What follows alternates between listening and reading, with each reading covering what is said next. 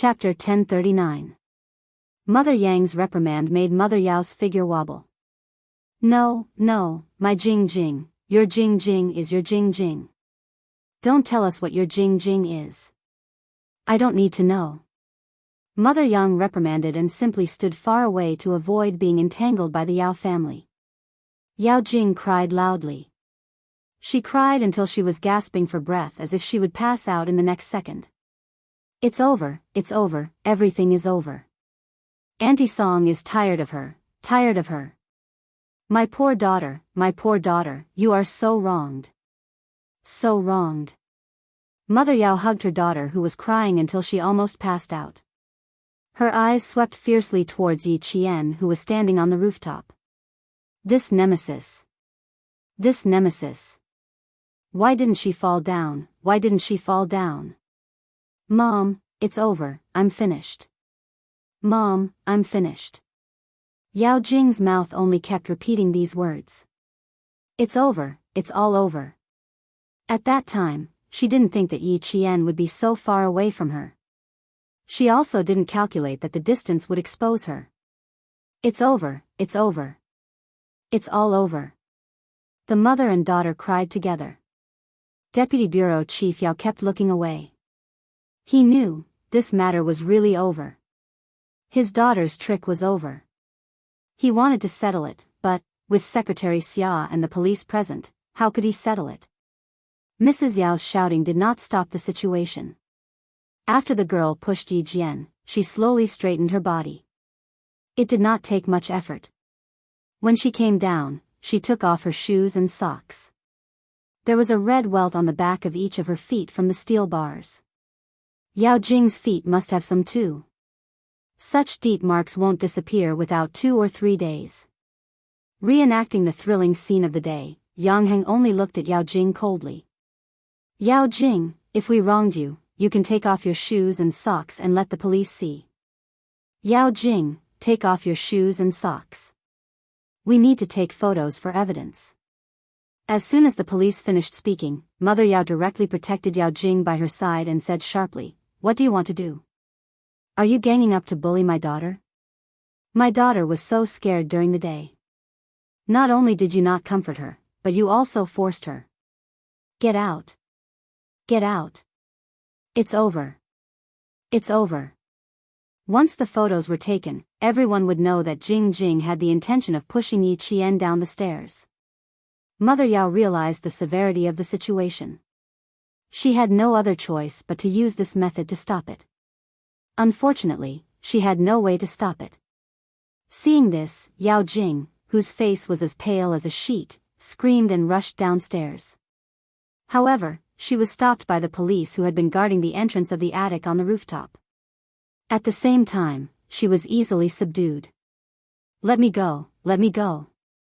Dad, Mom, save me.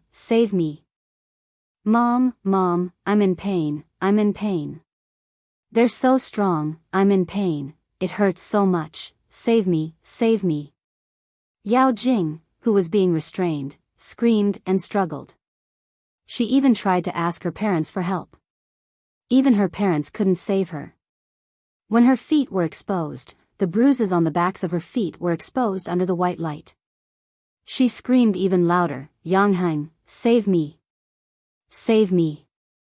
Yang Heng's handsome face only had indifference. Yao Jing's actions had pushed his bottom line to the limit time and time again. Looking at Yao Jing now, he only felt calm. He even thought to himself, the day I've been waiting for has finally come. Taking photos, collecting evidence, recording, and investigating. That night, all the things that had been left behind during the day were settled. Yao Jing's screams didn't stop at all from the school to the police car parked outside the school gate. Mother Yao fainted immediately. It's over, Jing is over. Chapter 1040. Mother Yao fainted. Deputy Bureau Chief Yao caught his wife who suddenly fainted. How could he still care about his daughter? That was his daughter. How could he not care? While holding his wife down, he anxiously shouted Mother Yao's name. For a moment, Deputy Bureau Chief Yao's back was soaked with sweat. Beads of sweat dripped down from his chin. Yao Jing, who was being carried away, saw that her parents didn't come. She anxiously screamed even more miserably. Let me go, Dad, Mom, come here, come here. Come and save me. I'm scared, Dad, I'm scared. I'm scared, Mom, I'm scared. Save me, I didn't mean it. Yangheng, I didn't mean it, forgive me, I beg you to forgive me. Not seeing her parents was like losing her backbone. She struggled to kick her feet high, unwilling to be carried to the police car. She screamed for Deputy Bureau Chief Ya to save her. Yangheng, who sent his parents to the school building, said, Dad, drive slowly at night. Mom, calm down. It's no big deal for a boy like me to be beaten a few times. I'll be fine in a few days. There's still half an hour before the evening self-study. I'll go back to the classroom first. Yao Jing's cry for help didn't cause any reaction from Yangheng. He was relieved in his heart. He also wanted to spend his last year of high school in peace. He didn't want to see Yao Jing appear again. Remember to apply medicine before going to bed. Your back can't reach. I'll have to trouble the students in the dormitory to help. Mother Yang said a few words and looked upstairs. Yi Qian should be relieved. He didn't have to worry about Yao Jing standing up from time to time to make things difficult for him. Deputy Bureau Chief Yang patted his son's shoulder and said with a smile, Go study by yourself. I'll go back with your mom first. After that, he walked away. Deputy Bureau Chief Yao, who was holding his wife down, heard footsteps. He immediately turned back with tears in his eyes. He said in a hoarse voice to Deputy Bureau Chief Yang's family, Old Yang, my Jing, can you help me? That child. She repeated the word, that child, 3 times in a row, but in the end, she couldn't finish what she wanted to say. He wanted to say that the child didn't do it on purpose, that she didn't do it on purpose. She only did it because she was still young and didn't know any better. He wanted them to forgive her this once on account of her young age. Deputy Director Yao suddenly couldn't say these words that were usually very easy to say. His lips moved for a while and finally turned into a long sigh. Director Yang, who didn't add insult to injury, also sighed. Old Yao, you don't have to say anything now. When sister-in-law hit my son, did she ever think about the friendship between our 2 families? You keep saying that you want my son to be buried with your daughter. You keep saying that my son is heartless and unscrupulous, that he won't save a dying person. If Yi Qian hadn't repeated these words on the rooftop, Huiying and I wouldn't have known. Old Yao, it's useless for you to beg my family. I won't intervene in this matter. You don't have to beg Yi Qian either. Secretary Xia's attitude is enough to explain everything. Deputy Director Yao's face became more and more ashen. It's over, it's all over.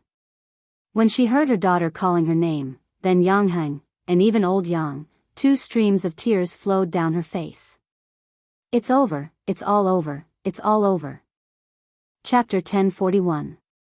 He and his wife always thought that their daughter was still young and a child. Even if she made a mistake, she could just say, sorry, and let it go. They thought this way and naturally thought that others should think this way too. After reaching this point with his wife, they still thought this way. No one raised any objections.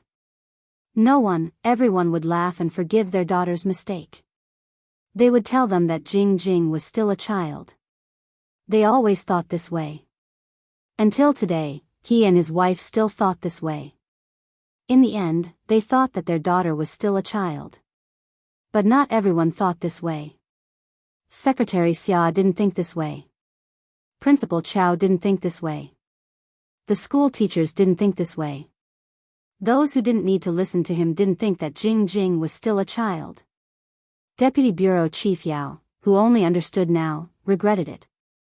It was too late to understand now. It was all too late. Mrs. Yao opened her eyes and stared blankly for a few seconds before grabbing her husband's arm tightly. Her voice was hoarse as she yelled, Quick! Don't let them take our daughter away. Stop them. Stop them. As soon as she spoke, Bureau Chief Yang and his wife's faces turned cold. Mother Yang didn't want to stay for a second and walked straight over. A loving mother leads to a wastrel. Yao Jing was spoiled by the adults.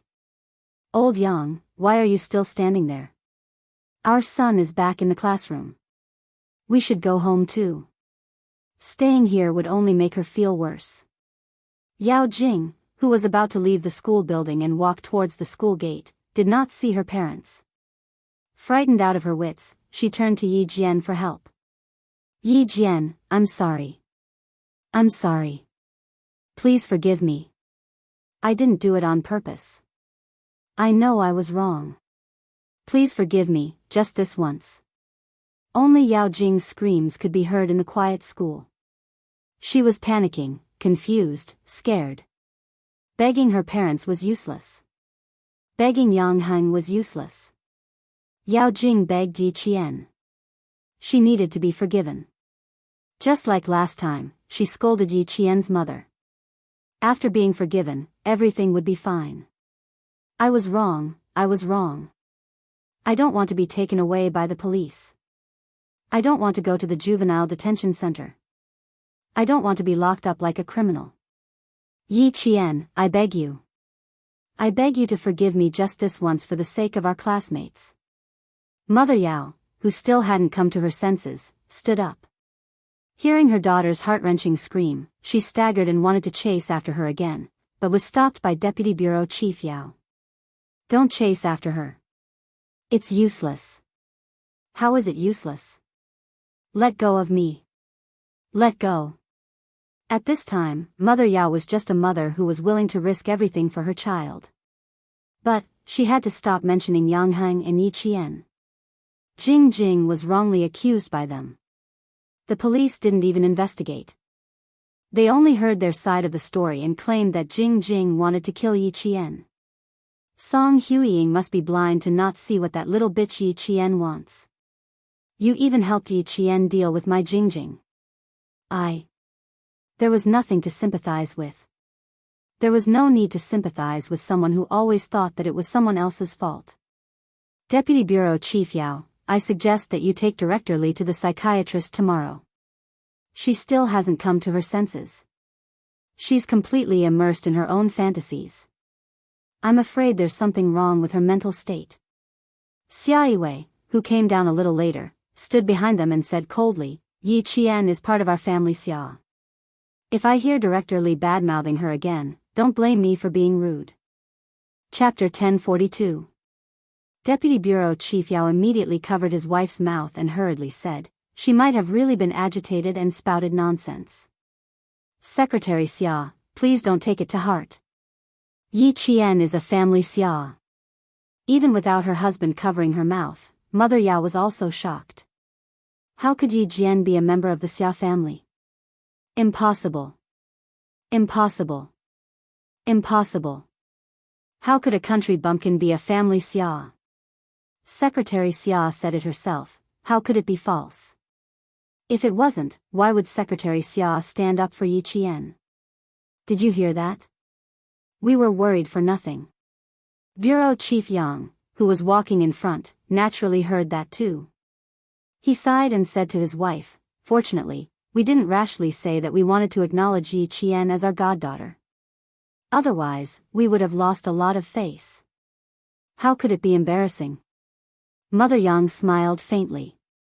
I really like Yi Qian. Regardless of whether she's a family Xia, I only like Yi Qian. It has nothing to do with anyone else. How could it be embarrassing to say it out loud? First, she wasn't after anything. Second, she wasn't planning anything. What was there to be embarrassed about openly liking someone? The sound of books being flipped could be heard in the classroom. Outside the classroom, Yao Jing's voice of remorse could be faintly heard by the students. Yi Qian, who was standing on the fourth floor of the teaching block, looked towards the school gate with a cold gaze.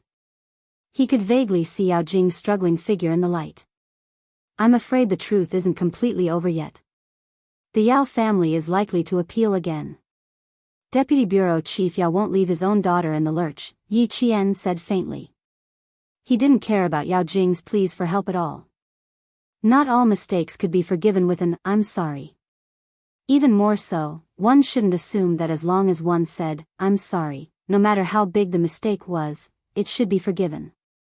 Until now, Yao Jing still wanted to use an "I'm sorry" in exchange for forgiveness. She was so naive that it made people want to laugh. Xia Jinyuan, who was standing beside her, gently held her hand and smiled. No, the Yao family will accept the punishment. They won't dare to appeal. It's a foregone conclusion that Yao Jing will be sent to the juvenile detention center, and the Yao family can't do anything about it. You're so sure? Yi Qian smiled at him. Are you going to handle the matters outside? If she didn't even dare to appeal, only Xia Jinyuan would be able to do so. Otherwise, with Deputy Bureau Chief Yao and his wife's indulgence, how could they bear to let Yao Jing enter the juvenile detention center? Xia Jinyuan did not deny it. He nodded with a stern look in his eyes.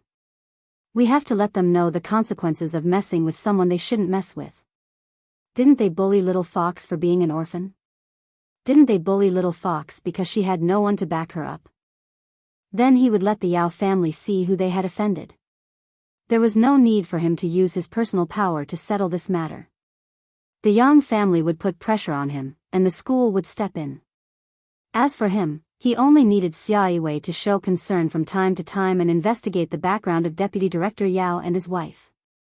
Everything would be settled easily. Appeal? That would only happen when the Yao family had the energy to do so. If they failed to appeal, they might even end up in jail. At 8:00 in the evening, the school's evening self-study session had not ended. Almost all the students sitting in the classroom could hear Yao Jing's screams. When he heard Yao Jing begging Yi Qian for forgiveness, Luo ran from grade 3 shuddered violently. Yao Jing. Yao Jing was also taken away by Yi Qian. And she was taken away by the police. She wanted to jump off a building during the day, but she was taken away by the police at night. Luo Ran lowered his head even more. Chapter 1043. Luo Ran had always thought that as long as his family was rich, there was nothing they couldn't settle. However, what he had experienced that night had taught him a lesson. In the southern province, there were many people who were richer than his family. There were even more rich and powerful people. He had provoked someone who was richer and more powerful than his family. If they wanted his life, they could do it in a matter of minutes. The boss of the southern province road was Master Ho San. Even the Luo family was nothing in front of him. There were people whispering in the classroom. One could vaguely hear the name, Yao Jing, coming out of their mouths from time to time. Even the students with good grades were whispering about Yao Jing. They were all trying to guess what had happened to her. One moment, she was screaming for help, the next moment, they were talking about the police, and now, they were talking about Yi Qian. Luo Ran secretly watched from the corner of his eyes. He didn't participate in the discussion until the end of the evening self-study session. He didn't dare to get involved. As long as it was related to Yi Qian, he had to stay far away from it. He couldn't afford to offend a girl who knew how to use a knife, who had the guts to kill, who had the ability to kill, and who had the backing of a mafia boss. He couldn't afford to offend the Luo family either. Luo Ran's silence didn't attract the attention of his classmates. When the bell rang, the students left the classroom in groups of 3 and 5, laughing and chatting.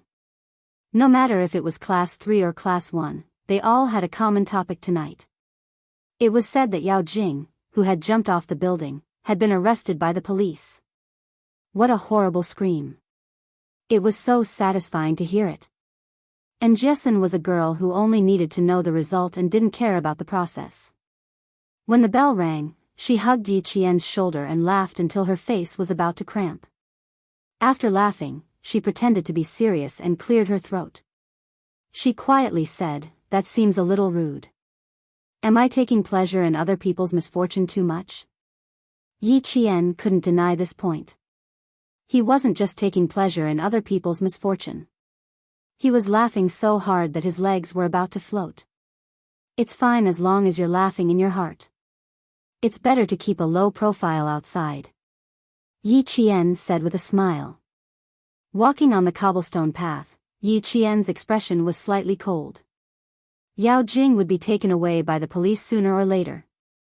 If she was arrested now, it would save her from harming others in the future. And Jessen had never asked Yi Qian what had happened during the day and night. In the past, she was extremely curious, but under Yi Qian's subtle influence and Zhang Bin's constant reminders, and Jessen was no longer as reckless as she was in junior high. She was no longer as curious as before. Even though she wanted to know what was going on, Yi Qian didn't say anything, so she didn't ask for details. Since he already knew the result, he didn't care about the process. Yi Qian didn't know where to start talking about Yao Jing's incident. Moreover, Yao Jing's incident had already spread throughout the school. As one of the parties involved, she didn't have the habit of gossiping about others behind their backs. If it was something that everyone already knew, there was no need for her to explain the reason and process in detail. It wouldn't take long for someone to find out the truth. Yang Heng was similar to Yi Qian in that he didn't have the temperament to gossip about others behind their backs. No matter how many questions his classmates asked, he just smiled and brushed it off. After a few times, no one asked any more. If he didn't say anything, no one could get anything out of him. Wang Dandan wasn't having a good time either. Her classmates surrounded her and wanted to know what had happened during the day. Why did Yao Jing commit suicide? Why did it involve Yi Qian? Most of all, they didn't understand why Yao Jing was taken away by the police. Chapter 1044. There were so many questions that Wang Dandan didn't know what to do. In the end, the class teacher, who had sprained her ankle, came forward to save her. Class 6's class teacher received instructions from the school leaders and called Wang Dandan out from the crowd. I know that you, Le Mei, and Yao Jing have a good relationship, and you're the clearest about what happened to Yao Jing today. I hope that you can remain silent on this matter. If you know something, don't say it. If you don't know something, don't make wild guesses. Do you understand what I mean? The school didn't intend to hide anything, but they couldn't just stand by and watch the situation develop. They had to control what they could. They couldn't let the students' parents doubt the school's management and teaching quality. How could they let Yao Jing ruin the reputation of a century-old school? Wang Dandan, who hadn't recovered from her shock for the entire day, bit her lip and nodded. I know. Don't worry. I've been classmates with Yao Jing all the way from junior high to senior high. I won't speak ill of her in front of my classmates, nor will I stand up for her. Yao Jing wanted to push Yi Qian down the stairs, but in the end, she fell down herself. When Yang Heng found her and told her about it, she couldn't help but believe it. That was the truth. She didn't want to believe it, but she had no choice. Even as a good friend, she couldn't help but be afraid of Yao Jing. For Yang Heng, for a guess without any evidence, she was willing to kill her classmate. That was too scary. Wang Dandan told her class teacher honestly. She also told her class teacher that her relationship with Yao Jing was just an ordinary one where she wouldn't defend her or intentionally slander her. As the child of a business family, she had always been clear about the trade-offs between relationships. Wang Dandan could be said to be Yao Jing's best friend. To this day, even her best friend was frightened by Yao Jing's vicious heart and didn't dare to continue their friendship. If Wang Dandan dared to take someone's life over such a small matter, then if there were greater benefits in the future, she would have to pay for it with the lives of her entire family. The wind at night was much colder than during the day. It was late autumn in the southern province in November, and the wind at night brought with it the chill of early winter. The street lights in the campus faintly illuminated the campus. The students, who were usually the most enthusiastic about walking around Swan Lake, also chose the nearest way back to the dormitory. They talked softly until the lights in several dormitory buildings lit up one by one. As the sun rose and set, Yao Jing's matter was soon drowned out by the midterm exam the next day. No matter how curious she was about other people's affairs, she couldn't miss the exam because of this. There were 3 days of exams in the third year of high school. The first and second year students, who only had 2 days of exams, were off on the second day. Yi Qian carried a paper bag and walked to the school gate after finishing his exams in the afternoon. She had once said that when he returned, he would personally retrieve the military uniform from her hands, and then they would look at the 10,000 maple leaves together. Now that he was back, she was here as promised. Xia Jinyuan had been waiting at the school gate for a long time. Among the group of students walking out of the school gate, he didn't need to look around to find the girl he was waiting for. Yi Qian's clean school uniform was blue and white, and his face was clean and clean. He was like a lotus flower stained with morning dew, swaying with pure beauty. Walking among the students, he easily attracted the attention of others, and even more so, attracted his gaze. He couldn't see anyone else's existence. Xia Yiwei said that 23-year-old men didn't know what kind of girl they wanted. They were young and ignorant. At that time, they were passionately in love and couldn't bear to part with each other. They thought they had found a partner to spend the rest of their lives with. Chapter 1045. Only when the heat had died down and her state of mind had matured did she realize that she could not bear to part with him. When she said that, her tone was full of vicissitudes. While she was persuading him, she was also persuading herself to let go of 17 years of feelings. When other people were 23 years old, they didn't know what kind of girl they wanted. That was because they started to understand things too late. They started to understand things when they were 23 years old. They started to think about things when they were 26 years old. They might only understand what kind of wife they wanted when they were 30 years old. But he was different. When he was 14, he began to understand things. When he was 17, he began to think about things. When he was 20, he understood what kind of wife he wanted. At 23, he was certain that the girl who walked towards him calmly would be his partner for life. It would not change until death. It seems like you did well in the exams. It didn't affect your mood. Opening the car door, Xia Jinyuan smiled at Yi Qian. You have the aura of a king returning. Yi Qian stepped into the car and teased, I prefer it when you say that I'm returning triumphantly. That's right. A triumphant return suits both of us. Xia Jinyuan smiled. He also liked to return triumphantly. Every time he completed a mission, he would return triumphantly with his comrades. After getting into the car, he did not start the engine immediately. Instead, he told Yi Qian about his plans. We're going to Mount Dalong. When the maple leaves are yellow, we can climb the mountain and enjoy the scenery. Turning his head, he gazed at Yi Qian with a gentle and reserved gaze. His deep voice became more serious. I'm back, little fox. I didn't miss the chance to accompany you to see all the yellow maple leaves. Actually, I've thought about it. If we miss this year, we still have next year and the year after that. One day, you'll accompany me to see the autumn scenery. Yi Qian answered equally seriously. Her beautiful eyebrows had a tenacity that other girls did not have. I'll wait for that day to come. Since she had decided to date him, she would treat him with sincerity. No matter what the future held, she would treat him seriously and would not be perfunctory.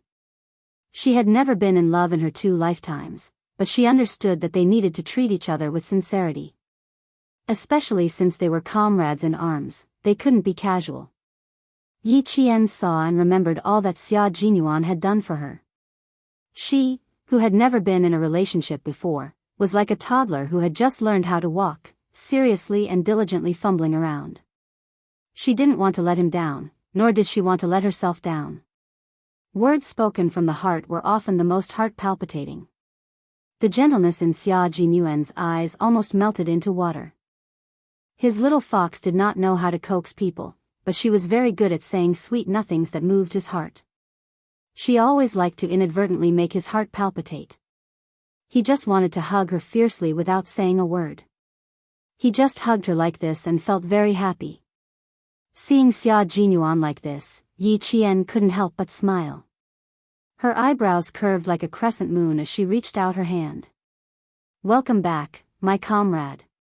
Before her heartbeat had even subsided, the young major extended his clenched fist and gently bumped it against hers.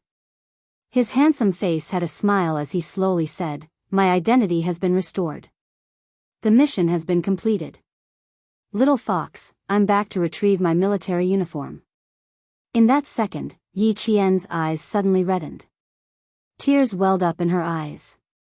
For the sake of his country, the young major in front of her was willing to risk not being able to change his identity even if he sacrificed himself. He went to a foreign country and became an illegal mercenary to carry out beheading operations in another country. Chapter 1046. People who lived in peaceful times would never know that their country had such a group of soldiers who could not leave their names behind after sacrificing themselves in the mission, using their own flesh and blood to protect their country. Her delicate lips slowly curved into a smile that was as gentle as a blooming flower. You are an upright person, so of course you have to wear a military uniform that represents your identity. The maple leaves on Mount Daliang had turned a dazzling shade of gold like metals. When the wind blew, the maple leaves rustled in the wind. Yi Qian looked at the young major who was standing beside him. His heart was at peace. Xia Jinyuan, you are my goal. One day, I will wear the same military uniform as you and look at 10,000 maple leaves with you in an upright manner. She didn't hide her gaze. Xia Jinyuan, who was looking at the scenery in the distance, looked up and saw the darkness in her eyes, as well as the tenacity that had never changed.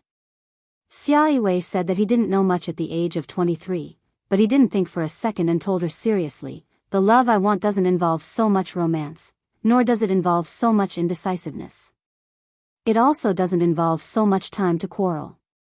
My love has gunpowder, fearlessness, companionship, and I can rest assured that my life is in Yi Qian's hands.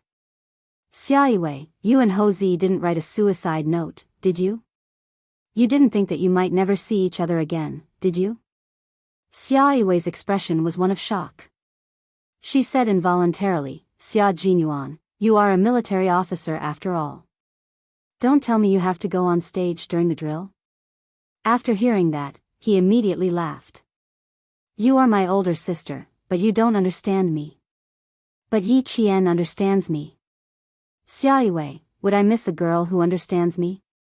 When I meet a girl who understands me, and supports me, the 23-year-old me will only seize the opportunity. Because every time I go out, I have to write a suicide note. This time, I'm still alive, but next time, I don't know if I can come back alive. So, my love doesn't have as much time as yours does. I can only seize the time to fall in love. The love of a special forces soldier could not withstand too much romance, nor could it be given too much romance. Who would want such a love? Who would dare to? When he met a girl who dared to dream, to want, and to fall in love with a special forces soldier, it would be a matter of life. Looking at this girl who dared to fall in love with him and set him as her goal, Xia Jinyuan's arms around her shoulders tightened. His thin lips kept curling upwards, and the smile never disappeared. Xia Jinyuan only had 3 days to collect his military uniform. Yi Jian personally buttoned the last button for him and straightened his collar. Looking at the tall and straight man in front of her, Yi Jian nodded with satisfaction. Not bad. It seems that I still like Captain Xia in his military uniform. Xia Jinyuan's fierce aura was even more obvious when he wore the military uniform. Then, he put on the military cap for him. Under the big brimmed hat, the pair of deep black eyes were as sharp as swords. Xia Jinyuan was unforgettable. Xia Jinyuan's eyes were filled with gentleness after he finished dressing up. He used his gaze to trace her face silently, then carefully engraved her every move, every frown, and every smile in his heart. He gently raised his hand to hold her face, and his warm lips landed on her forehead. He smiled and said, "One day, I will personally put on your uniform for you. Little fox, I will wait for that day to come." Chapter 1047. After interacting with Xia Jinyuan for a while, Yi Qian had already gotten over the tense period. He was no longer nervous when Xia Jinyuan got close to him, nor did he reject him. Other than feeling a little awkward, after a few years of interaction and fighting side by side with him, Yi Qian had finally taken a big step towards him. Not only was he trying to accept Xia Jinyuan's love, but he was also slowly trying to like him. When Xia Jinyuan kissed him, Yi Qian gently closed his eyes, too embarrassed to look him in the eye. After Xia Jinyuan finished speaking, Yi Qian said in a tense voice, I can wear my own clothes. There's no need to trouble you, Captain Xia. Let him wear my own clothes? You have to take off your clothes first before putting them on. Don't think I don't know what he's thinking. Yi Qian, who was often teased by Major Xia, subconsciously thought of something else when he heard what Xia Jinyuan said. Normally, Xia Jinyuan would have a deeper meaning behind his words, but this time, there was no deeper meaning at all. He simply wanted to help his girlfriend wear the military uniform and stand on a high place like this to watch the sunset hand in hand. But this time, he didn't. Yi Qian continued to think too much, which made Xia Jinyuan laugh heartily. He intimately pinched her beautiful nose and said, You're thinking too much again. But I really don't mind if you think too much. This time, there was a hint of flirtation in his words. Yi Qian, who realized she was overthinking, immediately broke free from his arms and calmly changed the topic. I didn't expect the scenery on the 23rd floor of Caesar Hotel to be so beautiful. You can see the sun rising in the morning and the sunset in the evening. It seems like Brother Z put in a lot of effort when choosing the hotel location. Do you like it a lot? If you like it, you can come over anytime. The 23rd floor is high and the scenery is beautiful. Other than Brother Z's trusted people, ordinary subordinates are not allowed to enter as they please. Xia Jinyuan, who knew that her embarrassment was acting up again, wanted to tease her again, but when he saw her looking at the scenery seriously and trying to resolve the awkwardness, his heart melted. Yi Qian smiled and said, I don't have that much time to come out. I want to make the best use of my time to live a more fulfilling life. I don't want to waste a single second. After a slight pause, there was a hint of coldness in his focused expression. This mission made me realize that I'm too far away from being a professional special forces soldier. Since you're my goal, Captain Xia, I'm not afraid to tell you that you're my goal, and also a goal that I want to surpass. Her words revealed Yi Qian's ambition. Not only did Xia Jinyuan not make fun of her, he even supported her goal of surpassing herself. That's right. You have to be like this in the army. Only by constantly surpassing others can you go further and stand higher. Little fox, I'm waiting for you to surpass me. But please don't forget that while you're working hard, so am I, that's right. Xia Jinyuan wouldn't stop at the same spot and wait for Yi Qian to catch up with him. He would hold her hand as they walked. While she grew, he would also constantly improve himself. Yi Qian wanted to surpass an all-round soldier and an ace special forces soldier. It wasn't something that could be done overnight. She needed to continue working hard and use the most solid foundation to welcome her own military uniform. She needed to reach the pinnacle of her career. That's right. I'm improving, and so are you. So if I want to surpass you, I have to put in more effort. Yi Qian was very grateful for Xia Jinyuan's advice. He taught her many things that she might have needed to fall and bleed before she could understand them. His words also saved her a lot of trouble. Chapter 1048. She really didn't want to miss out on such an outstanding man. She didn't want to miss out on him, but she also didn't want to be a burden to him. She wanted to fight side by side with him and those respectable and adorable comrades, so she had to work hard. Xia Jinyuan liked her tenacity the most. After pondering for a moment, he voiced his opinion. Unexpectedly, his opinion was the same as the one Yi Qian had proposed to Principal Chen. Enter intensive training. He believed that Yi Qian could definitely enter intensive training instead of intermediate training. He had paid attention to and secretly observed Yi Qian during several missions. After this mission, not only did he believe that Yi Qian could enter intensive training, but even G3 and the others believed that Yi Qian could enter intensive training. Once intensive training was completed, Yi Qian would no longer be a normal soldier, but a qualified special forces soldier. You can consider my suggestion. Maybe you can mention it to Uncle Chen and see what he has in mind. There will also be intensive training in your 4 years of training, but Uncle Chen wants to train you to become a world-class ace sniper. To me, you can become an ace sniper or an ace special forces soldier. Little fox, you can set your goal to become an ace special forces soldier. There was already a Q King, but there was still a king missing. He really wanted to see Yi Qian take the king position. His suggestion made Yi Qian speechless for a long time. He didn't expect the two of them to have the same idea without any discussion. Tacit understanding? Thinking of the purgatory training that was about to begin, Yi Qian's lips curled up slightly. She smiled and said, "My training here is indeed planning to enter into intensive training. I won't go to the automobile troop training base on Saturday and Sunday.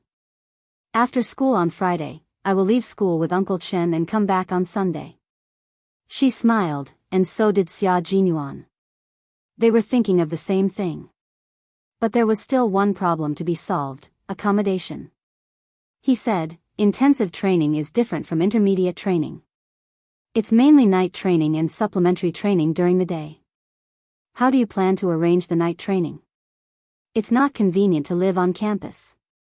Xia Jinyuan had already considered this and made preparations in advance, just in case. Yi Qian pondered for a moment before saying, "I haven't been going to self-study since night and night. It will affect the class. After discussing with Mr. Chen, I've decided to move out of the school after my midterm exam results are out. I'll rent a house in the residential area behind the school so that I don't have to ask for leave from Teacher Tong anymore." The school stipulated that boarding students must attend evening self-study sessions. Previously, they had only agreed to allow Yi Qian to apply for leave at night because of her special status. The school agreed, but it would more or less affect the class. "We're all boarding students, so why can't you come late?" In the long run, not only would it make the students feel unbalanced, but it would also affect the collective honor of the class. Now that Yi Qian had brought it up, Xia Jinyuan raised his eyebrows and smiled. "You don't have to wait until next week. You can move out this week. Xia Yiwei has a house behind the provincial first middle school. It's been empty for a long time. The furniture is all ready-made and the bedding is complete. You can move in at any time. You don't have to refuse this. Her house is empty no matter where it is. If you move in, you can guard it for her. Also, I think it will be more convenient for you to move out of the school and it won't affect the class.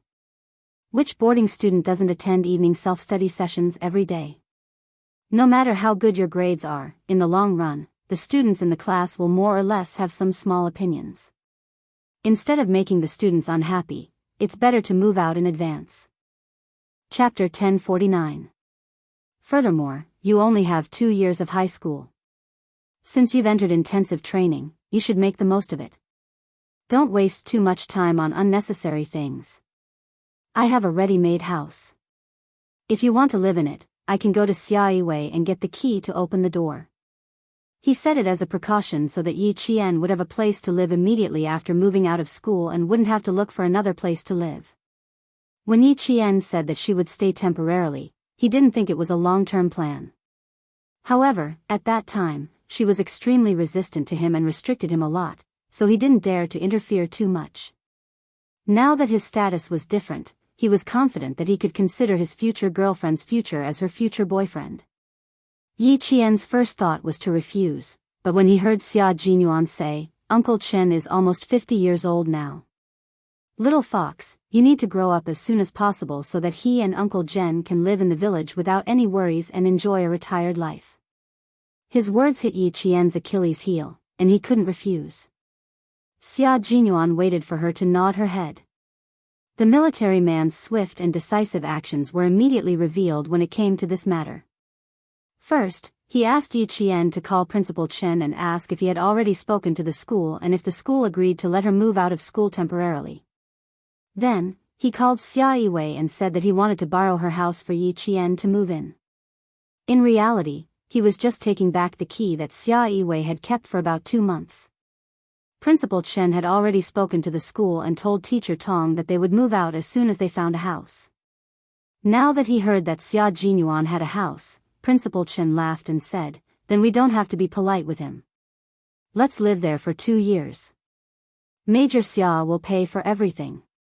Xia Jinyuan didn't take a single cent from him.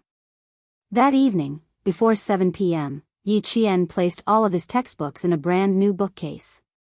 In less than 2 hours, Yi Qian had moved out of school.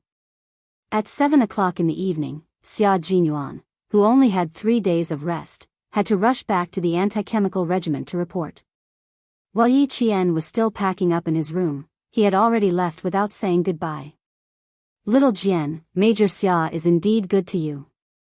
He's also an excellent person. I have no objections.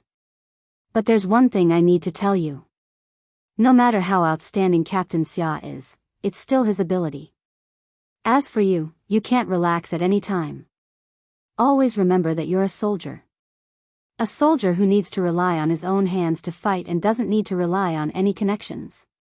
Xia Jinyuan taught Yi Qian how to be an outstanding soldier, while Uncle Chen and Uncle Zhen taught Yi Qian how to be self-reliant, self-loving, and most importantly, self-respect.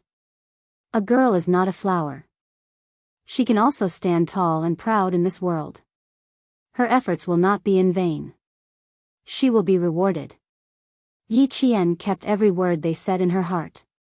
When she heard what they said, she nodded solemnly and said, "Don't worry. No matter what status Major Xia has, I won't rely on him for what I want. I can rely on my own 2 hands to fight for everything I want. Good girl, we've always believed in you." Out of so many children, why did his Uncle Zhen value Yi Qian so much? Although she had outstanding abilities, there was also her character. Abilities were important, but character was even more important. Yi Qian, who had no one to rely on in her previous life, had already developed an independent character. In this life, she was reborn with regrets and hatred from her previous life.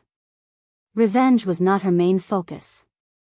After going through so many difficulties, she finally understood that her own abilities were the foundation of the world. Chapter 1050. Even if she wanted to take revenge, she had to have the ability to do so. In this lifetime, Yi Qian had never given up on destroying Yi Zhifan's family. She had been working hard to improve herself so that one day, she could defeat Yi Zhifan's family in one fell swoop. She had never given up and always worked hard. She wanted Yi Zhifan to know that Yi Qian was not to be trifled with. Yi Qian was not to be trifled with. Yi Zhifan had already known when she tore up No. 1 middle school's admission letter. Until now, his daughter, Yi Ying, had been forced to transfer from No. 1 middle school. Yi Zhifan had warned his wife, Sun Dongqing, countless times not to take the risk of hurting Yi Qian. Although Yi Ying had left No. 1 middle school, Yi Zhifan had been keeping an eye on the school's movements. Yi Zhifan had already found out about Yao Jing's expulsion on the day of her senior year exams. Sitting at the dining table, Yi Zhifan poured himself a small glass of white wine. After taking a sip, he said to his gloomy daughter, "Fortunately, you managed to avoid her in time and didn't have any contact with Yao Jing. Otherwise, you might have been implicated again." He had never thought that his niece was so powerful. She had actually forced Deputy Bureau Chief Yao and Director Li's daughter to withdraw from school. He had asked his daughter to befriend Yao Jing because of Deputy Bureau Chief Yao. His niece, on the other hand, had forced Deputy Bureau Chief Yao's daughter to withdraw from school. Yi Qian. Who exactly is supporting you from behind? Yi Ying's eyes darkened as she poked at her rice with her chopsticks. She then turned to Yi Zhifan and asked, "Dad, did the Yao family not react? Did they just let Yao Jing be bullied by Yi Qian?" There was no reaction at all. It seems that they just did as they were told. They didn't plan to go against Yi Qian, nor did they plan to seek an explanation from the school. Yi Zhifan had always told Yi Ying these things. It was better to know more than not to know. Yi Ying's eyes flashed with darkness as she gritted her teeth. Her voice became even more gloomy. "I don't believe that an orphan who used to have to listen to my whims now has the ability to do whatever she wants. Dad, haven't you found out who's behind her yet? There must be someone behind her, otherwise, she wouldn't be so capable. Does the military support for her unconditionally? What other redeeming qualities does she have?" That's right, other than being able to read well, he didn't understand what other redeeming qualities his niece had. "That's why we can't touch her now. Before we figure out who's behind her, we must not act rashly. Right now, I'm glad that I let you transfer to another school. No one will be able to gain any advantage from her. Ever since Ying transferred to another school, Yi Zhifan felt a lot more at ease. Although there were times when he was unwilling, seeing the smile on his daughter's face more and more, and the teachers of No. 2 high school were very satisfied with his daughter's performance, the unwillingness in his heart faded a lot.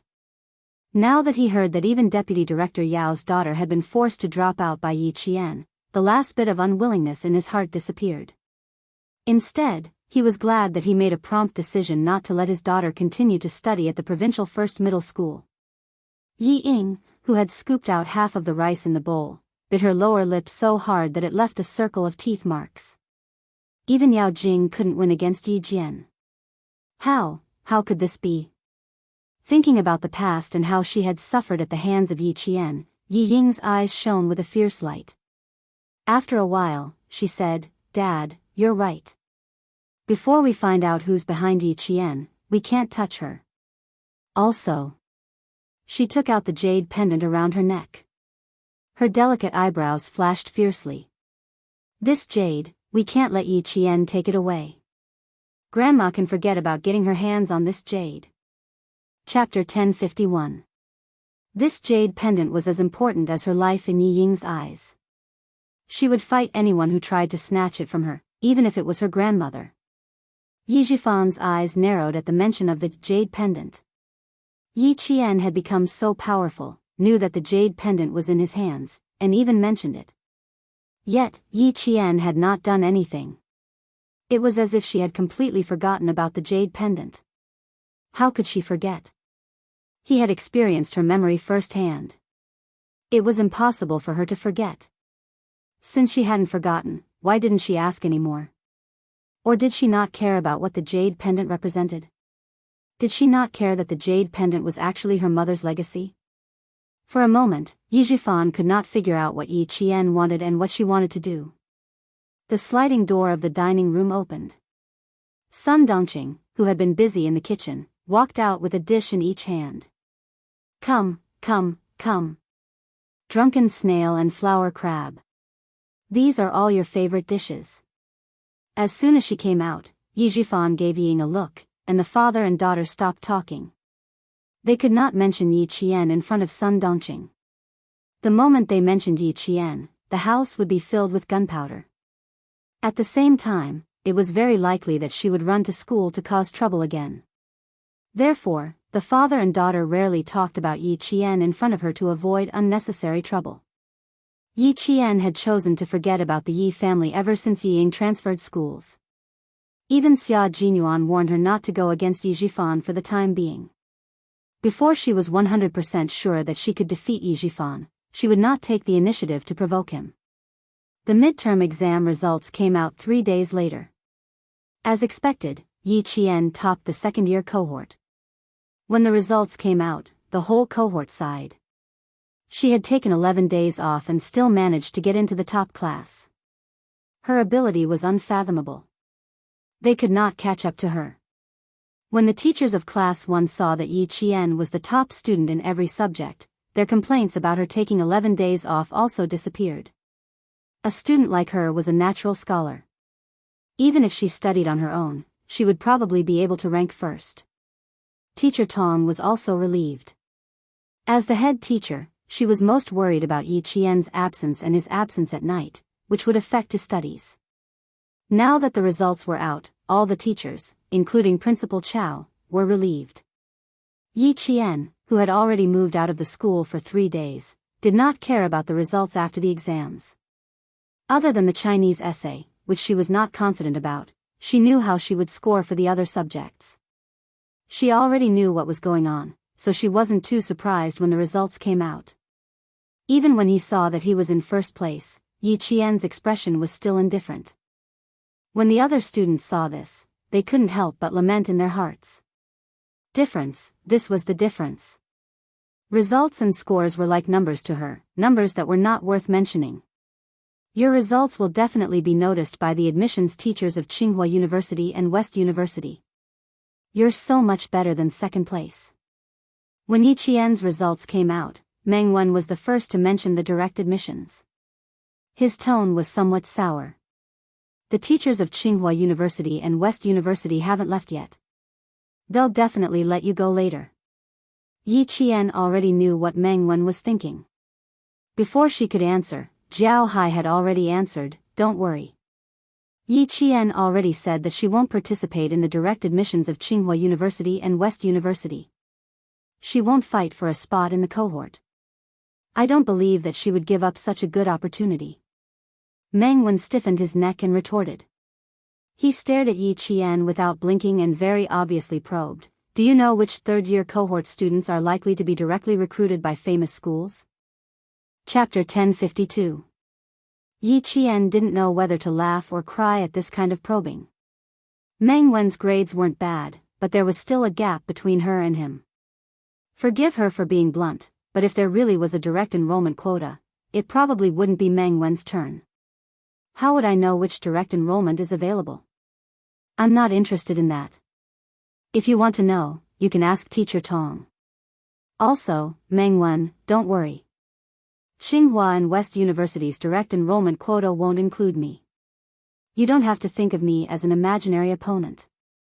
Instead of thinking about getting a direct enrollment quota, why don't you do well in your only 2 years of high school and build a solid foundation? Even if you don't get a direct enrollment quota, you don't have to worry about not being able to get into Tsinghua and West University. After all, the direct enrollment also depends on the score. If your score isn't good, you won't be able to get a direct enrollment quota no matter how much you want it. Yi Qian directly reminded Meng Wen that instead of always thinking that she would take up a direct enrollment quota, it was better to work hard and use the score to speak for itself. If your score was high, why would you need a direct enrollment? Meng Wen's face turned red when she heard Yi Qian's words, but she couldn't refute them even if she wanted to. Moreover, she knew that he was reminding her for her own good. She moved her lips and softly said, "I understand, thank you," before walking away awkwardly. And Jessen, who was next to her, was laughing so hard that she couldn't take it anymore. Yi Qian couldn't help but laugh and say, "Don't laugh until you're out of breath." Meng Wen was worried and asked me what was so funny about you. No, I'm not laughing at what she asked you. I'm laughing at her probing. Ioyo, how is that probing? She might as well have asked you directly if you would take up a direct enrollment quota. Why are you so funny? Don't be the pot calling the kettle black. You're very funny in my eyes too. Yi Qian couldn't help but laugh until his eyes turned into crescents. Meng Wen was a little narrow-minded, but she didn't have a bad heart. When she was awkward, it gave her a headache. When she was petty, it made Lu Xian go crazy. In short, she was an awkward girl. And Jessen had always known how funny she was in Yi Qian's eyes. She looked at Yi Qian, who was laughing until his eyes were like lines. After a while, she sighed and complained, "It's a pity that you've moved out again. Once you're out, the dorm room's not as fun as it used to be." No, I should say that once I move out, you won't be able to find anyone to teach you about mathematics and physics. Yi Jian pointed at the question left over from the mathematics class and raised her eyebrows. So, I have to explain this question to you first. You can explain it to whoever wants to after we go back to the dorm tonight.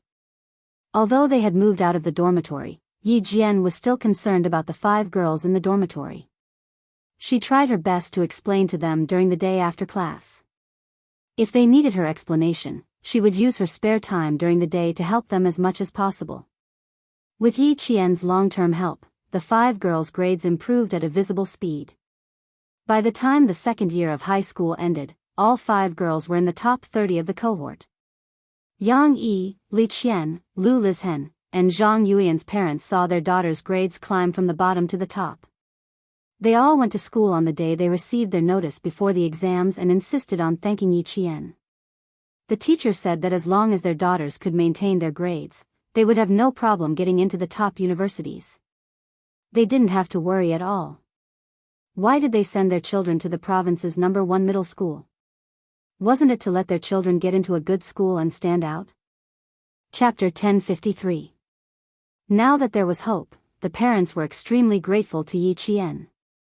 It was also on this day that Jessen found out that even the chubby and slightly self-abased Li Qian, was actually a child of a rich family. Especially Zhang Yuan. According to Zhang Bin, her father's car was worth at least 1,000,000 yuan. Regarding this, Jiasun really wanted to have a chat with Yi Qian immediately to get over the shock. Jiasun, whose hands were tightly held by Zhang Yuan's mother, had a stiff expression on her face. She tried her best to smile naturally and replied delicately, "Auntie, I will definitely tell Yi Qian when I get back, but I really can't accept your gift on behalf of him. Yi Qian has never thought of getting anything in return for tutoring us. Auntie, you really don't have to stand on ceremony. I've known Yi Qian for 5 years and know him too well. If I accept your gift today, he will definitely punish me to do at least 10 test papers. Auntie, can you bear to see me do 10 test papers? It's too miserable to do homework during the holidays." And Jiasun's teasing was not silly, but rather, she had a high EQ. Her words made all the parents laugh. They joked, "That's pretty good. We were hoping that Yi Qian would punish them to do test papers too. Mom, don't put the adult's gift in our dormitory. I already said that Yi Qian wouldn't accept it, but you just had to bring it over." It was snowing heavily in Nan province. Zhang Yuan wore a red down jacket and sat by the bed. She said helplessly, "Yi Qian really doesn't need it. You and Dad can take it back." After Zhang Yuan spoke, Lu Lizhen and the other two also asked their parents to bring the gifts back. Looking at the bags of high-end goods in the dormitory, Jiasun secretly held her forehead. Interacting with a bunch of rich people was really stressful. If she really accepted these gifts and lost 1 or 2 items, she wouldn't be able to afford the compensation. She definitely couldn't accept the gift. Even if she did, she wouldn't be able to hand it over to Yi Qian. After the final exams, Yi Qian left the school on the same day. She had already told herself that she would not be coming back to collect the notice, nor would she return to the village. So, she did not know where Yi Qian was now. It was snowing heavily in the southern province, while the sun was shining brightly in Hainan. The sky was blue, the water was clear, and the sunlight shone on the seabirds. There was no hint of winter at all. Yi Qian, who was basking in the warm sun, did not have the chance to enjoy it. The purgatory training had entered the endurance testing phase. They had to complete 6 extremely torturous tests within a set time limit, and they had to achieve an excellent grade in each of the tests. In 25 seconds, the player could crawl 50 meters backward, clear obstacles in 20 seconds, complete a 2,000-meter run in 15 minutes, and swim 150 meters in full gear. After completing these 4 tests, they could not rest. They had to remove their gear within 30 seconds, complete 50 sit-ups and 50 push-ups per minute. Yi Qian did not even frown when she completed the last 6 tests individually. However, after completing the high-intensity tests, her entire body was so sore that she had to lie down on the ground. Even if she were to lie down in a smelly ditch, she could still close her eyes and sleep. You don't have enough stamina. You need to eat more to increase your stamina. After you pass the last 2 tests, girl, you still have to do a 30-kilometer long rapid march. You have to reach your destination within a set time limit. After completing 50 push-ups, Yi Qian lay down on a bush. Dressed in camouflage, she stared at the blue sky and white clouds. She panted heavily as she answered, 1 week, Uncle Chen. Give me 1 week. I will definitely pass all 6 tests. The winter break was very short. She had to seize every moment to improve herself. Hard work was inevitable, but the rewards would benefit her for the rest of her life. Chapter 1054. Principal Chen turned off the stopwatch, opened the military water bottle, and handed it to Yi Qian. My intensive training is different from normal intensive training. You will need to memorize the location of each province and country, as well as the latitude and longitude of each country. I will also test you on the models, differences, and shooting ranges of the guns and ammunition. Intensive training was not only physical training, but also memory training. Yi Qian got up from the bushes after resting for 2 minutes. His dark eyes were as bright as obsidian. I will follow your instructions. I have rested enough, so I can begin the next step of the training. Let's talk about the classification of maps. Since Major Xia still hopes that you can command, you must know about maps. Headmaster Chen opened a light aluminum folding table that was used for marching. It was 50 centimeters long and 30 centimeters wide. He spread out a military map and said in a stern voice, "Maps can be divided into normal maps and specialized maps. According to their uses, they can be divided into teaching maps, political maps, military maps, flight maps, and so on. Next, I will talk about military maps, which include sea maps, aviation maps, and other specialized maps. Military operations cannot be separated from maps. Maps are used to reflect information about the terrain and landforms. Maps are the eyes of the military. They are a silent guide. No matter what, you must understand them and be able to draw them immediately. You need to have a certain level of knowledge about how to recognize and use maps, as well as 6 basic elements to complete the drawing of a military topographic map. Principal Chen was very knowledgeable, and his teaching was very detailed. His low and deep voice allowed Yi Qian to listen attentively and quickly digest the professional knowledge. The plane Cartesian coordinates on a military map are different from the Cartesian coordinate system in mathematics. The longitude is the vertical axis x, and the equator is the horizontal axis y. Look here. He pointed lightly on a military map with a pencil, indicating for Yi Qian to see it clearly. Here is the vertical axis x, and here is the horizontal axis y. Yi Qian had always absorbed such profound and difficult professional knowledge very quickly. Principal Chen only needed to explain it once and give an example to understand it. Magnetic azimuths are widely used in military operations, artillery, aviation, and navigation. When drawing a military map, you must understand this and be able to clearly mark it. For example, like this. Principal Chen took out a piece of white paper and quickly drew with a pencil. After a while, a simple military map appeared on the white paper. After learning how to draw a military map, you also need to know how to study the map on the map. According to the characteristics of the military units, the mission, the enemy situation, and the weather and season, you need to make a comprehensive analysis, research, and judgment. Only after you understand and grasp everything can you decide on a combat operation.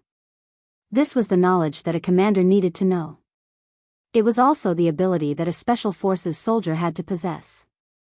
Yi Qian listened attentively and was even fascinated. From it, he quickly learned the importance of military map drawing, map analysis, and battle planning. He also knew that terrain analysis had a huge impact on the mobility of the military. You need to know how many railways and roads the entire military would pass through. If there were armored mobility, you need to know how long the bridges were, how wide they were, and how much weight they could bear. Commanders need to know all of these. Only by knowing these, understanding these, and grasping these can you analyze and judge the possibilities of the various military units along the roads and off-road opportunities, as well as logistics, and so on. Only then can you be confident of winning the battle. Chapter 1055. Principal Chen and Xia Jinyuan had an overnight conversation before the winter break. After sending Yi Qian back, Xia Jinyuan took the initiative to look for the world-class sniper and told him about his proposal to train Yi Qian to become an all-around ace soldier. Principal Chen did not object to his proposal at all. He did not even hesitate before agreeing to it. Yi Qian's ability was not just a little bit. The more he spent time with her, the more he could see her outstanding ability and super adaptability. He could also see her tenacity that did not match her delicate appearance. Like a tree, standing tall and proud. Like the sea, vast and boundless. Like a well, unfathomable. The more her teachers taught her, the more they cherished her talent. They wished they could teach her all the best knowledge in the world. Sometimes, they even worried if they could beat her. This was because the speed at which she absorbed knowledge was so fast that it shocked everyone who had taught her. From military maps to military command, and then to military tactics, Yi Jian spent the entire winter vacation going through the hellish training of ice and fire.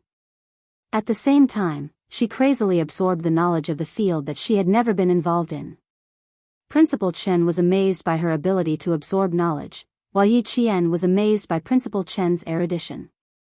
Tactics are also known as the art of using troops or the art of command. According to the basic types of combat, tactics can be divided into offensive tactics and defensive tactics. According to the military types, arms, and tactics involved in the tactics, they can be divided into military tactics, troop tactics, and contract tactics. According to the scale of the battle, they can be divided into army tactics, troop tactics, and detachment tactics. After a morning of intensive training, Yi Qian walked into the eastern mountainous area of the central part of Hainan Island. The sun was not above her head, but a drizzle. Wearing a camouflage cloak and raincoat, she sat under a wide banana leaf. Her lips were slightly pursed as she listened attentively to Principal Chen's explanation. In her eyes, Principal Chen, the world-class sniper, was a walking military textbook at this time. Whether it was military tactical knowledge or military command, everything was available to her. Yi Qian was now talking about military and tactical knowledge, and he was extremely interested in the types and styles of combat Wang Chong was talking about. In battle, regardless of whether you are attacking or defending, you should establish the fearless mentality of actively eliminating the enemy, the spirit of not being afraid of sacrifice, and the determination to fight bravely. However, you must remember that the country did not groom you to sacrifice yourself. You must be prepared to sacrifice yourself, but the ultimate goal is to destroy the enemy. In any battle, you must pay attention to protecting yourself, especially against the attacks and interference of the enemy's high-tech weapons and equipment. A commander must first be well organized, fully prepared, and know how to judge the situation and fight flexibly. You're commanding from the rear, and there are tens of millions of soldiers charging at the front. Every step they take is based on your decisions. Therefore, even though the commander is at the rear, his responsibility is huge. Remember not to make unrealistic battle arrangements in battle. Once the taboo is violated, it won't be one soldier sacrificing his life, but tens of millions of soldiers. Last Jian, you must always remember that you need to work together in battle. Once your cooperation is destroyed, you must recover in time. You must keep the death rate to a minimum. Only by ensuring comprehensive protection can you guarantee victory. The commander was the soul and brain of the entire army. Without a commander on the battlefield, the army would be like a sheet of loose sand, rushing around randomly without any fighting power. After Yi Qian finished listening to the 1.5-hour lesson, he understood that it was not easy to be a commander. Chapter 1056. It was much easier for a soldier to fight alone than a commander. A soldier could quickly make decisions that were beneficial to his team based on his own judgment, but a commander was different. A commander had to be in control of the overall situation, know how to deploy troops, know how to coordinate, and when there was a disruption, immediately and quickly adjust tactics to ensure victory. After knowing all this, Yi Qian was even more impressed with Xia Jinyuan's ability. At the same time, Yi Qian was a little curious about Principal Chen's past. Such a powerful person, why did he choose to retire? In the past, she naively thought that Uncle Chen was just a world-class sniper, but after this winter's intensive training, she finally understood that the retired soldier in front of her was not as simple as he seemed. How could a world-class sniper who understood military command be simple? Uncle Chen, can I ask you a question? Yi Qian, who had put away the folding stool, asked hesitantly, I want to know, why did you choose to retire? Principal Chen, who had finished putting away the rain cloth, turned around and joked, you held back for so many days before asking. Is it hard for you to hold back? A little, but I was afraid that it wouldn't be appropriate to ask, so I held back. Yi Qian pursed her lips and smiled. So Uncle Chen had already seen through her curiosity and was waiting for her to ask. Since that was the case, did that mean he could tell her? Indeed, he could tell her. It would be good for her to know a little. After Principal Chen smiled, his expression became a little more serious as he recalled the past. After the founding of the People's Republic, our country had always been forming its own special forces. At that time, we weren't considered special forces, we were only considered kings of soldiers. Because our country's first special forces were formed in 1988, and at that time, I had already retired. At that time, the kings of soldiers had to understand things that their comrades didn't. Their bodies had to be strong, and their intelligence had to be superb.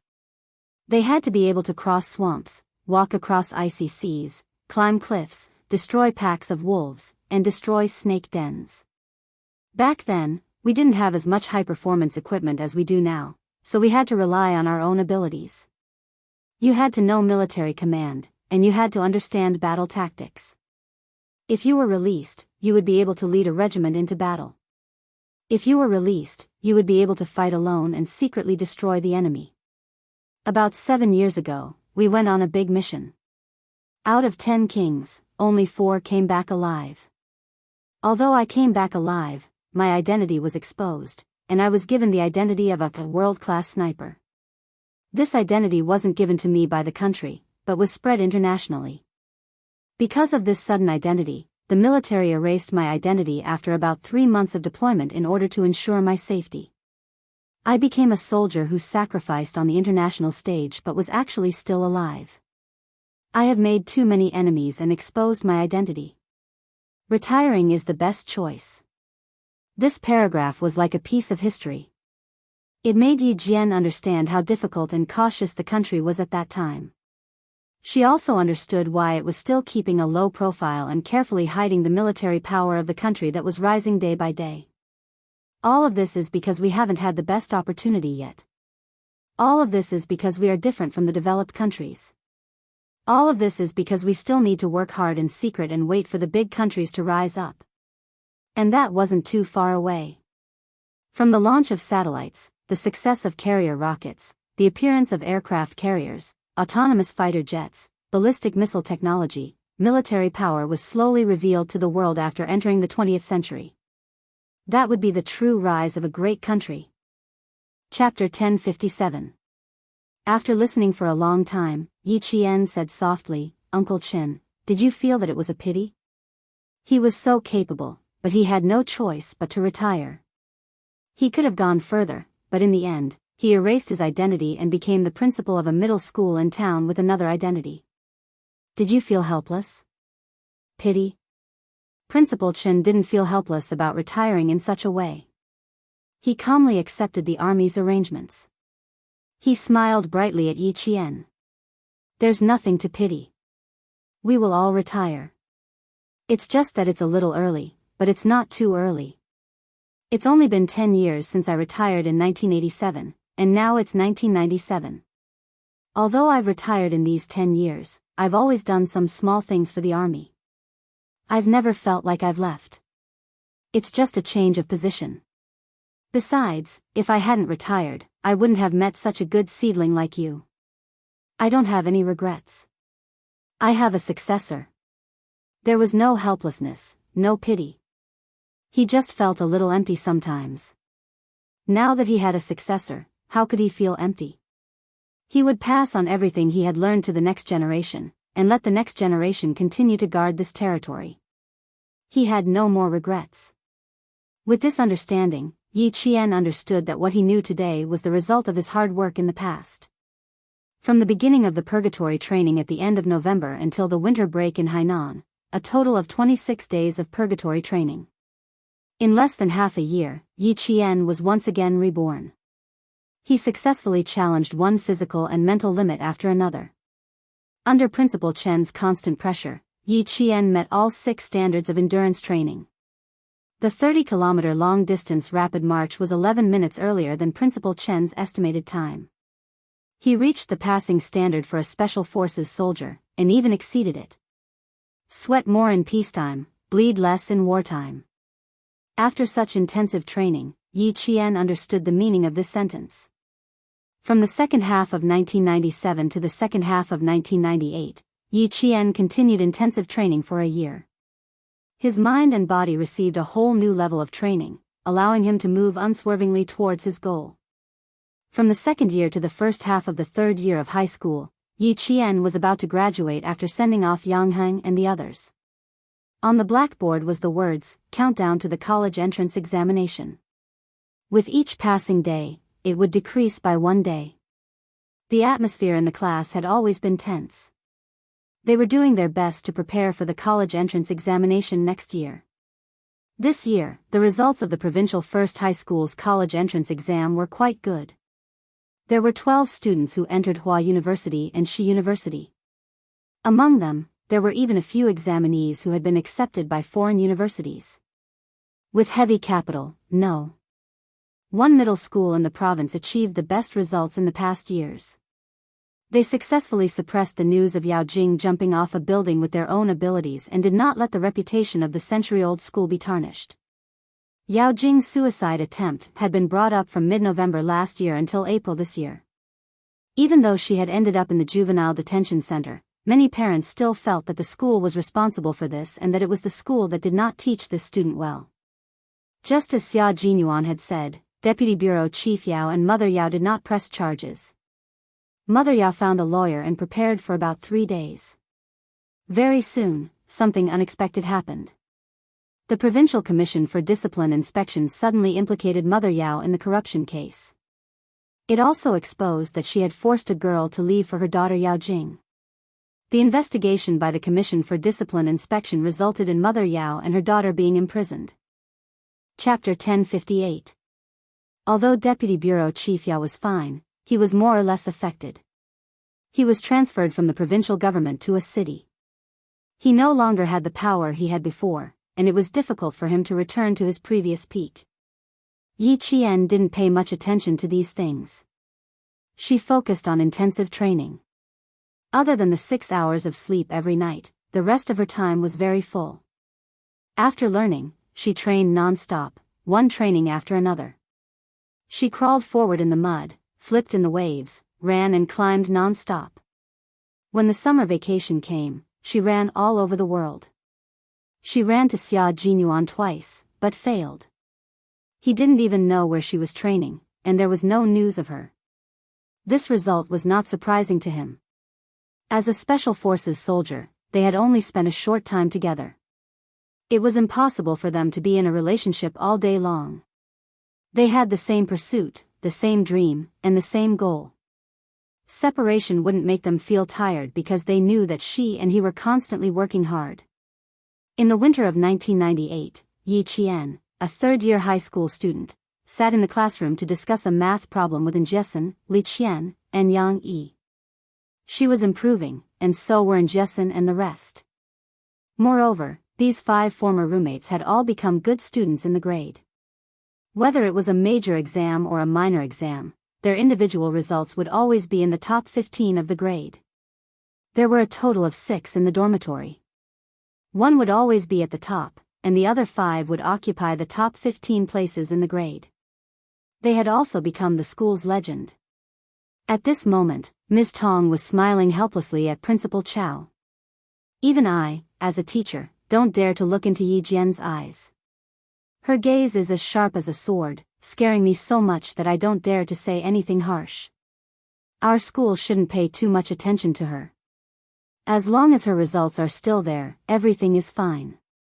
Although Principal Chow didn't know what Yi Qian was doing in private, he was sure of one thing. Old Shen had said that her goal was to enter the military academy. Other than that, there was no other choice. West University called me again. They want to give the last direct enrollment spot to Yi Qian. You'll have to take the college entrance examination in the first half of next year. Why don't you talk to Yi Qian? Let her accept such a direct recruitment quota? Ever since last year's midterm exams, Tsinghua University and West University had been contacting the provincial first high school in order to snatch Yi Qian to their school. Heavy snow began to fall outside. The 1998 winter seemed to have arrived much earlier than the 1997 winter. The first snow was also much heavier than the 1997 winter. Holding a porcelain cup filled with hot water, Principal Chow pondered for a moment before saying, "We can't delay this any longer. We need Yi Qian to give us a clear answer. How about this afternoon? Tell her to come to my office for a chat." It was nearing the last midterm exam for the 3rd year of high school. It was time to give the school an answer regarding Yi Qian. Not only did Teacher Tong not dare to look into Yi Qian's eyes, but Principal Chow was also the same. There were a few times when he accidentally bumped into her, and he would be shocked by the sharpness in her eyes. With Principal Chow's help, Teacher Tong felt a little relieved and left the principal's office, waiting for noon to come. My college entrance exam application? Yi Qian, who was sitting in the principal's office, was slightly surprised. Isn't it only next year? Why do they have to apply now? She still didn't understand why the school wanted to know her college entrance exam application in advance. She also didn't know that Tsinghua University and West University were fighting for her. Principal Chao smiled and said, Tsinghua University and West University have always wanted to give you the direct enrollment quota. I'm asking you on behalf of the two schools. What do you think?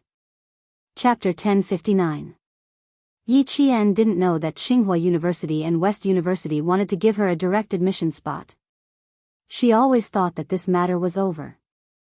After all, it had been more than a year since she last saw the teachers from Tsinghua University and West University. She didn't expect that this matter wasn't over yet. The schools didn't give her a reply either. After thinking for a while, Yi Qian smiled faintly and said, I can only thank the teachers from the two schools for thinking so highly of me.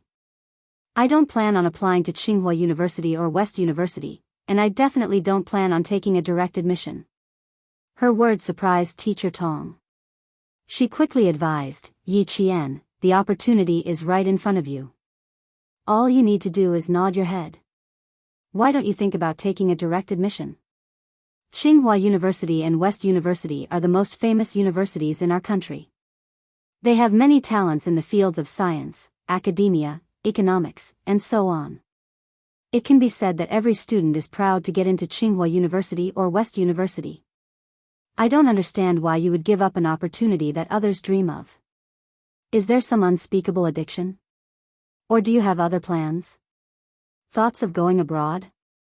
If Yi Qian had plans to go abroad, Teacher Tong definitely wouldn't stop her. More importantly, she had never seen Yi Qian have any plans to go abroad. Lu Lizhen and Yang Yi, for example, had plans to go abroad in the second half of their second year of high school. If Yi Qian didn't plan on going abroad, then what was the reason? Principal Chao didn't ask immediately. His gaze was slightly dim, as if he was thinking about something. When he went to Fujian Town High School that year, Old Shin said, this child's goal is a little different, but she will definitely be willing to fight for the glory of our country. A little different goal? Just how different was Yi Qian's goal? You probably don't plan on going abroad. Principal Chao, who had been silent for a while, spoke. His voice was slightly restrained, and he spoke with a serious tone, Yi Qian, are you sure you want to give up on Tsinghua University and West University's direct admission spots? So easily giving up an opportunity that others dream of. He really wanted to know why Yi Qian would give up on it. Tsinghua University and West University, which family's child got in? They would set off firecrackers and throw banquets to celebrate. There were only 2 spots for direct recruitment from Tsinghua University and Shi University in the entire province. One spot was given to a boy from Class 2, and the other was waiting for Yi Qian's approval. Yi Qian had always been very clear about his goals. Without any hesitation, he smiled and said, last year, when I found out that Tsinghua University and Shi University had direct enrollment quotas, I gave up. Or rather, I never considered those 2 schools. Shida University is one of the most famous institutions of higher learning in China and even in Asia. It has a history of over 100 years and has produced countless great people and academic masters. As for Tsinghua University, it is the only university in the history of our country to have been established as the nation's top institution of higher learning. It is a majestic institution, and a university like this is definitely the university that every student in the country dreams of attending. I'm very grateful to the teachers of the 2 schools for thinking so highly of me, but it's true that this is not my personal goal. Since the second year of junior high school, my goal has only been to work hard to get into the National Science University. After so many years, it hasn't changed. Principal Chao, Teacher Tong, I'm willing to give up the direct enrollment quota and give it to students who really need it and have the ability to enter the 2 universities. Yi Qian's words caused the office to fall silent. Teacher Tong's gaze was already sizing up Yi Qian from head to toe. She had heard Yi Qian say that he wanted to apply for the National Science University. Every year, there would be students from the century-old provincial first high school who were admitted to the military school. However, students who were admitted to the National Science University were extremely rare. There wouldn't even be one in a few years. Chapter 1060. If she remembered correctly, it had been 4 years since the last batch of students who got into the National University of Science and Technology. Plus, all of the students who got into the National University of Science and Technology were male. There wasn't a single female student. Yi Qian wanted to get into the National University of Science and Technology. She had taught a few batches of graduates, but this was the first time she heard a girl say that she wanted to get into the National University of Science and Technology. Teacher Tong looked at Yi Qian not because she was suspicious, but because she wanted to see if Yi Qian was really determined. She said she wanted to get into the National University of Science and Technology. With her current results, it wasn't difficult. On the other side, Principal Chao asked with interest, Yi Qian, is this your personal decision? Or did someone suggest that you give up on the 2 famous schools and get into the National University of Science and Technology? Old Shen was a retired soldier and took good care of Yi Qian. He raised her like she was his own daughter. If he had any suggestions, Yi Qian would definitely listen to them. In the past, I really didn't think about getting into the National University of Science and Technology. I didn't even dare to think about going to high school. Later, it was all thanks to Uncle Chen's advice that I didn't muddle through my days. I was also influenced by Uncle Chen. From then on, I set the National University of Science and Technology as my goal. It has never changed. This is the only university I want to get into. From the moment she set her goal, she had worked hard for this goal for so many years. She even put aside her hatred for Yi Jifan's family and worked hard to improve herself. Now, she was only half a year away from her goal. She had put in so much effort, and there was still a very important person waiting for her to get into the National University of Science and Technology and wear the military uniform. No matter how tempting the enrollment conditions of Tsinghua University and West University were, it couldn't shake her determination. Good, very good.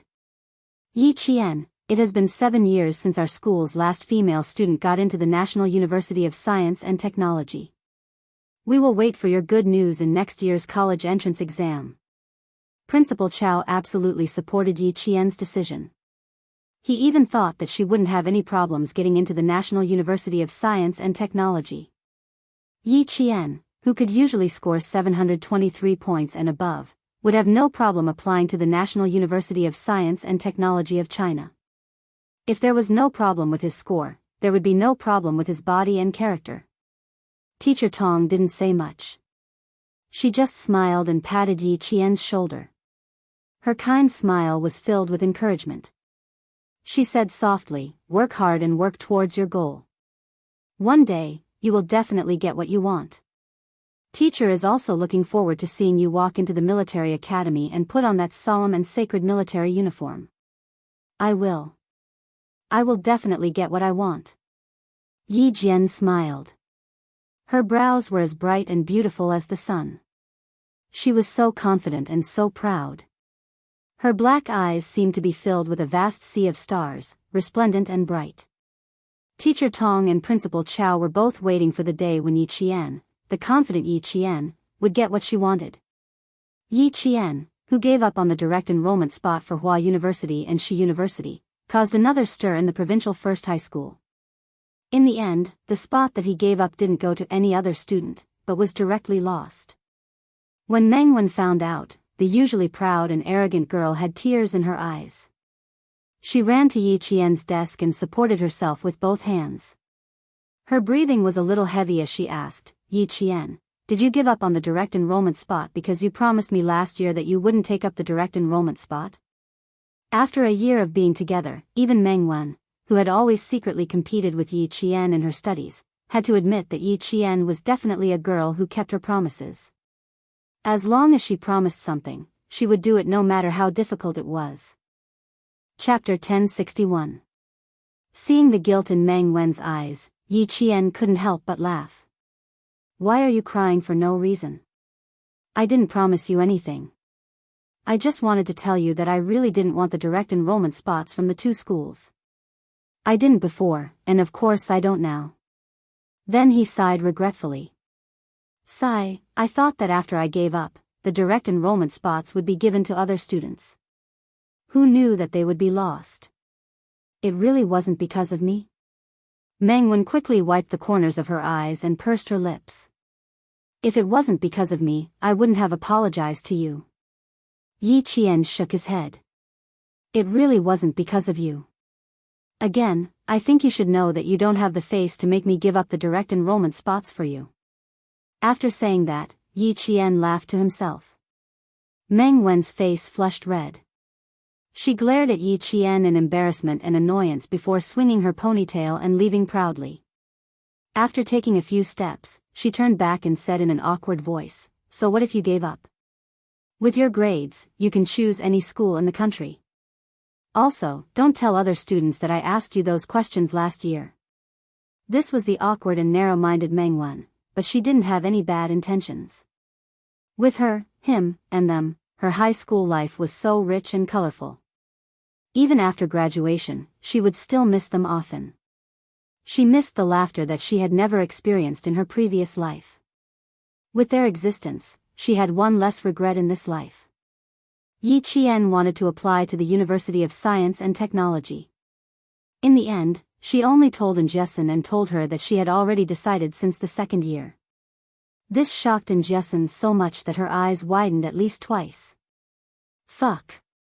She was still wondering if she could get into the same university as Jane Eyre. When she saw her grades, she thought that she would definitely succeed. But in the end, it was like a bolt from the blue. Getting into a military school. Was it too late for her to work hard now? After being provoked, Jessen studied even more fiercely, causing the entire dormitory to follow suit. When the final results for the third year of high school came out, all 5 girls were in the top 10 of the grade. Luckily, the 5 of them didn't take the exam in the same exam hall. Otherwise, with each one of their scores being 5 points lower than the other, the whole school would suspect cheating. Grade 12 Class 1's outstanding results left Grade 12 Class 2 and Grade 12 Class 3 in the dust. Grade 12 Class 1 took half of the top 50 places, and the other half took the top 100 places. This year's Grade 12 Class 1 graduates made Principal Chow faintly feel that this year's graduation number 1 high school. Or maybe they would forever be the strongest Grade 12 Class 1. At this time, Yi Qian's China's. Sin's SSS, SSST. A lot. Hers SSS's, STS, sheet. The rain was so heavy that walking became a problem. In order to avoid mudslides, she chose to camp at a high place and wait for the rain to stop before moving along the ridge. That's right, 500 kilometers. She needed to complete it within 15 days and reach Principal Chen's. Chapter 1062. If it was just a simple journey of 15 days, there would be no problem at all. But here came the main point. Not only were there poisonous snakes and leeches in this area, there were also drug and money trading scenes. Principal Chen said that there were often fights in this area, and sometimes there were even border and drug enforcement officers. She had not encountered drug trading scenes or border and drug enforcement officers yet, but she had seen plenty of poisonous snakes and leeches. Leeches were especially common during rainy seasons. No matter how tightly bandaged her body was, she had already been bitten twice on her neck. By the time she felt pain in her neck, it was usually full of blood. With a slap, its black and slippery body, which was at least twice the size of a leech, had already been sucked until it was round and round. With a military dagger, she could see the 2 twisted halves of its body. The bright red blood disappeared as soon as it was washed away by the rain. After dealing with the leeches, there would still be giant pythons. This type of snake was usually not a problem as long as one avoided it, but if one really encountered one, it was inevitable that one would be shocked. Looking at the python that was entrenched with the ancient vines, Yi Qian had to pay attention to her surroundings while keeping an eye on it. When the rain stopped, the python began to leave the ancient vines and slithered into the depths of the forest. In the rainforest, humans could also become python food. The rain was still dripping. Yi Qian put away the raincloth and wiped away the traces she left behind. She took the compass and continued on her way. At around 4 in the afternoon, there was suddenly the sound of dogs barking not far away. Yi Qian did not hesitate at all. She climbed up a tree with both hands and held her breath to prevent being discovered by the dogs. Dogs had a very sensitive sense of smell.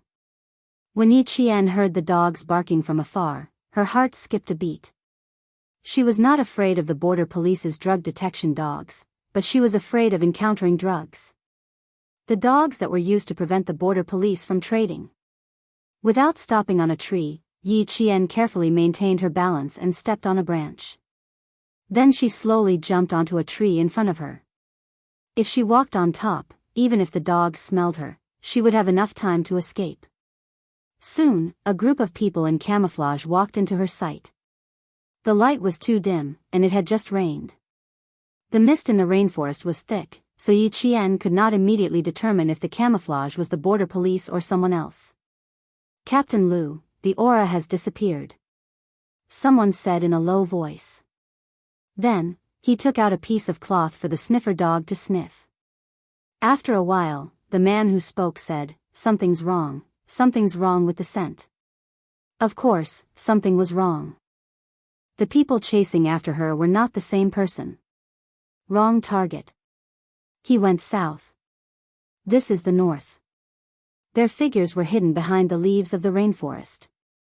Yi Qian could only hear them whispering a few words before the sniffer dog barked again and headed north. Avoiding these specially trained dogs was also a necessary skill for a special forces soldier. Yi Qian stayed still in the tree for at least an hour.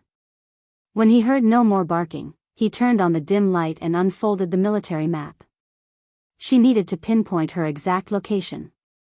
She had just heard the border police say that they should be chasing after the target, and her appearance had led the anti-drug dog to the wrong target. After checking her location, Yi Qian put the map back into the waterproof bag. She quickly jumped down from the tree with the sharp dagger in her mouth. It was past 5 in the afternoon, and the sky was already dark. Yi Qian used the luminous guide to move in the right direction again. She still needed to march for another 4 hours. Chapter 1063. Yi Qian had all the necessary equipment for a night march. Not only did he have night gear, but he also had equipment for individual combat. Personal protection, survival protection, weapons, and night vision equipment were all on Yi Qian. They were even more well-equipped than the anti-narcotics police at the border that they encountered at around 4 o'clock. Yi Qian fixed the night vision goggles and carried the domestic QBU sniper rifle with a caliber of 5.8 mm and an effective shooting range of 1,000 meters. He was expected to arrive at tonight's shelter by 9 o'clock in the evening.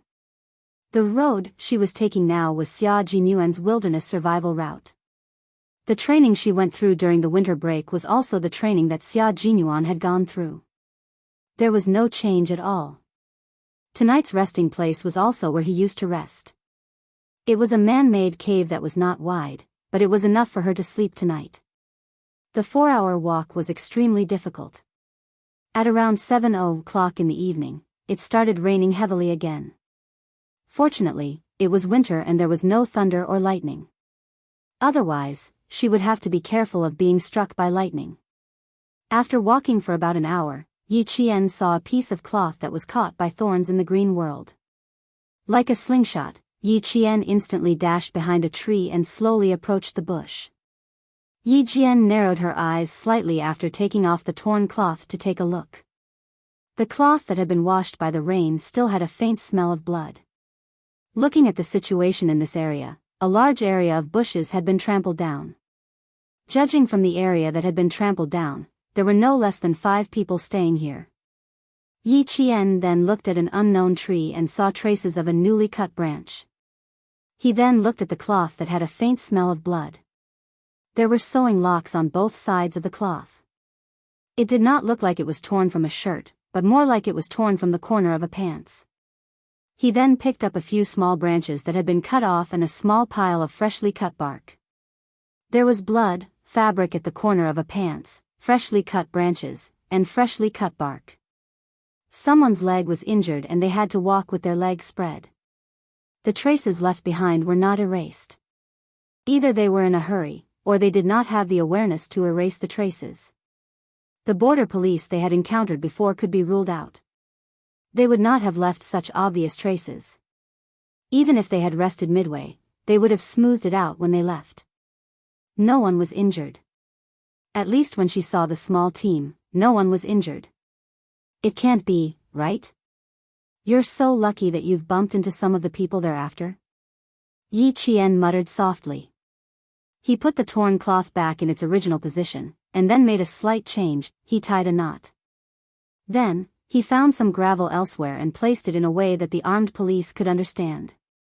After everything was done, Yi Qian erased the traces he had left behind, put on his raincoat, and marched again. About 10 minutes later, the sound of dogs barking could be heard from the mountains. Not long after, a group of border anti-narcotics police wearing camouflage raincoats appeared where Yi Qian had stopped. "Captain Liu, over here." An armed police officer in charge of reconnaissance pointed at the cloth tied to a bush, and then pointed at the gravel under the cloth. "Slipknot, number of people. Our people have been here." A man who was not burly, even thin, walked over. He was not of good height, but his whole body was thin and cold. He removed the slipknot with his slightly thick fingers and looked at the gravel on a few wide leaves. He pondered for a few seconds and said, "It's not one of our people. Someone discovered it and left a mark to guide us." Chapter 1064. Translator, Henyi Translations Editor, Henyi Translations, not one of our people? Could it be one of our patrol brothers? Doesn't look like it. Lu Dui took off the cloth and put it to the sniffer dog's nose to sniff. He saw the sniffer dog running in the direction where Yi Jian disappeared. Lu Dui quickly raised his hand, and a group of 7 people quickly followed. It wasn't one of their patrol brothers, and it wasn't one of their people either. Someone had been here before and had discovered the abnormality here. They had left some clues for them. Perhaps it could be understood that someone was helping them. Who was helping them? It was so late at night, and it was raining. Who would appear in this rainforest where drug dealers roamed and danger lurked everywhere? They couldn't be sure if it was one of their people, and they couldn't be sure if the person who left the clues was safe. They didn't erase the traces of the drug dealers, but instead left it for them to discover. Perhaps it was safe for them. It was already late at night, and the border police pursuing the drug dealers were still walking in the dense rainforest with their sniffing dogs.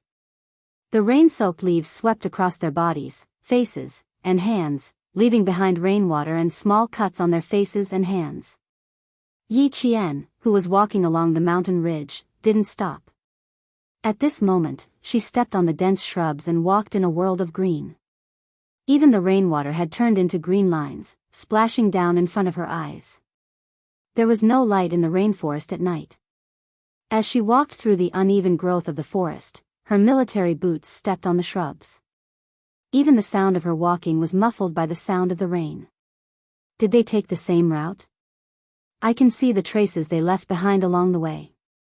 Bending down, Yi Jian pushed aside the low bushes and leaves, leaving a clear mark on the green leaves, which were left on the moist mountain soil. She smiled slightly and held the sniper rifle in her hand. She took out a sterile gauze from the first aid kit and tied a knot on the shrubs. As long as the border police didn't give up on the search, they would definitely find the clues she left behind. When he found out that he was going to take the enhanced survival route that Xia Jinyuan had trained him, Uncle Chen even joked that he would be like Major Xia when he encountered a group of drug dealers who were in the middle of a transaction. Xia Jinyuan's 15-day march ended with 2 extra days, making it 17 days.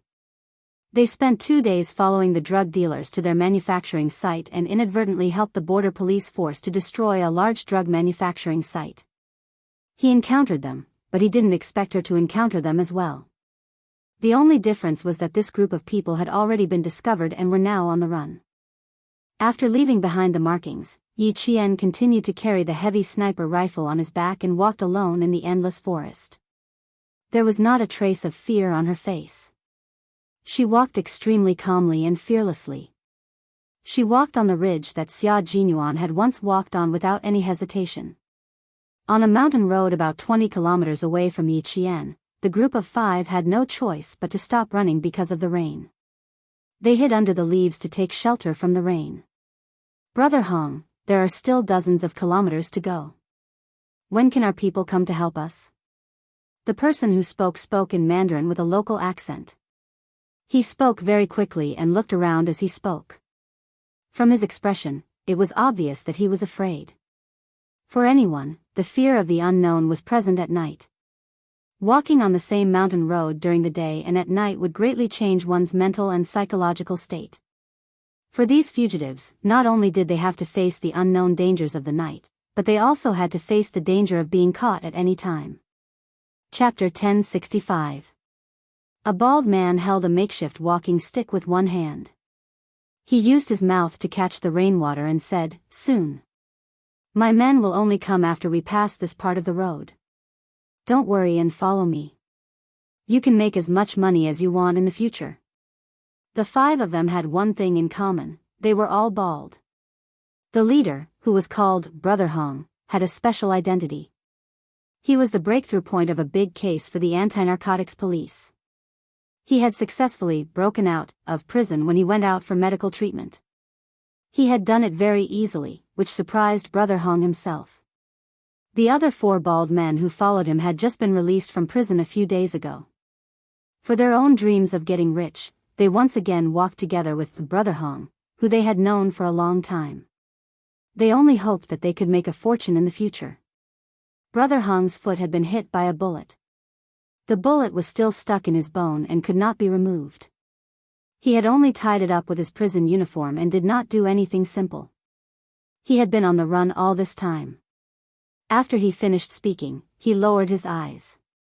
A fierce light flashed in his eyes. These people. None of them could be left alive. When he escorted him to the place where his brothers would pick him up, all of them would have to be dealt with. He had promised them well, but in reality, he was just drawing a hungry pancake. After resting for less than 10 minutes, the group of 5 had to continue walking. No matter how tired they were, they had to continue. If they did not, they might lose their lives. The nerves and bodies of the 5 people were extremely tense. Facing the heavy rain and the dark rainforest, fear spread like radiation in their brains. They endured tremendous psychological pressure and hurried on.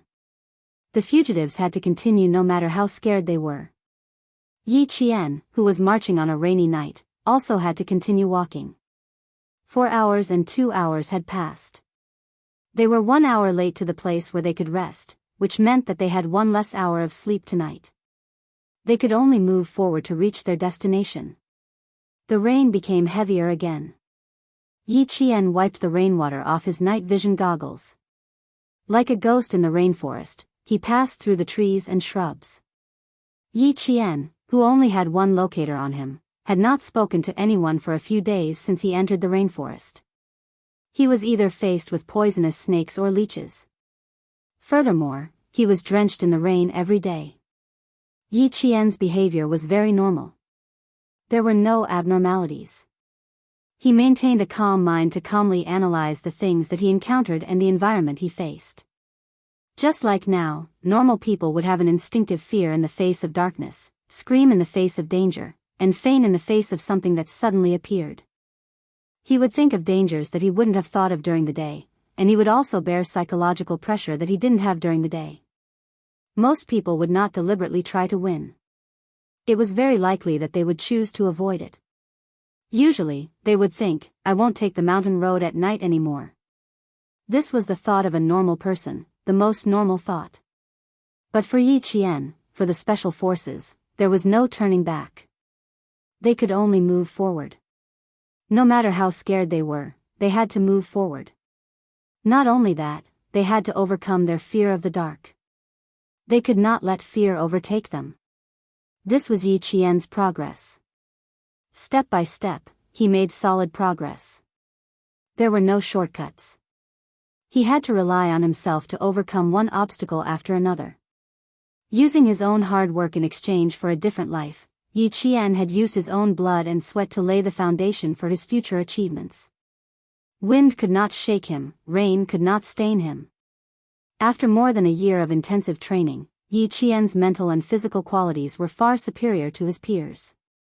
Marching at night had become an essential part of Yi Qian's daily routine. When he encountered difficulties, he would overcome them with determination, and when he encountered danger, he would resolve it calmly. Chapter 1066.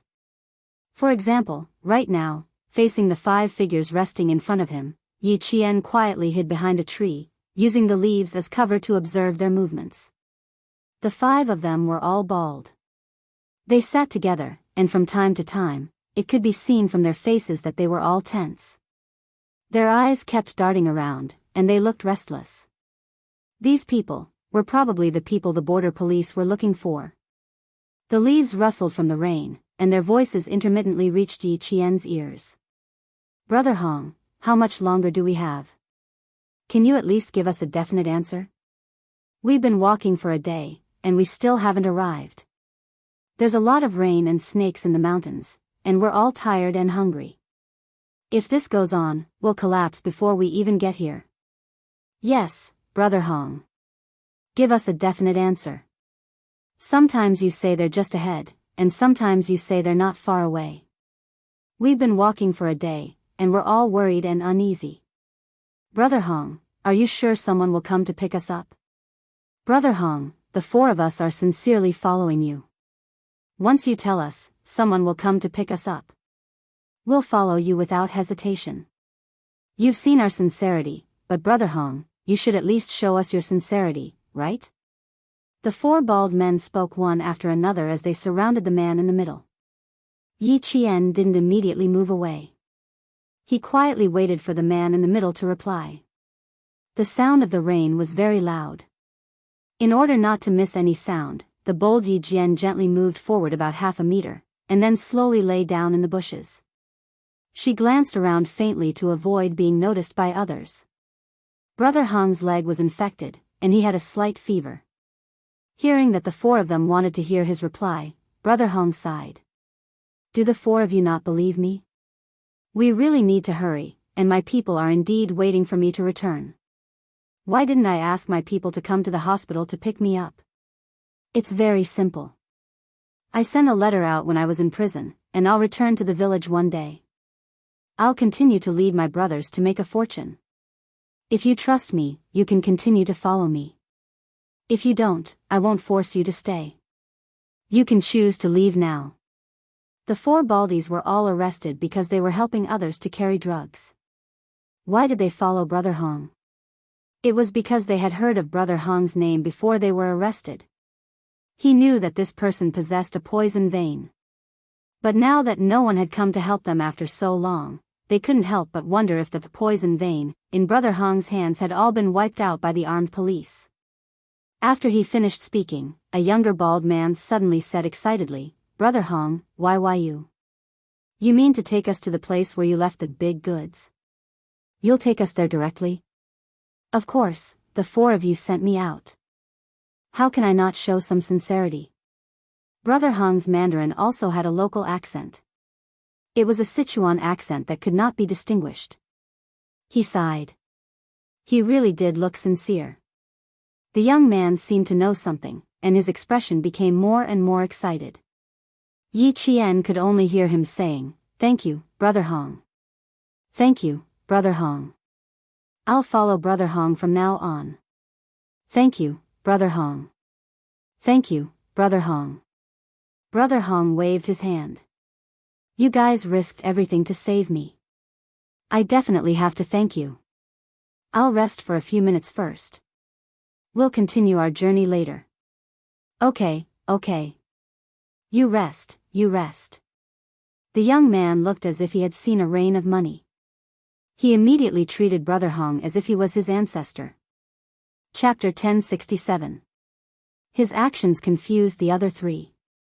At least, Yi Qian was still confused when he saw them wiping the rainwater off their faces. When the younger bald man beckoned them to the side and whispered a few words to them, they all became excited. Yi Qian, who focused his attention on Brother Hong, smirked. The four of them turned their backs to him and whispered. Brother Hong, who was resting with his eyes closed, slowly opened his eyes and glanced over. Yi Qian could see the obvious murderous intent on his face. They didn't leave, and neither did Yi Qian. This route was the fastest route in the entire rainforest. If she went off the right path, she wouldn't be able to reach the campsite tonight. 10 minutes later, Brother Hong stood up with the help of his crutches. Wearing the raincoat he bought in the market, he continued walking. Yi Qian followed beside them. Occasionally, he could hear Brother Hong instructing the other four which way they should go. Yi Qian couldn't help but let out a sigh of relief. Just like her. The border between the two countries had always been the area with the most drug trafficking. It was normal to encounter drug trafficking in the rainforest. It was close to the end of the year. Criminals from all walks of life wanted to make a fortune before the new year. Drug trafficking was risky, but it was the easiest way to make money. People who wanted to make a fortune every day would take the risk. If they were always on the same side, Yi Qian still hoped that the border anti-narcotics police could find them as soon as possible. Half an hour later, Lu Dui led the team to the place where the five of them were resting. Look around. Let De Jiao rest for a while. De Jiao was the name of the anti-narcotics dog. It was a member of the team. Lu Dui, on the other hand, was looking around to see if there were any new marks. Soon, his gaze fell on a bunch of vines that had been deliberately wrapped around a few times. He looked around carefully and saw the marks left by Yi Jian. At the bottom of the tree was a newly carved arrow. Under the arrow was a 5-pointed star. Lu Dui's eyes narrowed. He reached out and touched the moss growing on the roots of the tree. Sure enough, he saw a very small 5-pointed star. At the bottom was a small sword and the number 1. They really were on the same side. They knew the border anti-narcotics police's secret code. How could there be someone else? The higher-ups had arranged for them to be the only group to keep a close eye on the situation. It was impossible for there to be other brothers keeping a close eye on the situation. Furthermore, it was even more impossible for them to keep a close eye on the situation alone. What was that all about? Who else was following him? Captain Lu erased the traces left behind and led the team forward. They were not too far away from the target, but they were not too close either. He didn't pay much attention to who was in front of him. As long as he was sure that it was one of his brothers, he felt a little more at ease. Let's see if there are any markings. An hour later, Lu Dui saw a set of signals. There was a row of 1 engraved at the bottom of the root. The first 1 was slightly longer, and the last 4 1s were slightly shorter, but the length was the same. As for the string of 1s below, there was no pattern to it. Lu Dui couldn't help but smile when he saw this. Interesting. Using numbers to transmit information. The longest 1 represented Brother Hong. The next 4 1s meant that there were 4 people around him. The last string of 1s meant that Brother Hong had reinforcements. The brothers in front of them seemed to be following them very closely. They clearly heard everything that Brother Hong said. Although this provided them with timely information about Brother Hong's whereabouts, if they followed so closely, they wouldn't be able to provide immediate support if there was any danger. Chapter 1068. Fortunately, they could confirm that Brother Hong and the other 4 didn't carry any guns or ammunition. At most, they had a dagger. They couldn't follow too closely. They were still casting a long line to catch a big fish. The brothers in front had to take care of themselves. After that, Captain Lu received more information. While they were still guessing the other party's identity, they didn't find any clues left behind in the next 2 hours. They didn't even find any traces left behind by the target. There were no signs of fighting. Did that mean the brother in front had left alone again? But because he saw it, he left a mark to see if the border police would notice. And if he left this signal, he could guess whether the border police would see it or not. This brother probably guessed the identity of the Brother Hong, who was wearing a prisoner's uniform. How could a normal person wear a prisoner's uniform and walk away? No more marks. Captain Lu, there are no signs of fighting. Nothing should have happened. After the scout finished checking the surroundings, he wiped the rain off his face and said in a low voice, either he left alone first, or he didn't plan on leaving any more marks. Captain Liu pulled his rain hat down a little and glanced at the similarly green world. He said in a low voice, it should be the brothers from other units who are involved in wilderness survival. They noticed the situation and gave us a heads up. There are no signs of fighting. Don't worry about it. Keep moving forward. Yi Qian didn't follow them. She had just arrived at the place where she could rest for the night. Naturally, she didn't need to follow them. Moreover, she felt that the border police seemed to be deliberately lagging behind, following them at a moderate pace. In the end, there wasn't even the sound of the sniffer dog. It was as if the barking earlier had deliberately disturbed Brother Hong and made them run for their lives. The man-made hole was just big enough for one person to curl up and rest. Yi Jian already had experience in sleeping outside at night. She knew what the first step was and what the second step was. First, he used the rain curtain to block the wind and rain. Then, he laid out the moisture-proof mattress and sprinkled some repellent powder around the entrance of the cave. After the simple protective measures were done, he placed the most important sniper rifle inside the cave. Finally, he could go to sleep before 11 o'clock. The rain fell on the rain curtain. The pitter-patter didn't disturb Yi Qian's sleep, but she was quickly woken up. Someone was still moving forward in the rain. Their footsteps were fast but not messy. Their breathing was relatively stable. Yi Qian's mind flashed with the border police team they had met earlier. Calculating the time, it was still less than half an hour before Brother Hong and the others left. He had really calculated the time and maintained a distance of less than half an hour. Yi Qian did not interfere with the border police anymore. They must have seen the message she left behind. If she stayed any longer, she might confuse them even more and tell them that the target they were pursuing had reinforcements, so there was no need for her to leave any more messages.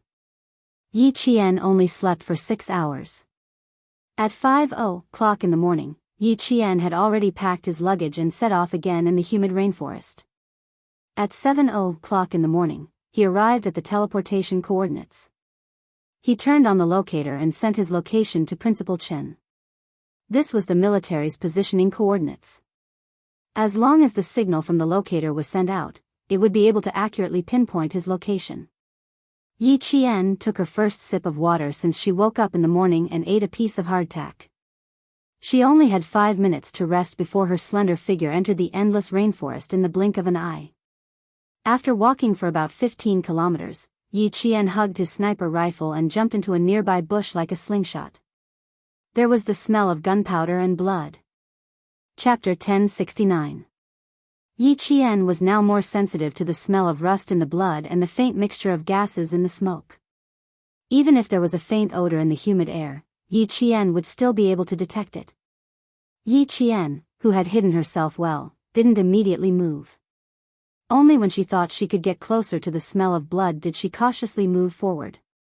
It wasn't strange for the smell of blood to appear in the rainforest, but if there was also the smell of smoke, then she needed to be careful. Especially when she was walking on the mountain ridge between the two countries. Yesterday, she even encountered a group of escaped drug dealers, so she needed to be even more careful. If it was any other time, Yi Qian would judge whether or not she should go and investigate based on the situation, but this time, she had to go and investigate. Brother Hong had previously said that he had reinforcements and wanted to kill the 4 bald men who were escaping with him. This was enough to prove that he had reinforcements and that someone had helped him get rid of the 4 bald men. And there was only a small group of border police officers chasing after them. If they really went against the reinforcements of Brother Hong, Yi Qian wasn't sure how high the chances of the border police officers winning were. She still didn't feel at ease, so she still needed to go and confirm. Yi Jianjian walked to a side of the mountain that was covered by shrubs due to the trees growing in the shade. Yi Jianjian saw a pair of crooked feet looming in the bushes. After the battle, the bushes were filled with the smell of death. The surroundings were very quiet, not even the sound of insects or birds. It was a deathly silence. Yi Qian completely hid herself in the bushes as she moved forward. When she got close to the location of the pair of feet, Yi Qian let out a sigh of relief. There was a black, fireball-like tattoo on the neck of the deceased. Just from this point alone, she was sure that this wasn't the border police officers. In the bushes, Yi Qian picked up a bullet. It was China's own 5.8mm bullet, used in the Type 87, which was the rifle that the border police officers were issued. There were a total of 6 corpses around the area. Their necks had a tattoo that looked like a fireball. They were all killed by Type 87 assault rifle bullets. Looking at the time, the gunfight that took place here was about 3 hours ago. It was now 8:40 in the morning, and the gunfight would take place around 5 to 6 o'clock in the morning. There were 3 hours between the gunfight and the gunfight. Based on the soldiers' speed, as long as they kept moving forward, they would be at least 35 kilometers away from her. However, based on the current situation, she was afraid that she would be. Before Yi Qian could finish his thoughts, a bird flew out of the mountain and soared into the sky. 1 second, Yi Qian was still deep in thought. The next second, she plunged into the rainforest and headed towards the direction where the mountain birds had fled. Although it was not raining today, the air in the mountains was extremely humid. Yi Qian climbed to a high spot and climbed up the tree like an agile monkey. Under the cover of the leaves, he saw a figure running left and right among the branches and leaves. He picked up the sniper rifle and adjusted the scope to the maximum. From the scope, he could still see a figure chasing after him. Bang! Bang! 2 consecutive shots were fired. The figure running at the front fired 2 blind shots behind him, trying to force the opponent to hide temporarily and buy time for himself to escape. The figure chasing after him was the border police officers. The one who fired the shot was the one Yi Qian saw a familiar black fireball tattoo on his collar. Without hesitation, he aimed the sniper rifle at the opponent's right hand. She didn't need to open or close one eye to shoot. She only needed to focus and aim at the target to accurately complete the shot. Chapter 1070. The gunshot rang out again. The man with the tattoo fell backward from the recoil of the sniper rifle bullet. The bullet pierced through his shoulder, and even the gun in his hand was thrown into the air. The man fell into the bushes, and then they heard the man's painful groan after he was shot. The border police had already leaped onto the tree. They aimed their Type 87 rifles in front of them and quickly searched for the shooter. Yi Qian had already put away his sniper rifle and nimbly came down from the tree. The man who was shot in the shoulder was in so much pain that he was struggling in the bushes. Although Yi Qian was completely sure that the pursuing police was the scout he saw last night, he didn't immediately expose himself. Instead, he chose to take a detour and quietly approach. Yi Qian, who was on guard and approaching at the same time, walked to a distance where the target on the ground could hear the conversation between him and the scout. He lowered his voice and said calmly, "One of us." "One of us? A woman? A female soldier? Why was there a woman? A female soldier?" He quickly turned around and pointed his gun at the source of the sound. The scout saw the leaves about 2 meters away shake slightly, but he didn't see anyone. Yi Qian didn't approach and was still observing. The scout was the same. He carefully looked around and asked in a low voice, "Unit number?" "I saw you guys yesterday.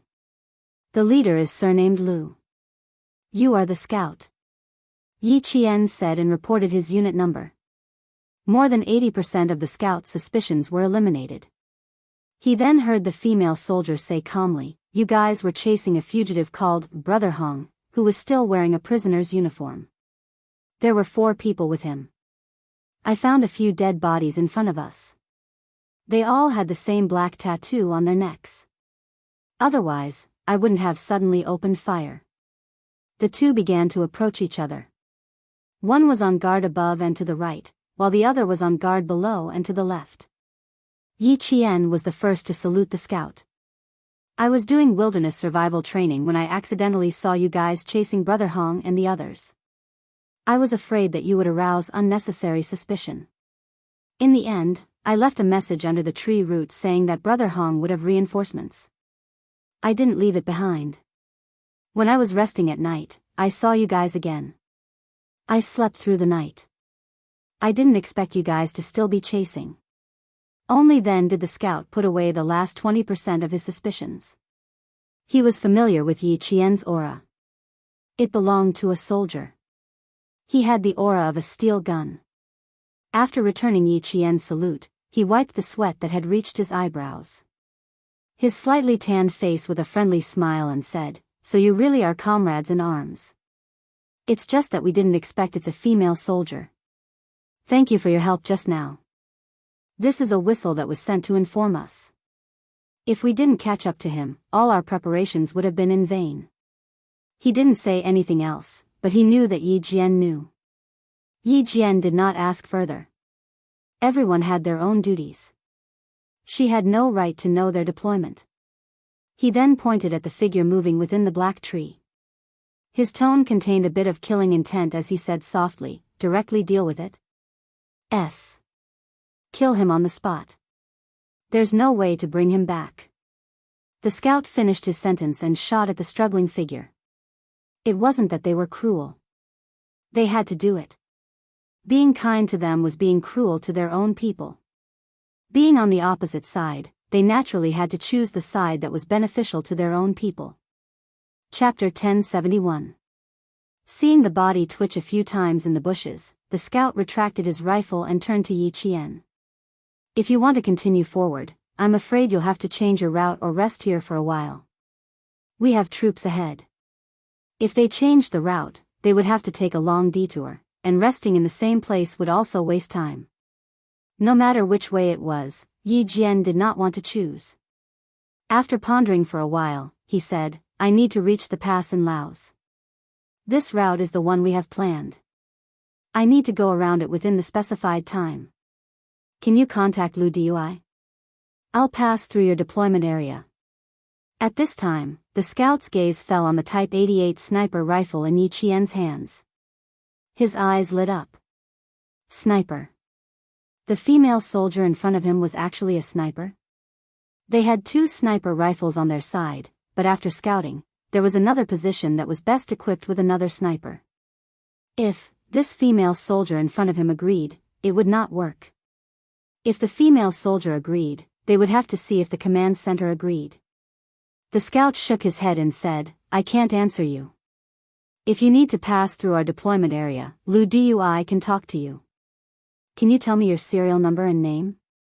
I'm afraid we'll have to verify your identity when we get back." Talking to Lu Dui of the border police force was a solution. Yi Qian did not hesitate to tell the scout his name. "I can contact my commander directly. My name can confirm my identity. As for my serial number, sorry, it's not convenient to say." She really did not have a serial number. She could only use her name as proof. Every soldier had their own serial number, just like their ID number. It was unique and would not be repeated. Seeing this, the scout did not ask again. After cleaning up the scene, the two immediately set off. After walking less than 5 kilometers, the scout signaled Yi Qian to hide and wait. He needed to leave alone and ask Lu Dui to come over. Even though there was no problem with Yi Qian's identity, the scout did not bring him to the command center for safety reasons. Instead, he brought him to the area guarded by the armed police force, just in case. Yi Qian already felt several gazes on him. He did not feel strange, but he had to be more vigilant during the operation. The brother who helped us last night was a female soldier? Lu Dui was a little surprised. Has her identity been confirmed? It was actually a female soldier? A female soldier who trained alone in the wild? He had never heard of a female soldier training alone in the wild, let alone in such a dangerous place. The scout nodded. Confirmed, there's no problem. She's now within our security perimeter, waiting for you, Captain Lu. She needs to complete the field marching training within the stipulated time. After that, her eyes lit up and she whispered, "There's another piece of good news, Captain Lu. She's a sniper." Sniper? A ready-made sniper rifle? Captain Lu's eyes lit up. And it's a Type 88 sniper rifle, rarely seen. Captain Lu, should we talk to her? Captain Lu, whose eyes were also shining, suppressed the surprise of the unexpected harvest and said in a low voice, let's contact the main force first. It'll be easier for us if the main force agrees. We still have to let the main team confirm her identity. It's better to be careful. They were just short of a sniper, and now a sniper had appeared. It was a bit of a coincidence. Yi Qian? Are you sure the female soldier's name is Yi Qian? The voice from the radio was even more surprised than when Captain Lu had heard it. He continued to ask, her skin is very fair, her skills and marksmanship are quite good, and her facial features are easy to recognize. Chapter 1072. Captain Lu calmed down a little. He didn't know Yi Qian's serial number, so he wasn't sure. Now that he heard Chief Su's tone, it seemed like they knew each other, so he instantly felt hopeful. If it's the Yi Qian I know, then we must make her stay. Chief Su said quickly and calmly, I'll immediately confirm her identity with her regiment. I'll get back to you in 2 minutes. Make her stay first. Yi Qian, the 6th squad actually met Yi Qian. The Yi Qian they fought together with in Australia, the one who killed Red Scorpion in the air vent. If it was her, the 6th squad had to make her stay. 3 minutes later, Yi Qian saw Captain Lu, who was wearing a ghillie suit, walk over. Captain Lu looked at the young female soldier in the jungle camouflage uniform. Recalling Chief Su's solemn instructions, Captain Lu walked over and saluted Yi Qian with the same respect. Female Special Forces soldier. A godlike existence in the military. Someone who was even more powerful than the male soldiers. He had to be respected. Not only did he have to be respectful, even his words were respectful. He reported the serial numbers of all his units, briefly introduced himself, and said, Chief Su said that we must make you stay. He also said that with you joining us, our mission will be much smoother. Who? Chief Su. She didn't remember knowing a soldier with the surname Su. The communication hasn't been terminated yet. If you have any questions, you can ask Chief Su for confirmation. Captain Lu was really hoping that Yi Jian would agree immediately. He had intentionally let Brother Hong out so that he could catch a big fish in one fell swoop. Before he let Brother Hong out, the team had already made a very detailed deployment and arrangement based on the information they had. Who would have thought that they would catch a big fish, but they did not expect it to be so big. 3 sentry posts required 3 snipers, and with Yi Qian, it was just right. Yi Qian saw how cautious Captain Lu was and felt a little apologetic. He quickly said, then I'll call Chief Su first. I'm sorry, I can't remember who Chief Su is right now. Yes, of course. Lu Dui saw that she didn't refuse immediately and hurriedly led the way. When Yi Qian heard Chief Commander Su's voice, it didn't take him more than 3 seconds to remember who he was. I haven't worked with you since the last time I came back. I didn't expect that after a few years, the opportunity to work with you would come again. They hadn't seen each other for a few years, and Su had already become the captain of the Border Defense Corps. When he heard Yi Qian's voice, although it had changed a little, it still matched the voice in his memory. Yi Qian also smiled and said, I was wondering when I would get to know a head Commander Su. It turns out that you're really an acquaintance. Su said, ever since the Vietnamese Red Scorpion was killed, Laos has been developing and expanding rapidly in the past few years. Hong Gu, who we've been chasing, has been arrogant in the Mekong River for 2 years. We've also been keeping an eye on him for 2 years. She first explained the ins and outs of the situation to Yi Qian in a simple manner, then brought up the current problem. There are 3 sentry posts. We have 2 snipers here, and there's still 1 more sentry post that we can't deal with. To ensure that nothing goes wrong, I'd like you to be in charge of one of the sentry posts. I've just asked your regiment commander. He said that it's up to you to decide, and the army won't interfere. What do you think? Chapter 1073. Su Yu was discussing with Yi Qian. On the other side, Lu Tuan said to Commissar Yen, I don't know if Miss Jian is lucky or unlucky. Old Shen took her to the wilderness for training, and she actually encountered a large operation by the border police. 2 snipers aren't enough, we need 3. Little Miss Jian is involved in a big operation. I think these actual battles will be helpful for Miss Jian in the future. She hasn't enlisted yet, but she has already accumulated a few military merits. Next year's college entrance exam is the most important moment. It will be very beneficial to accumulate military merits. Although Commissar Yen was worried, he calmly analyzed it and felt that it was a good thing.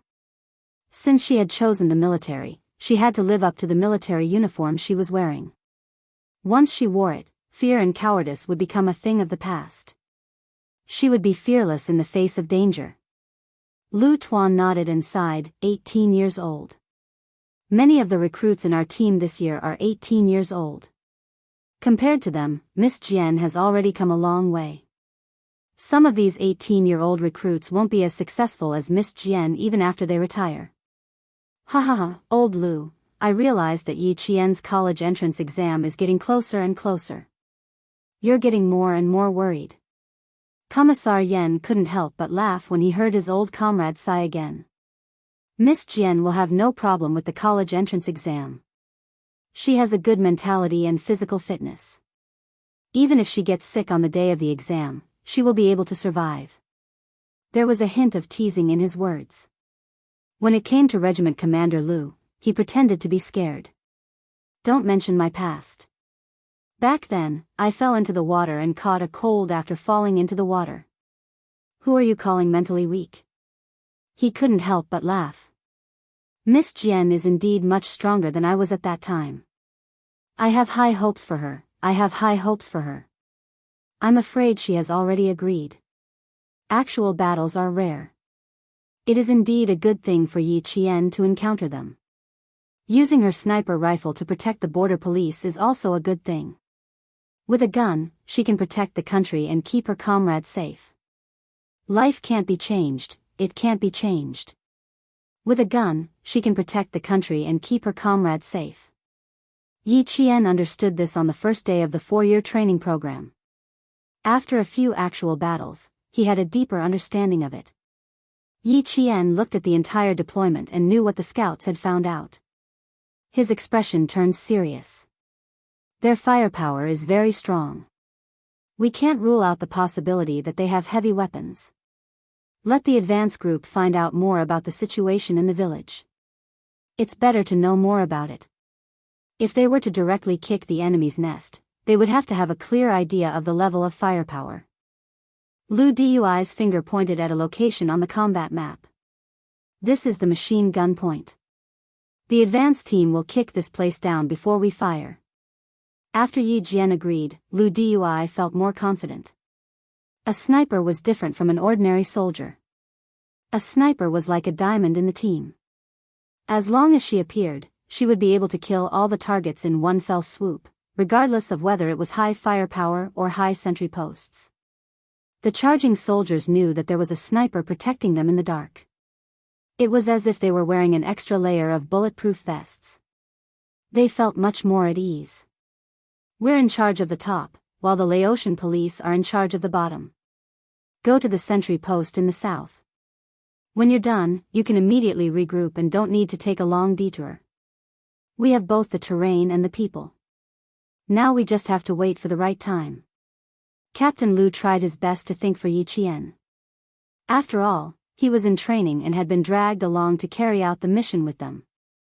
He couldn't not be considerate. Chapter 1074. And the timing he was referring to was a rainstorm. Wait for the rainstorm to come, then use the rain as cover to carry out the operation. Yi Qian nodded. I have no problem with that. I will follow the team's arrangements.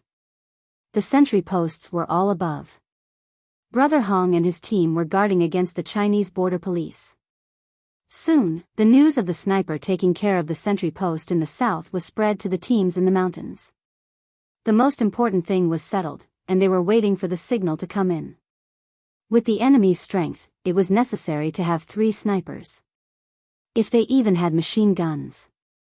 Yi Qian, who was rushing towards the sentry post in the south, pursed his lips. He was afraid that there would be casualties. After reaching the south, Yi Qian finally understood why Xia Jinyuan said to go from the north to the south. If you didn't look carefully, you wouldn't know that there were people living in the villages in the mountains. After finding a few observation posts, Yi Qian finally saw a village in the corner of the mountain through the dense foliage. It was a typical Laotian farmhouse with triangular roofs and thick cross-weaved bamboo walls. From where she was, there were as many as 5 households. But with the Laotian police there, at least she didn't have to worry too much. Time ticked by. Yi Qian, who had found the best sniping position, had been in hiding for 2 hours. The Type 88 sniper rifle had an effective range of 800 meters. At a distance of 1,000 meters, it could penetrate 3 mm thick A3 steel plates. With Yi Qian's sniping skills, she could choose between 800 meters and 1,000 meters. But she didn't. Instead, she chose a range of 500 meters. Because if the firepower from below increased, she could reduce her running time by 300 to 500 meters. She could support the border police faster. The highly accurate Type 88 sniper rifle in Yi Qian's hands was a weapon to protect her comrades. As the time for the operation approached, Yi Qian's eyes moved closer to the scope, quietly waiting for the time to come. The rainforest was very quiet. No birds flew past, and no animals ran away. Yi Qian, who was perfectly disguised, saw the 3 snipers walking back and forth at the sentry post. From time to time, they would use binoculars to look into the mountains. The observation positions were all at the borders of the central region. Half an hour later, it started to rain heavily. Amidst the fine raindrops, Yi Qian slowly locked onto the crosshair of her scope. Amidst the sounds of the rain hitting the leaves, Yi Qian fired her first shot. Bang! The sound of the gunshot was muffled by the sound of the rain. The first shot was fired, the gun was reloaded, and the shell was ejected. Then she fired the second shot, and the third shot was a perfect shot to the head. Even though Whistle reacted quickly, he was still 1 step behind Yi Qian's bullet. The rain was so heavy that the sound of the sniper rifle was drowned out by the rain. When Yi Qian's 4th shot hit a sharp wooden carving on the sentry post, the China border police hiding near the southern sentry post rushed into the rain. Take care of the southern sentry post. Take care of the southern sentry post. The signaller immediately reported the situation on their side so that the brothers in the 3 positions could cooperate and advance. Lu Dui and the other teams all received the news and were all surprised. So fast. So fast. What's the situation with Team B? What's the situation with Team C? Team A's sentry post has been taken care of. Team A's sentry post has been taken care of. 2 snipers, 2 snipers. Team B and C quickly reported back. Soon, the other 2 sentry posts were taken care of. The Laos police received the news from the Chinese side and also rushed into the village. Yi Qian didn't leave immediately. Instead, she approached the village. Captain Xia had said that actual combat was hard to come by. Chapter 1075. The people living in the village were not villagers, they were all Brother Hong's drug manufacturing personnel. The real villagers had received a large sum of money and moved out of the village. This was also why Laos and China had not been able to find out where Brother Hong was manufacturing drugs. It was raining heavily, the leaves were pressed down by the rain. There was also a layer of leaves on the ground, all from the rain. Yi Qian jumped over a ditch and had already infiltrated the village. The gunfight began, the machine guns in the village fired a string of bullets, using the firepower to slow down the footsteps of the Chinese armed police. It was not just 1 machine gun, but 3 houses in a triangular building. The pointed house in the middle was a machine gun, the firepower was so strong that the Laos and China people had to hide temporarily. When the Chinese advance team took care of one of the machine guns, Yi Qian bent down and used a silver wire to instantly wrap around the target that the machine gunner was guarding. With a violent pull, he directly pulled the target out of the window.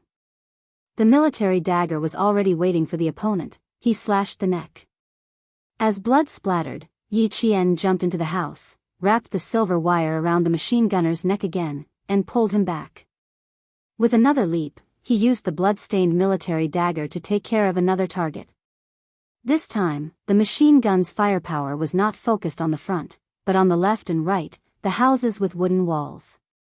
The enemy in the house did not expect a sneak attack from behind. He was immediately turned into a sieve by the powerful machine gun bullets.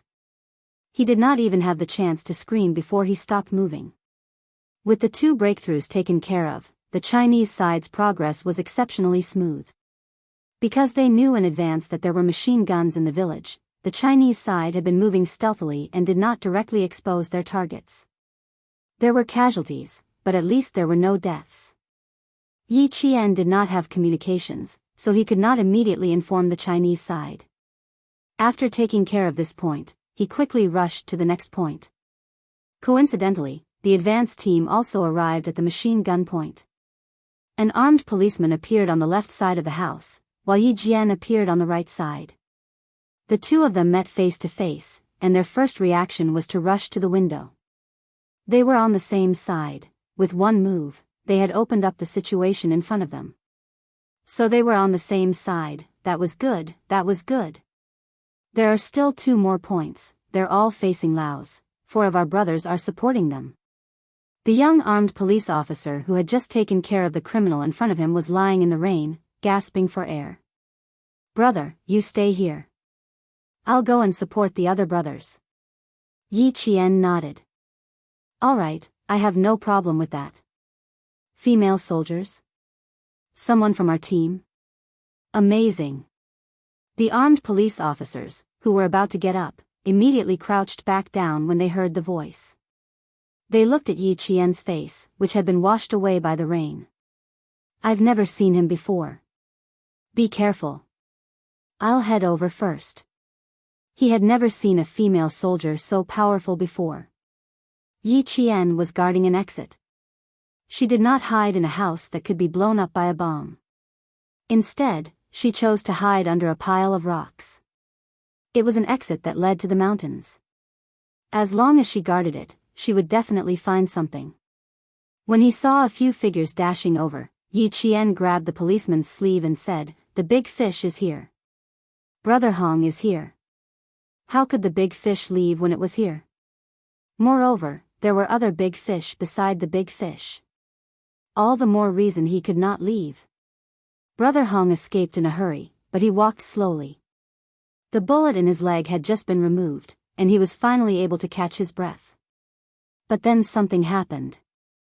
When this happened, Brother Hong suddenly understood why he was able to escape from the armed police so easily. He had fallen into a trap. He had fallen into a trap. Chapter 1076. There were a total of 6 people around Brother Hong, and in the middle was a tall, thin man with a slightly hunched back. From his position, it was obvious that this man's status was higher than Brother Hong's. The armed police made a beheading gesture to Yi Qian, then set up the rifle in his hand and began to aim.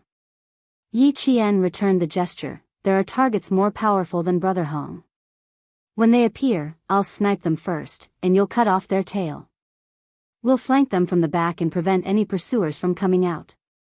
Okay, be careful.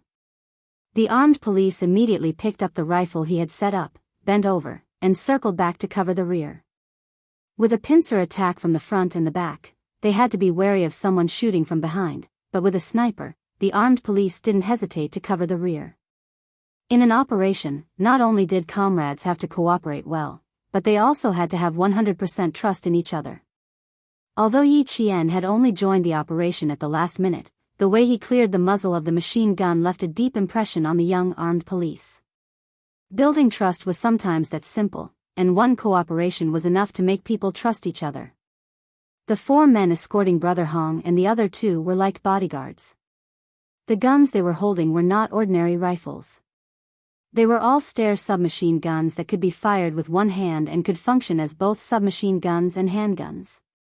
This type of gun could fire a single shot with a light press of the trigger, and fully automatic with a safe press of the trigger.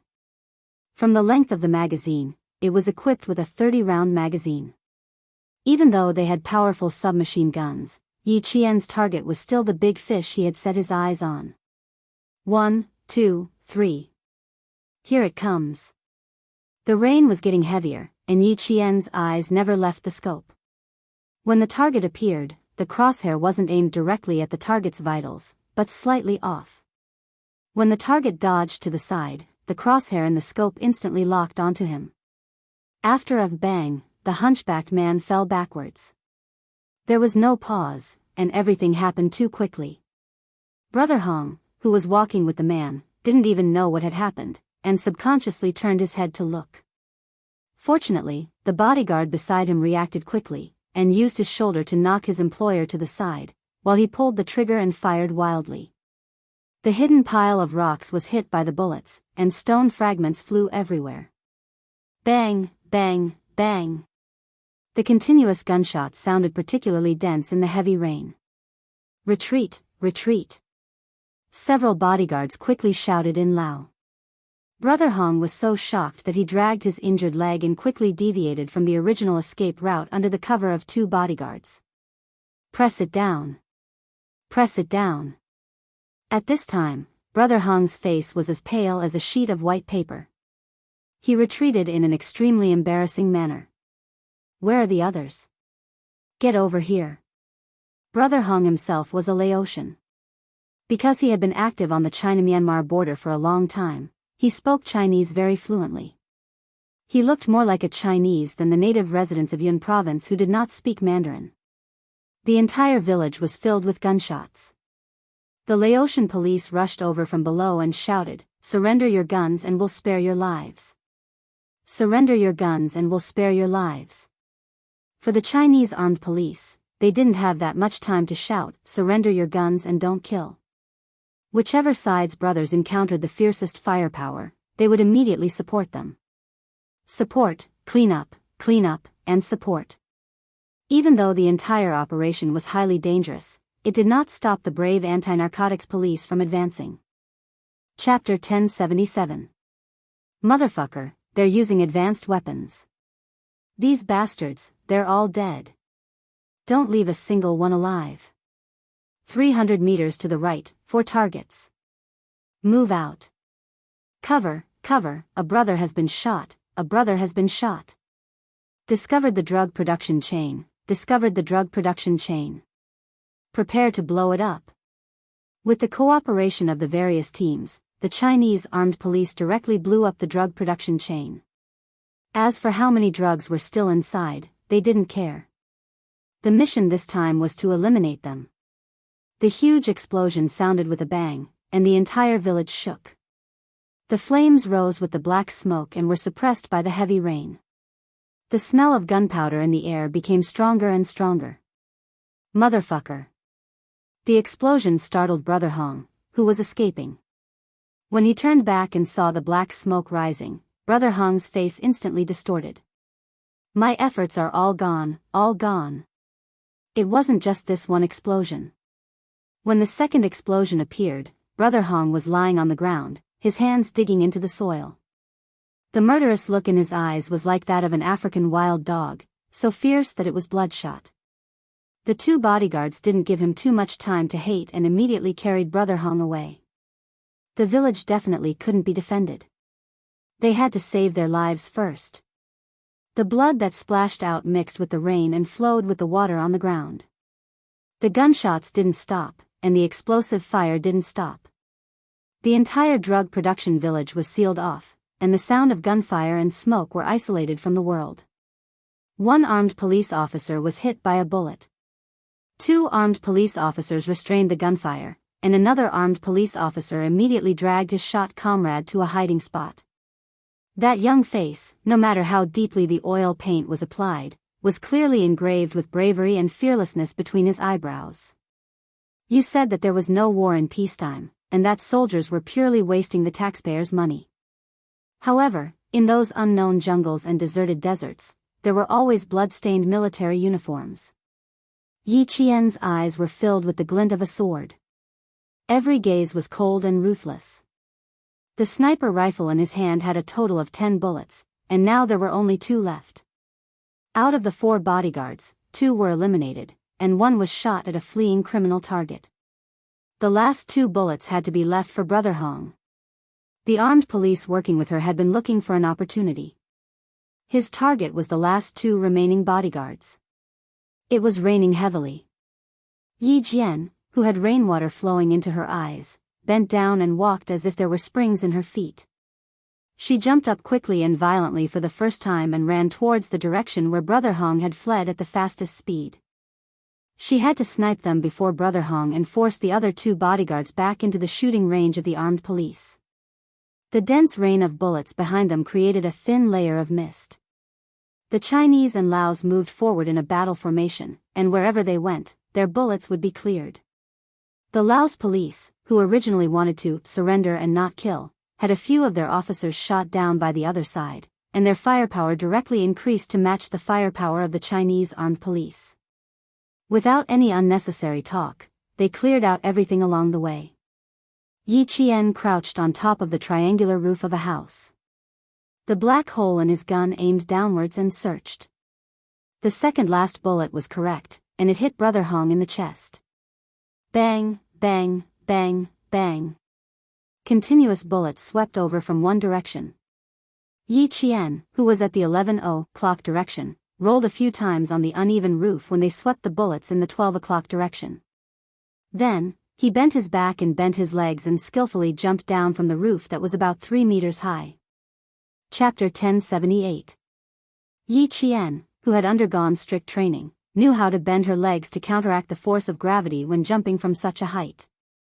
Her toes touched the ground first, and then her heels touched the ground. This reduced the force of gravity so that her legs would not be injured when jumping from such a height. Brother Hong was shot and killed. The 2 bodyguards beside him knew that they had no way out since they had been targeted by the sniper. They were in a desperate situation, and whether or not they could fight their way out depended on whether or not they could be ruthless. Obviously, the 2 bodyguards were ruthless. Otherwise, they would not have used their submachine guns to fight the sniper head-on. Yi Qian did not fire again. She only had 1 bullet in her sniper rifle. She would not fire until the last bullet was in critical condition. This was the advice of a world-class sniper. The young armed police officer working with Yi Qian had been hiding in the dark the whole time. He aimed at the back of one of the bodyguards.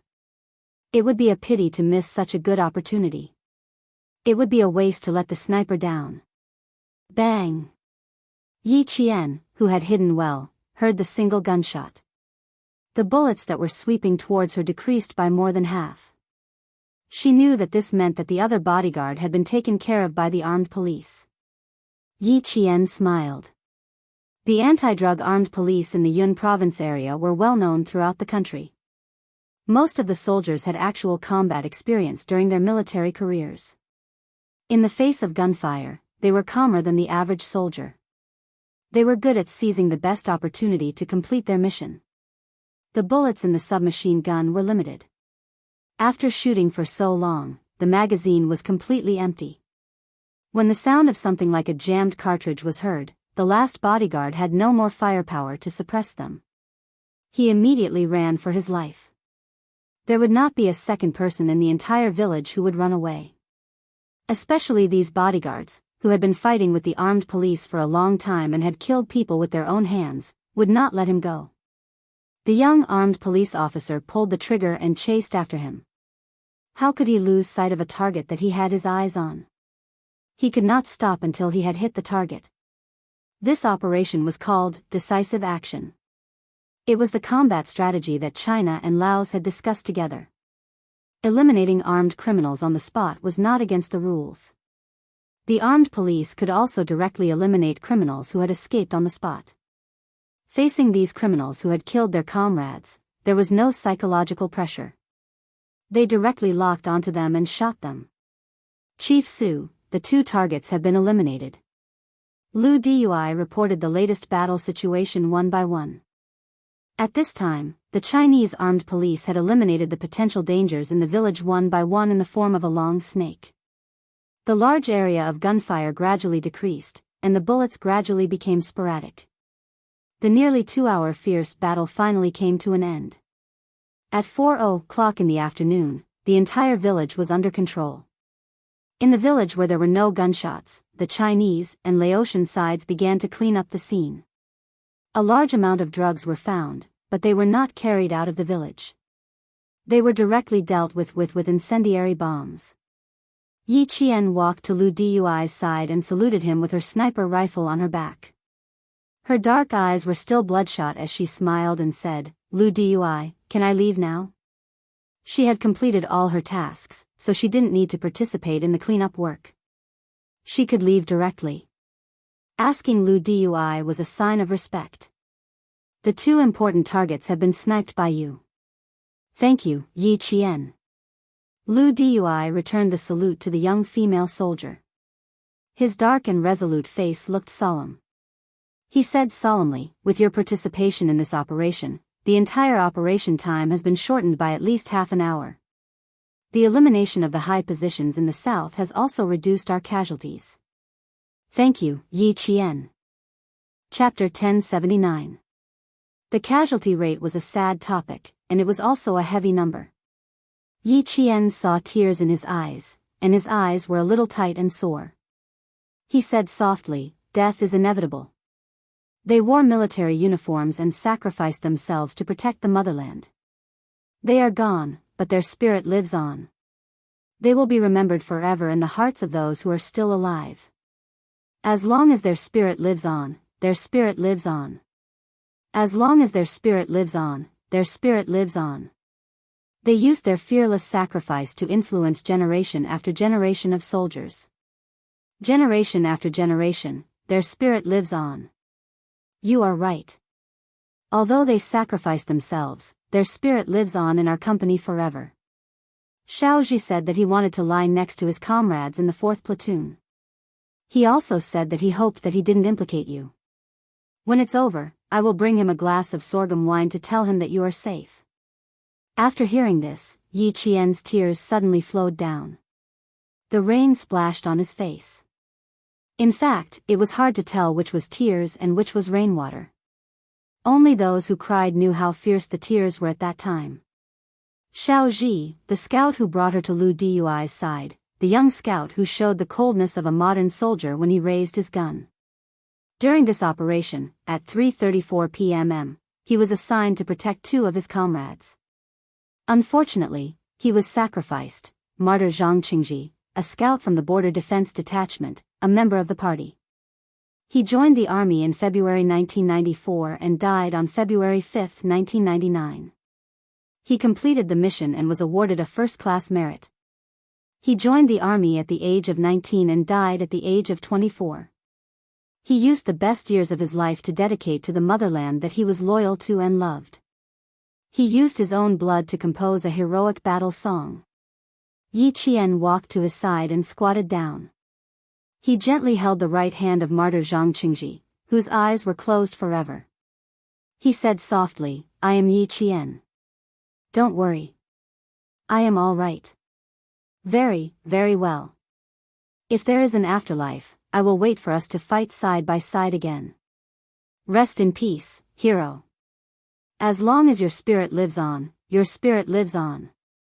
This was Yi Qian's first real sacrifice. At around 11:00 in the afternoon, he was still a little shy because he was a female soldier. Only a few hours later, when he saw him again, they were separated by life and death forever. As for him, his last regret was still himself. He was still worried about his own safety. Yi Qian, who had stood up, picked up his sniper rifle and fired his last bullet into the sky, giving it to his comrade, a hero who had already left the flames of war. He wished him all the best.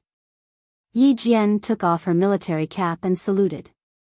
She only retracted her hand when the stretcher carrying the hero disappeared from her sight. "Take care of yourself. Our patrolling brothers are in the mountains. If you need any help, you can contact them in this area." Captain Lu took out the mountain road map that they usually used to patrol the mountains and marked out several locations where they usually contacted each other in the mountains. "You can leave a mark in any of these places. Our brothers will be able to find you." Yi Qian noted down the last few points. This time, he had encountered a drug dealer. He did not know if he would encounter one next time, so it was good to note it down. At 4:30 in the afternoon, Yi Qian left the village and set off again under the gaze of Captain Lu and the rest of the armed police. Looking back, she could still see a few towering figures standing in the rain, saluting her as they watched her leave. Yi Qian turned around and returned the salute to the armed police. Her gaze slid past their faces. She pursed her lips tightly and did not look back again. She plunged into the vast expanse of rainforest. Sadness was hidden deep in their eyes. Their eyes were so red that they looked like they were filled with blood. It was as if tears of blood would flow out if she closed her eyes slightly. This kind of suppressed sadness made her footsteps seem especially heavy. Chapter 1080. Yi Qian, who had used the last sniper bullet to end the hero's journey, started her survival training again with sadness. All the armed police and soldiers would not be deterred by the fall of their comrades. The most common slogan in the army was, "If you're a man, stand up." In the face of sacrifice, they would wipe away their tears and continue forward. In the face of blood-stained military uniforms, they would wash them clean and wear them again. The military's indomitable spirit was deeply engraved in their souls. Words like failure, cowardice, and cowardice would never appear in their dictionary.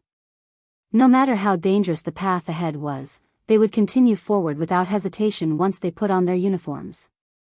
With the responsibility and mission on their shoulders, even if there was a mountain of knives and a sea of fire in front of them, they would charge forward fearlessly. With courage, without fear of death, and the calmness of passing through death, they would sacrifice themselves to protect their country. They were worthy of being called heroes of the people, immortal. Yi Qian took a deep breath and climbed up a rock. She returned to her normal military route as fast as she could. She did not look back. She was not afraid. She had chosen the military route. She would never be afraid. The rainy season in Laos was from May to October. The dry season was from November to April. A few days before Yi Qian's departure, it rained heavily. The weather that followed was very good, which allowed Yi Qian to speed up the progress of her wilderness training. In the vast rainforest that had experienced countless battles between evil and justice, there were piles of bones buried under the withered trees. Not only were there the bones of criminals, but there were also the bones of border guards.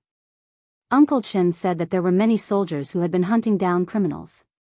After their sacrifice, even their bones could not be found. Once someone went missing, after searching for about 3 months, their sacrifice would be reported. This experience made Yi Qian understand. The rainforest was not just 1 or 2 bones, but countless bones. Not only were there the bones of criminals, but there were also the bones of border guards. What was war? This was war. It was right next to you. It was only half a step away. Lu Dui, who was cleaning up the battlefield, saw a slender figure that was even braver than the male soldiers plunging into the forest. He raised his hand and said to his soldiers in a hoarse voice, "You too send Xiaoji back. Remember to wash Xiaoji's face and sew his wounds. Wash his body clean and put on his uniform. Let him leave cleanly. Everyone, cut your hair and send it to Xiaoji. Then, write a letter to Xiaoji and tell him that in the next life, we will be good brothers again and fight side by side." Yes. A few voices that were as heavy as boulders could be heard. They were low and heavy, and they were filled with sorrow that could not be expressed. The rain stopped when it was close to evening. Thousands of kilograms of drugs that harmed the country and the people were destroyed in the village. For them, China sacrificed 3 armed policemen and Laos sacrificed 7 policemen. When they carried Lai Tu away, gunshots rang out in the mountains again. That was the gunshot that sent the martyrs back to the company.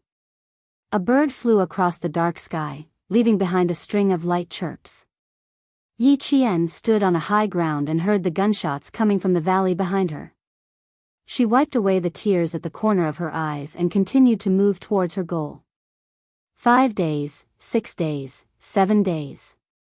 Starting from the day the final exams ended, Yi Qian spent New Year's Eve alone in the deep mountains and forests.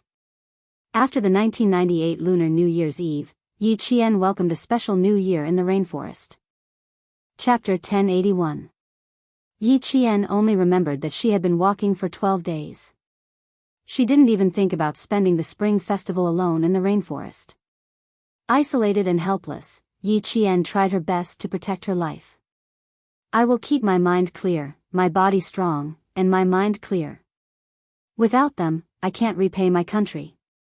I won't let my country down, and I won't bring shame to myself and the army. My goal is to complete the mission and complete the next one alive. Every time she walked until her legs were as heavy as lead, her body was bitten by insects and she had a low fever. There were also the wild beasts that hunted for food. After every narrow escape from death, Yi Jian recited the creed of the special forces of various countries and forced herself to move forward with the creed and faith.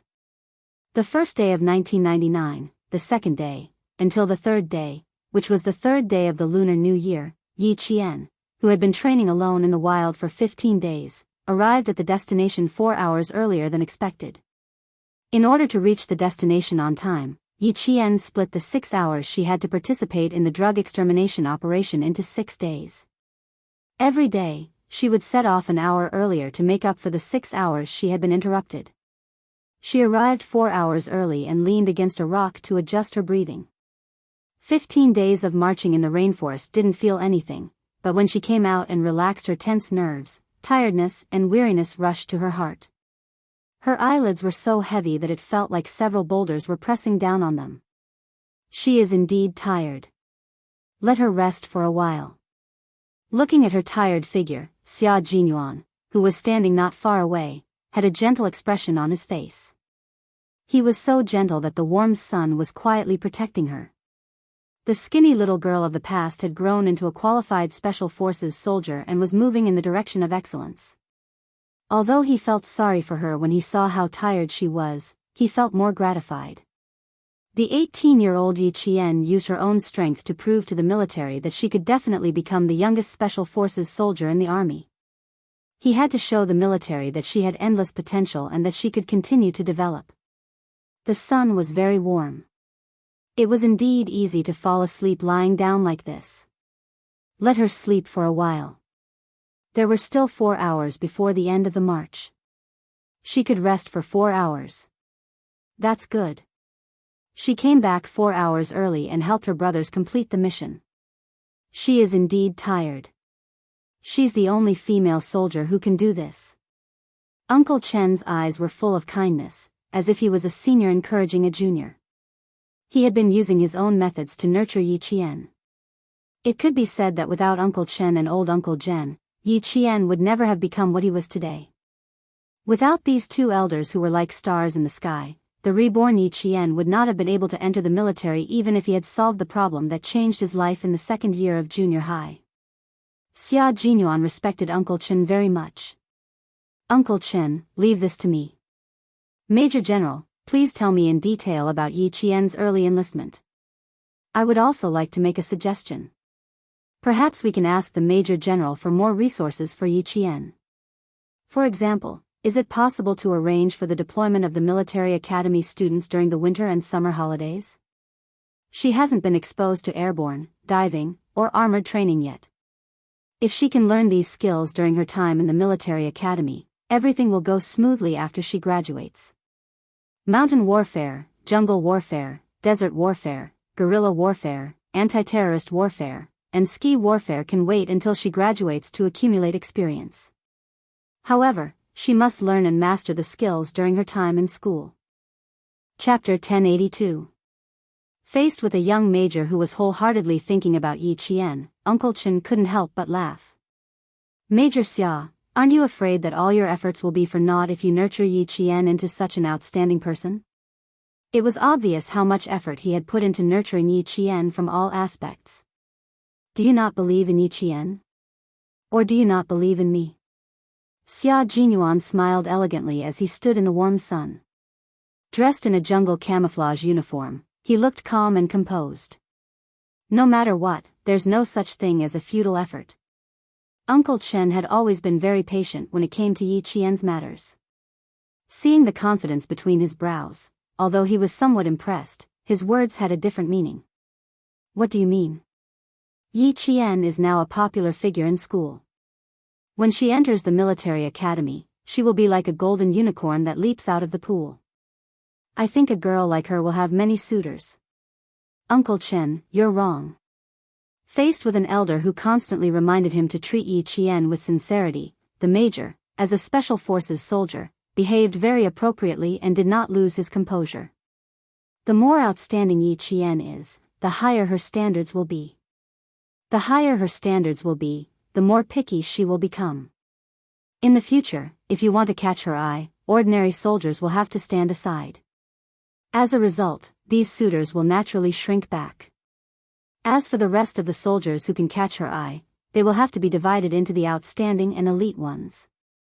When Yi Qian grows up to be an elite, he will be a distance away from being outstanding. Uncle Chen, do you think she will have many suitors in the end? There won't be many elites who can become an elite special forces soldier like Yi Qian and fight alongside her.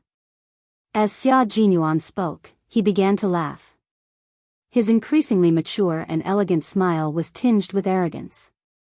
No matter how many elites are by Yi Qian's side, I will always be the most outstanding soldier in her heart. Someone who is compatible with her, someone who can fight alongside her and share life and death with her. His words made Uncle Chen laugh uncontrollably.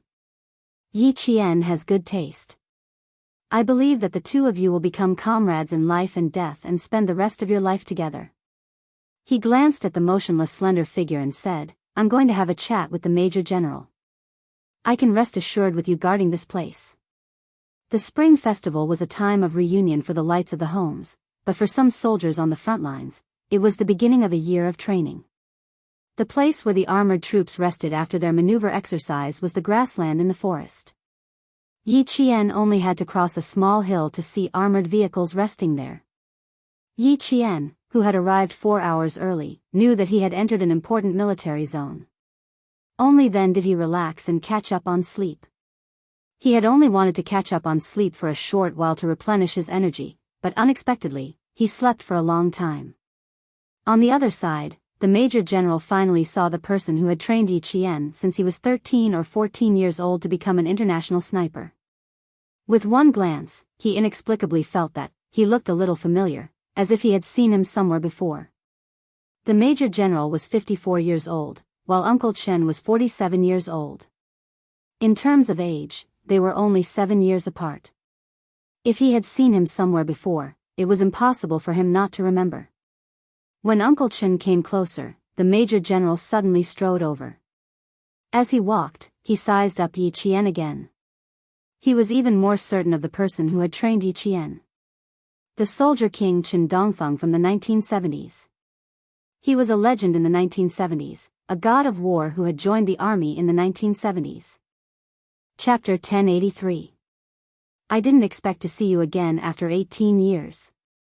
The Major General looked at the legendary soldier from the 1970s and felt a surge of emotions. Back then, I was in the company with the old chief. Your regiment commander immediately introduced you to the old chief after he finished reporting his work. Old Chen, your marksmanship is still fresh in my memory. No wonder Yi Qian looked so familiar when he held the gun. When I first saw this girl, I thought she was a talent with great potential. It turns out that she was trained by you. Uncle Chen had no impression of the Major General. He had met too many people back then. Now that he was middle-aged, there were some things that he didn't want to think about. Occasionally, he would dream of a bloody mist, and he would walk in the bloody mist. If it wasn't for Miss Jian, those dreams would continue. When he stopped and relaxed, he couldn't help but think about the past when he trained Miss Jian wholeheartedly. It was as if he had returned to the battlefield and returned to his own era. Instead of saying that he trained Miss Jian, it was more appropriate to say that Miss Jian made the rest of his life more complete. The Major General knew that the soldier from the 1970s didn't know him, but it didn't matter as long as he knew him. Let's have a seat in the tent. Even though the Major General was in his current position, he still didn't know the reason why Principal Chen retired from the army. Uncle Chen didn't refuse. He didn't expect that the Major General, who was very likely to be Yi Qian's superior, would know him. They chatted happily in the command tent. The sunlight outside the tent was still warm. Yi Qian opened his eyes comfortably and suddenly turned around. His gaze fell on the figure standing in the sunlight. Captain Xia. Why is he here? Every time she saw him, she couldn't help but be surprised. He always appeared at the most unexpected times. How could she not be surprised? You slept for 2.5 hours. Looks like you're really tired. When she woke up, Xia Jinyuan walked over with a smile. His gaze turned into a warm ray of sunlight that fell on her body. Then, he gently stroked her face. 15 days of enhanced wilderness survival training. She really did it alone. Completing a challenge that even the male soldiers needed to mentally prepare themselves for a long time before accepting. Furthermore, the completion time was different from hers. Yi Qian narrowed his eyes slightly.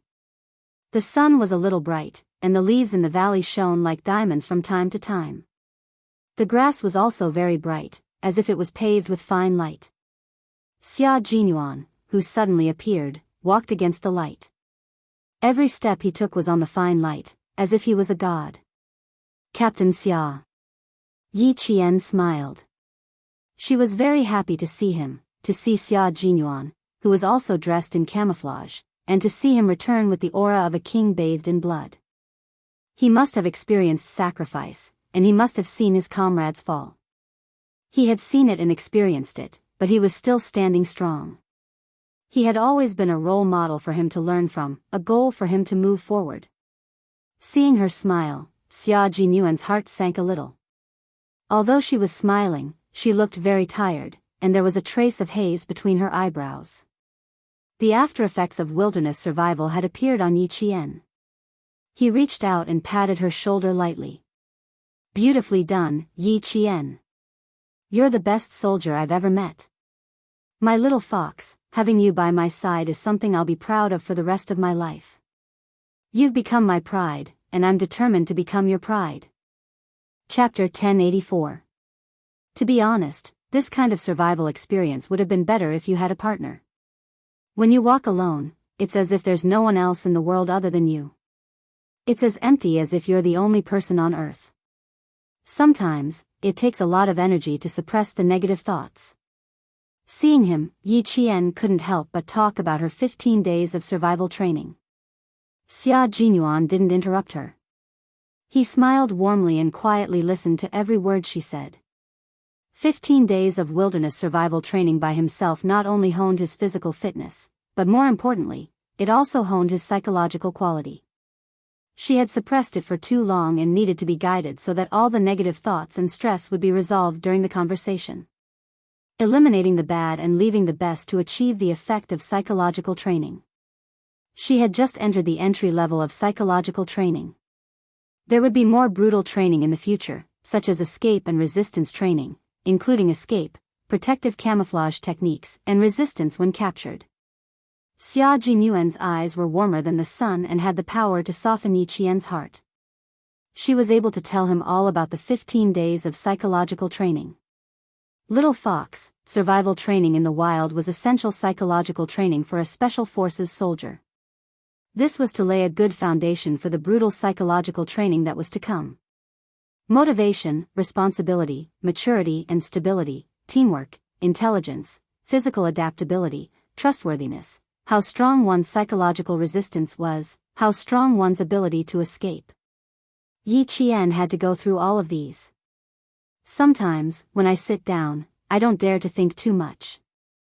I'm afraid that I'll really get lost in the rainforest. So I just sit down and recite the creeds and beliefs of the special forces from different countries. At this point, Yi Qian's eyebrows curved slightly. Her bright black eyes revealed a hint of slyness. You don't say, it's really useful. These creeds and beliefs are powerful psychological weapons that the Special Forces soldiers use to resist negative thoughts during training. It's the same for me.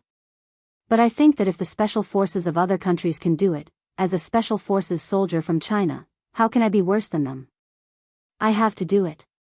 There's no why. Xia Jinyuan held her hand. Her combat gloves were worn out.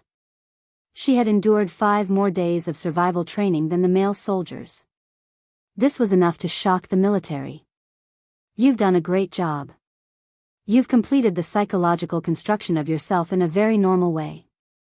Yi Qian, everyone can see your excellence. Xia Jinyuan didn't point out her shortcomings. It wasn't time to point them out yet. He wanted her to finish what she wanted to say first. Right now, Yi Jian's training was only recorded in the military, but not all the details of her performance were recorded. Once she was admitted into the military academy, all her training would be systematized. Some of the key training would be even more detailed, such as her facial expressions and actions, and everything would be recorded clearly. He was 100% sure that Yi Jian would pass the test in terms of physical fitness, combat, marksmanship, endurance, perseverance, and camouflage. The focus was on her psychological training. Next, he would advise Uncle Chen to strengthen Yi Jian's psychological training. Yi Qian tilted her head and looked at the familiar and safe face. She touched her lips and smiled. I haven't spoken to anyone for almost 10 days. I'm very happy to see you. Very, very happy. I didn't have much to say at first, but when I saw Captain Xia, I didn't know why I couldn't help but say everything. I couldn't control myself. Chapter 1085. I am also very, very happy to be able to listen to your conversation with me. Listen, Yi Qian. You will be going through psychological training. We usually call it the survival diary of a loner. Considering that this is your first time surviving in the wild, we chose winter as the training time. Next year, we will arrange for you to go to summer. The goal is for you to train in harsh environments such as deep mountains, dense forests, and swamps to develop the psychological qualities that a special forces soldier should have. In my first year of military school, I skipped basic training and went straight into purgatory training. It took me a total of 3.5 years. Yi Qian, this is just the beginning for you. Her expression was no longer gloomy, and her smile was so bright that it touched his heart. At the right moment, Xia Jinyuan mentioned what kind of training she would have to undergo next. Yi Qian immediately understood that the training she was going through now was only at the entry level. When he heard Xia Jinyuan say that he skipped basic training and went straight into purgatory training that lasted 3.5 years, Yi Qian couldn't help but gasp. No wonder he was so powerful when he was only 20 years old. No wonder he became a major right after graduation. No wonder, he said that while she was working hard, he was also working hard. No wonder when she said she set him as her goal, he gave her a meaningful smile.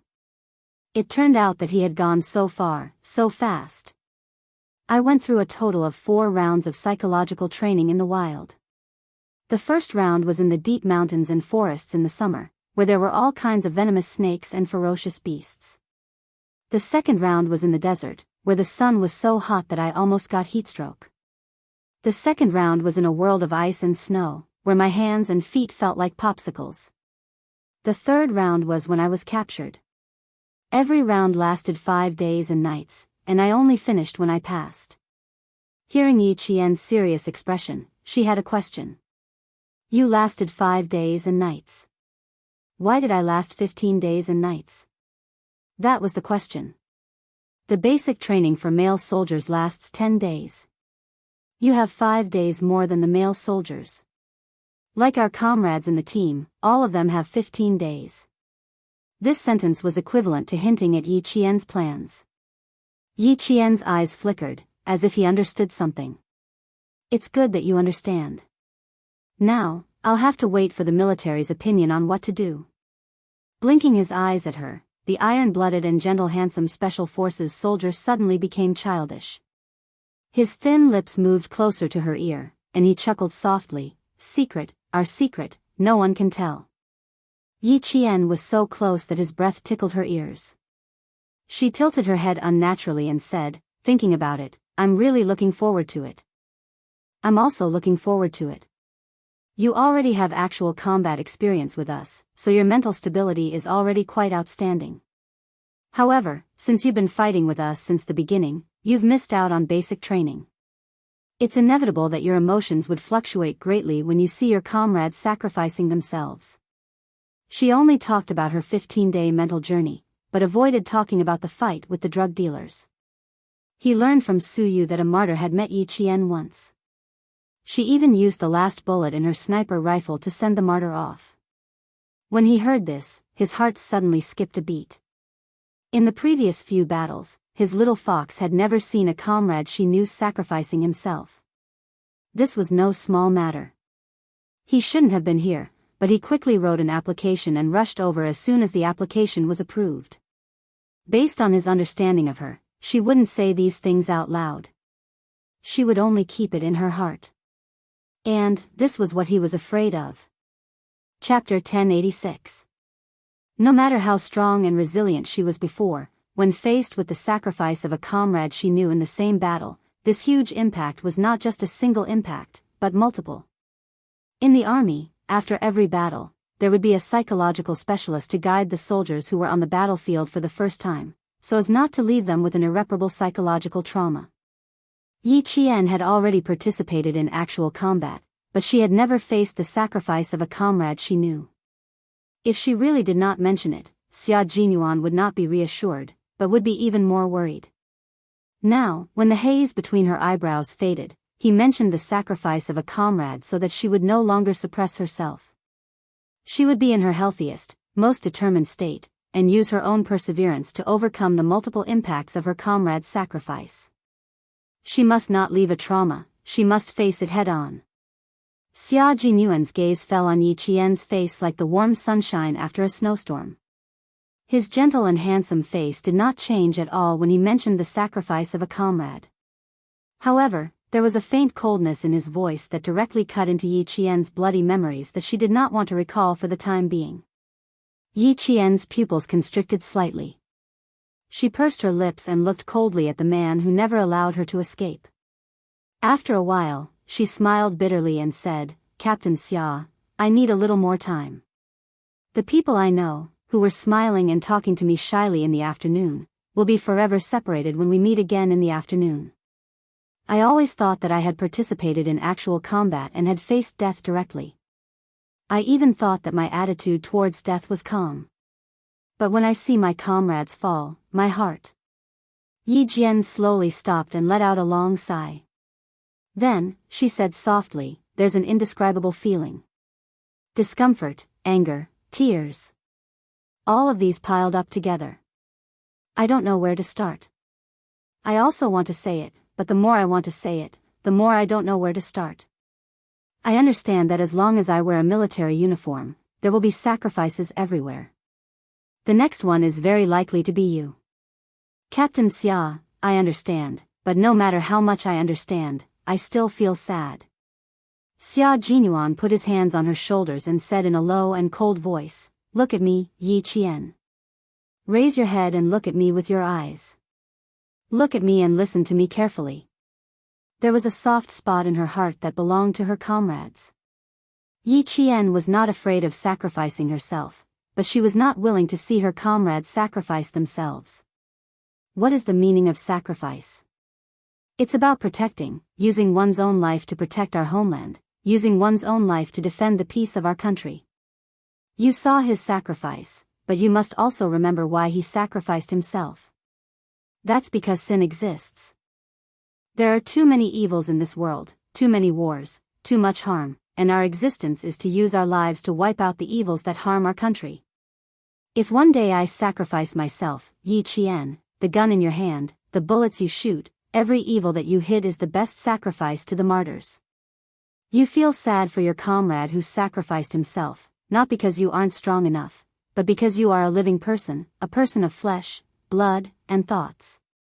Anger, sadness, tears, and sadness are all emotions that you are born with, and it's impossible to completely remove them. Chapter 1087. But you have to find another way to deal with these emotions that affect our judgment. Anger can be turned into radicalization, sadness can be turned into motivation, tears can be turned into fearlessness, and sadness can be turned into bravery. All sacrifices are the motivation for us to radicalize. Inherit the fearlessness, bravery, and fearlessness of the martyrs, and use the guns in your hands to continue protecting our country. This is the best way for you to pay tribute to the martyrs.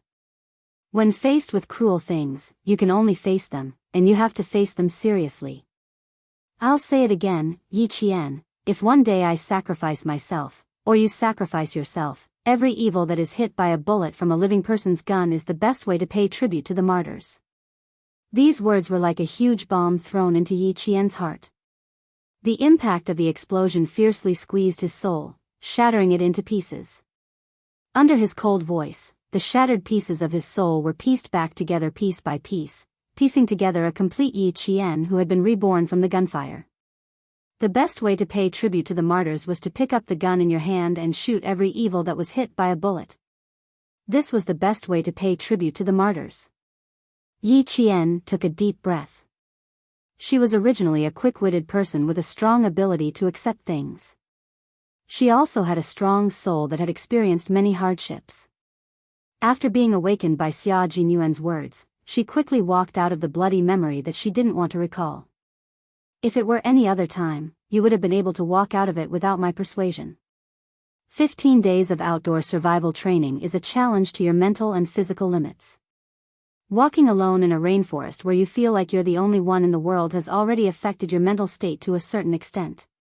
It's normal for someone like you, who has never experienced anything like this, to find it difficult to accept the sacrifice of your comrades. We've also experienced sacrifice. 10 people went out and 9 came back. I locked myself in my room for 2 days and didn't come out of it. G3 plunged into the training ground and after 24 hours of self-harm training, he collapsed due to exhaustion. J5 memorized military rules for an entire day. Han Zheng hung himself on a tree. In the end, the entire team was alarmed and thought that he had been taken away by a tiger in the mountains. We all had the same emotions as you, but at that time, we were already past the age of psychological counseling. One by one, we resolved the stress in our hearts. 2 days later, we packed up and came out looking normal again. Yi Qian's current performance was already very good. In the face of sacrifice, she didn't show any negative emotions like fear or cowardice, which were the most taboo as a special forces soldier. She only felt sad and sad. These were normal emotions for her to sacrifice for her comrades. It was already very good for her. Captain Xia, Yi Qian, Yi Qian, Yi Qian with it, Yi Qian. In the end, Yi Qian wiped away the layer of gray accumulated on her soul. The haze between her brows also disappeared under the sunlight. She raised her head slightly and looked at the stalwart soldier standing in the light.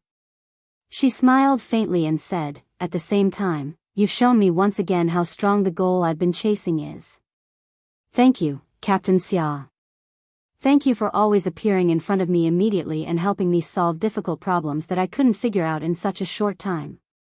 Seeing that she had once again defeated herself, Xia Jinyuan smiled slowly and leaned over to kiss her forehead. "Yi Qian, you're my pride. You're the best female soldier in my heart. I'm proud of you." Chapter 1088. Xia Jinyuan didn't just praise Yi Qian. When he praised her, he gave her pointers. Sometimes, he would even criticize her sharply. When his warm lips moved away from her forehead, Yi Qian stared at him intently, waiting for him to criticize her for the shortcomings of her field training. She was also very happy to hear his criticism. Xia Jinyuan had said everything that needed to be said. If there were still things that she couldn't figure out, she could only rely on herself to figure them out.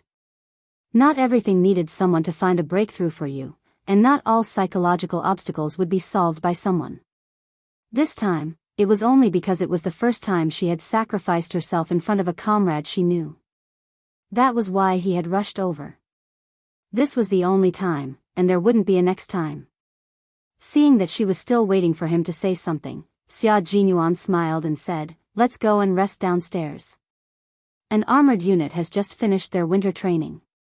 The Major General is also there. He knew that you were training in the wild and specially waited for you to come back.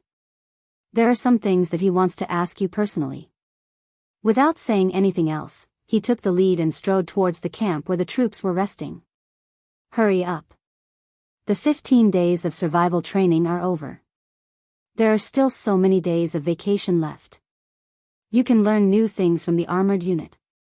The survival training can come to an end for the time being. The low and handsome voice drifted over along with the wind in the mountains. Yi Qian jogged over, her clear eyes shining like obsidian under the sunlight. Armored unit? How many armored vehicles are there? How many days will they stay here? How will I enter the armored unit? Will the Major General agree? She used the gun in her hand and every bullet she fired to pay tribute to the martyrs who sacrificed themselves. She thought that she would continue to pay tribute to the heroic souls who sacrificed themselves for this country without hesitation. Yi Qian took a deep breath and buried the bloody memories deep in her mind. She used the bloody memories to spur herself on. If one day, she wore the military uniform, even if it was stained with blood, she wouldn't be afraid. The meaning of sacrifice was to pass on the legacy. It was the martyrs who used their brave and fearless blood to tell the generations of soldiers that they were not afraid of sacrifice. They were to face it bravely and fight for the country and the people. Faced with her questions one after another, Xia Jinyuan, who was wearing a jungle camouflage suit, turned around. His handsome face under the QGF-02 Kevlar helmet suddenly revealed a charming smile without any warning. His sexy thin lips curved into the sexiest curve. You'll understand all the questions after you see them. However, you still need to work hard. The Major General admires you very much, little fox. Whether or not you can learn from the armored soldiers in your last week's holiday depends on how you convince the Major General. Opportunities had always been fought for by oneself. He didn't stay here for long. He would leave by helicopter at 3:30 in the afternoon. Seeing that she was safe and sound, and that she had heard his words and remembered them in her heart, he would have to figure out the rest by himself. Yi Qian's footsteps became lighter. When she climbed over a small hill, Yi Qian was stunned by the scene in front of her. The armored unit had terrifying lethality, attack power, and destructive power on the battlefield. They could even attack several times in one round. This unit, which was composed of armored vehicles and soldiers, could be said to be a unit that represented military strength. At the foot of the hill, tanks, IFVs, armored reconnaissance vehicles, armored transport vehicles, all kinds of armored self-propelled weapons were parked neatly. The scene was so shocking that it made people stop breathing. Chapter 1089. What do you think? Do you have the urge to understand everything? Xia Jinyuan saw that she had stopped in her tracks and was staring intently at the rows of armored vehicles. Her eyes were as bright as the light, and he couldn't help but reach out and gently pinch her cheeks. The armored forces are on the front line of fierce battles. Go take a look inside the tanks, the IFVs, and the reconnaissance vehicles. It'll be good for you. Another year had passed. Yi Jian was growing up, and the young Major Xia had also become more mature. The elegance in his gestures was no longer as oppressive as before. Instead, he had become more reserved and deep. When he looked at others, his deep black eyes, which were filled with ferocity during battle, were filled with an invisible majesty. There was also a darkness that no one could understand. It was deep and dark, sometimes benevolent and sometimes cold. And when these unreadable eyes looked at Yi Qian, there was only a simple understanding. Yi Qian could see it clearly. The look in his eyes was telling her that he supported her, just like before. I'll give it a try. Yi Qian nodded. She winked slyly and smiled brightly. You've already reminded me. How can I miss such a good opportunity? Xia Jinyuan nodded. You're worth teaching. If there's no chance, we have to create one. Now that there's an opportunity, how can we miss it? I'll support you in convincing the Major General to stay with the armored forces for a week. After speaking, the two of them looked at each other and smiled. There was a kind of telepathy in their smiles that reverberated back and forth in their hearts. When the strong worked together, no matter how difficult the problem was, it would not be difficult. The Major General and Uncle Chen chatted happily. You've trained her to be very outstanding, and our military needs excellent soldiers like her. She's only 18 years old. The military is looking forward to her enrolling in the military academy as soon as possible so that she can contribute to the war.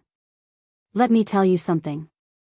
Since Yi Qian has an extraordinary memory, the military intends to train her to be an all-rounder. As long as she enrolls in the military academy this year, we'll immediately call her to the military after the results are out and begin systematic training. Your 4-year plan is quite good. It allows the military to skip a lot of basics when training Yi Qian.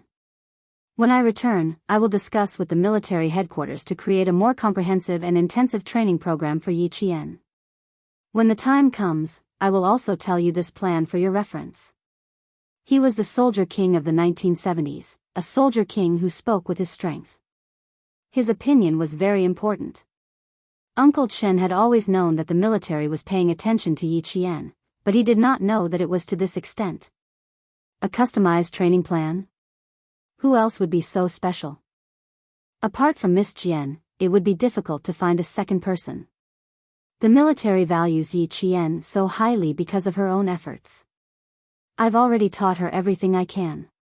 My past has already become history, and I've already fallen behind in all aspects. Now that we've gone through digital and information-based high-tech battles, my method is already outdated and can't keep up with the changes in our country's military. After I finish teaching her for the remaining 6 months, I'll hand Yi Qian over to the military so that the military can train her to the next level. Uncle Chen was telling the truth. He did not know much about high-tech weapons. Only if Yi Qian joined the military would she be able to learn more and know more. With the Major General's words, Uncle Chen was even more relieved. The little girl that he and Uncle Jen had trained together was finally going to leave them. She was going to spread her wings and fly to a higher and wider sky. Chapter 1090. But the Major General denied it and said seriously, "Without you, I am certain that Yi Qian would not be where she is today. It is a tragedy to have a fine horse but not have a talent scout. But to have a talent scout who knows a fine horse is a good thing. You have a good eye for talent and used your unique method to train Yi Qian until she is only one step away from becoming a special forces soldier. Old Chen, you are a role model for all of us generals to learn from." The guard outside the tent said, reporting. The Major General replied, "Come in." Then he saw 2 figures walking in together. The man was tall and slender with elegant features, while the woman was slender and beautiful. They wore the same forest camouflage uniform as they walked over. One represented the male soldiers, while the other represented the female soldiers. Both of them could represent the entire military and be used for recruitment propaganda. Come, sit. When the Major General saw Yi Qian, he stood up and personally walked over to greet her. "You seem to be in good spirits. Surviving alone for 15 days. Yi Qian, good job." Uncle Chen was looking kindly at Yi Qian, his smile full of gratification. The little girl of the past had finally grown up. She was slim and graceful like a girl, but also had the temperament of a soldier. Her back was straight, and her expression was confident and reserved. When she spoke to the major, she was calm and confident. She had grown up. She had grown up. She had grown up into an adult. The atmosphere in the command tent was very harmonious. From time to time, loud laughter could be heard. The Major General gave an objective evaluation of Yi Qian's performance during the survival training. He said, "Based on your current performance, you have completely met the requirements of the training. You have overcome your fear on your own and helped the border police to complete their mission successfully. The military is extremely satisfied with your outstanding performance. At the same time, I hope that you will continue to work hard and live up to Old Chen's training." Yi Qian was indifferent to the evaluation and praise of her superior. She did not have a trace of pride because she believed that everything she did was what she should be doing. There was nothing to be proud of. "Major General, speaking of training, there is another opportunity for Yi Qian to train. What do you think?" He was a man who was good at finding the right opportunity to make appropriate suggestions. He brought up the topic very naturally. Major Xia looked at Yi Qian with a serious expression. "Why don't you ask the Major General?" Yi Qian was still thinking about how to bring it up. As soon as he opened his mouth, he immediately asked with a very serious expression, "Major General, I happen to have a week of leave. When I saw the armored vehicle just now, I was wondering if I could stay in the army and learn more about these self-propelled weapons that are very powerful on the battlefield. After the idea was put forward, Uncle Chen looked at the Major General quietly. This was a good idea. He was also thinking about it. Major Xia gave you an idea? Or did you think of it yourself? The Major General, who did not immediately agree, looked at the serious young major with a faint smile. Then he smiled and asked Yi Qian, "Why do I feel like we've discussed this outside?" "We did discuss it." Two voices sounded at the same time. One was Xia Jinyuan, and the other was Yi Qian. Their voices were loud and clear as they answered in unison. The Major General pointed his finger in front of each of their eyes. "It's a bold idea, but it's quite practical. 1 week is fine, but I'm afraid you won't be able to learn anything. You can try to understand it." He managed to convince Yi Qian to stay with just one sentence. Xia Jinyuan let out a long sigh. "Major General, you should have at least objected. You agreed so quickly that I didn't even have a chance to perform." Chapter 1091. Who are you trying to impress? The Major General glanced at the major who gave him a headache but was also the most outstanding major. He raised his hand to look at the time and said, "You can set off now. You don't have to come here personally if there are any urgent matters in the future. As the leader, you have full authority to deal with them as long as they don't violate the rules." No matter how anxious Xia Jinyuan was to find Yi Jian, he could not leave the team because of personal matters. He and the pigeons were conducting special training for a company under them.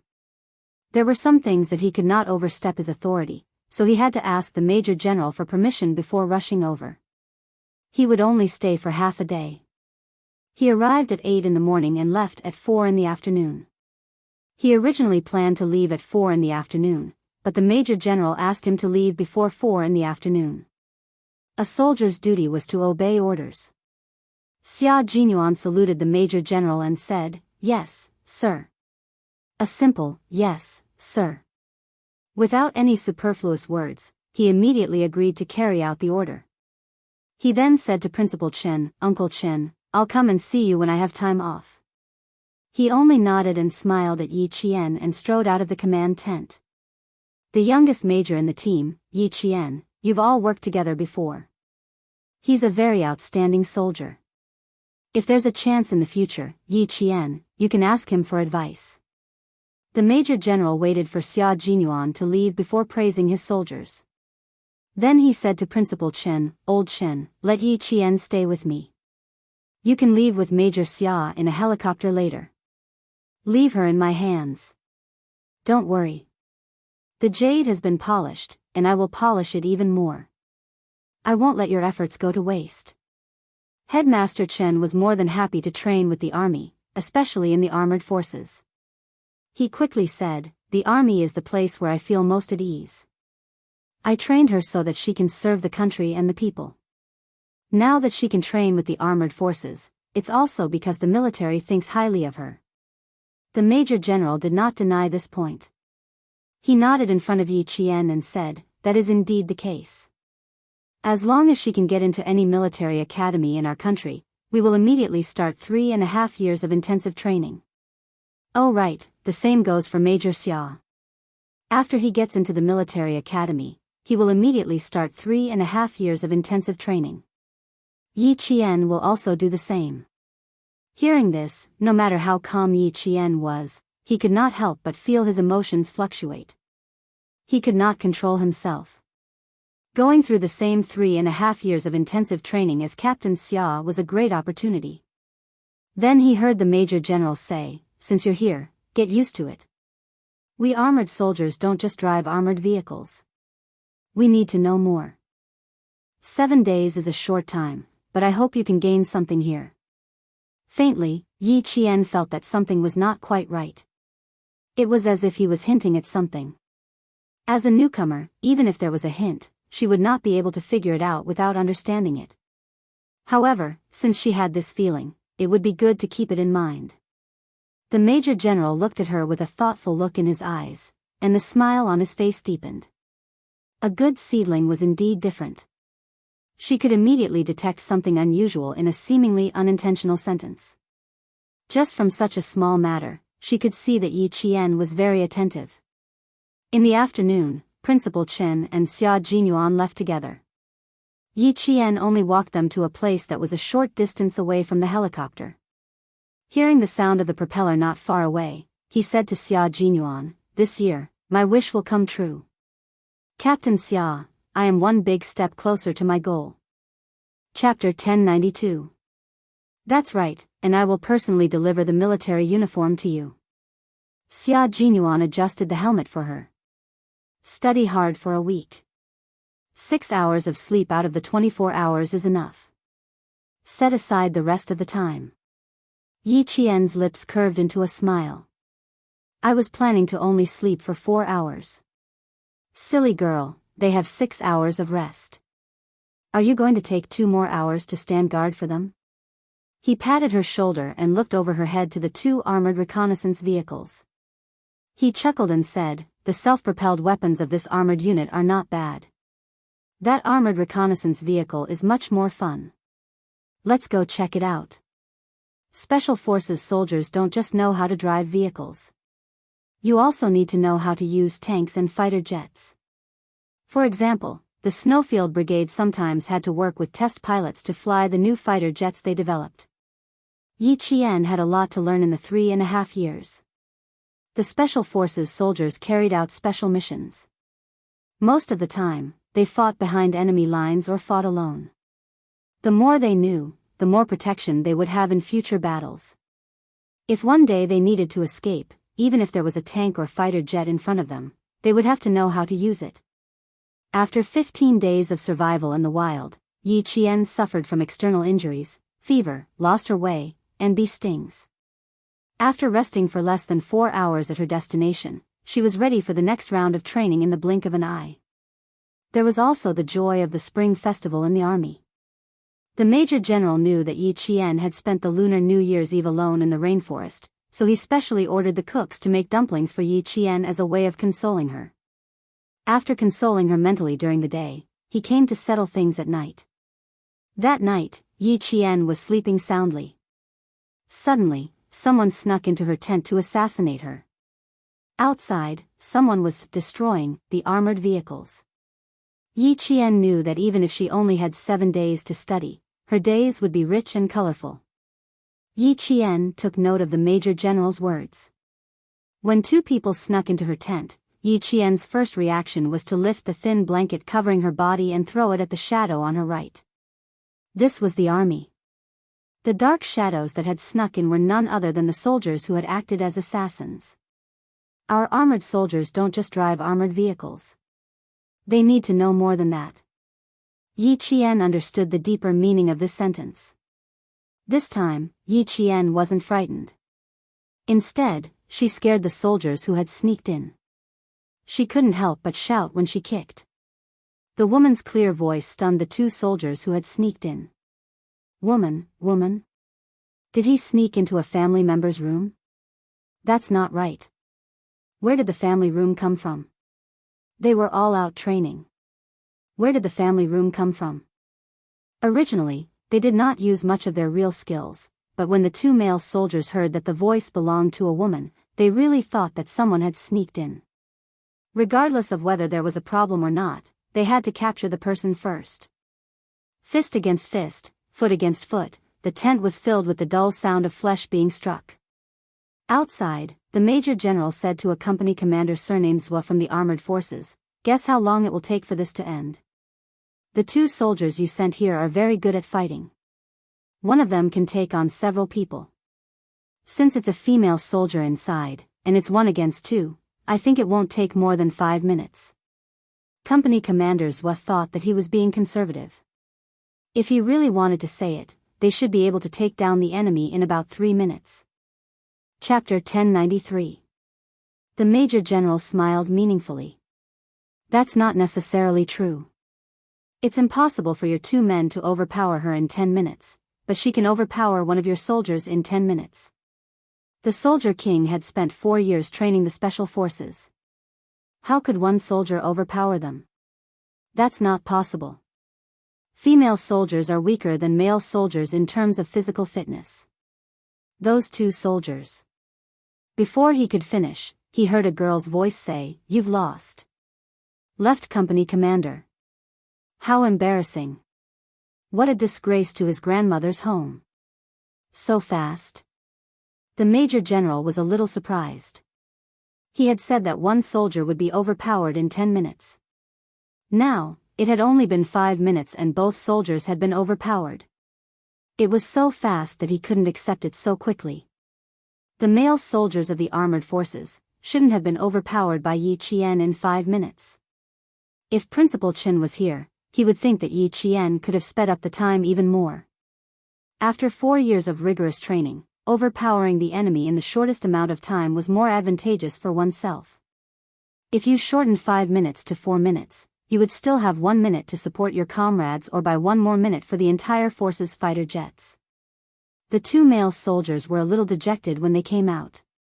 When they saw their company commander's face, which was already dark, turned as dark as coal. Beautifully overpowered, overpowering 2 in 5 minutes. Good job. The Major General had always admired Yi Qian. Now that he could see her ability face to face, his appreciation for talent deepened. They're two of the best soldiers in Left Company Commander's company. I didn't expect them to make our company commander so angry.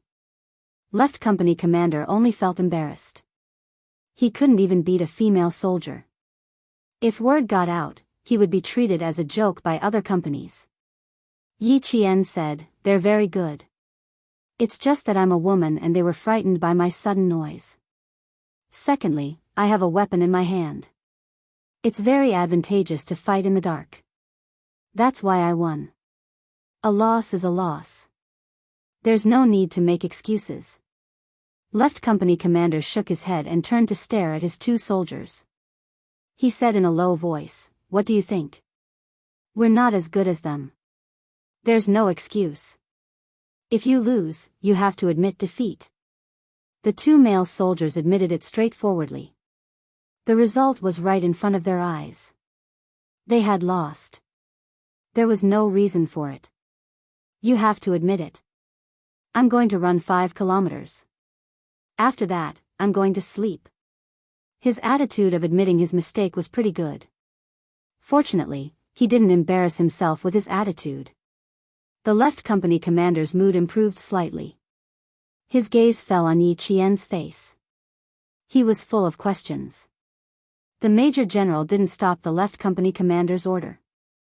After the two male soldiers left, he said, "Don't underestimate Yi Qian. I'd be surprised if she didn't have some skills. It's not strange for you two soldiers to lose. After all, armored infantry is different from her. Don't feel embarrassed. How can you not lose against the special forces?" Hearing this, the Left Company Commander almost bit off his own tongue.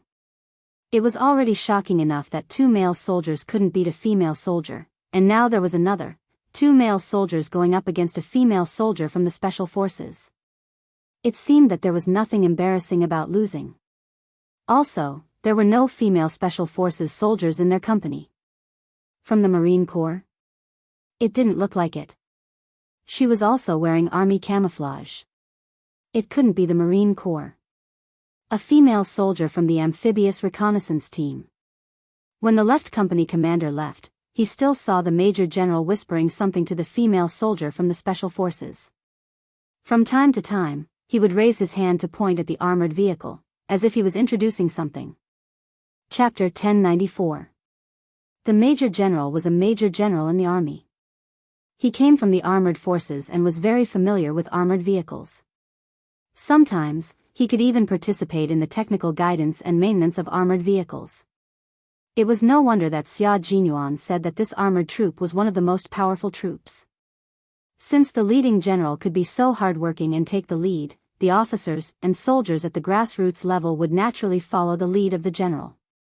For the next 7 days, not only did the Major General personally guide Yi Qian, but he also personally drove the tank and explained the different types of tanks. Tanks with automatic loaders did not have loaders. They only needed a commander, a gunner, and a driver. The commander commands the entire vehicle in battle and is responsible for communications. The gunner is responsible for operating the cannons. The driver's job is a little more monotonous. The commander is responsible for driving. If we don't have an automatic loader, we will need another loader. For many years, there has been a lot of discussion about manual loaders and automatic loaders. Our country has manual loaders and automatic loaders. There is a problem with automatic loaders. Countries like the United States and other Western countries generally do not use automatic loaders. In terms of technical reliability, the main reason is that they have doubts about the reliability of the autoloader. Once the autoloader malfunctions, the disaster brought about by the war will be so great that it can affect the outcome of the battle. Our tank can reach a maximum speed of 65 km per hour, climb a maximum of 31 degrees, and wade 1.4 meters deep. It mainly uses armor-piercing shells and anti-personnel grenades. Look here. The Major General began to explain the operation of the tank. He explained everything to Yi Qian, from the commander to the gunner. The armored soldiers could have explained this kind of introduction to Yi Qian in detail. However, the Major General wanted to do it himself because he wanted to understand how capable Yi Qian was in these 7 days. She was quite satisfied with her performance on the first night. Yesterday, she had followed the armored soldiers to the artillery field. One of the tanks had a problem with its track. She did not say anything and carried the heavy equipment with the male soldiers. She did not show any signs of being tired or tired. Last night, Commander Zhua had secretly said to him, "Major General, the female Special Forces soldier you're talking about can't be a woman, right? That ruthlessness to herself, even I feel scared when I see it." She was even more ruthless than the male soldiers and was more like a soldier than the male soldiers. Such female soldiers were like gold in any army. Wherever they went, they would shine. Yi Qian, who was sitting in the driver's seat, didn't even wipe the sweat from the corners of his eyes. He stared intently at the Major General as he explained the equipment in the tank and the main functions of each instrument.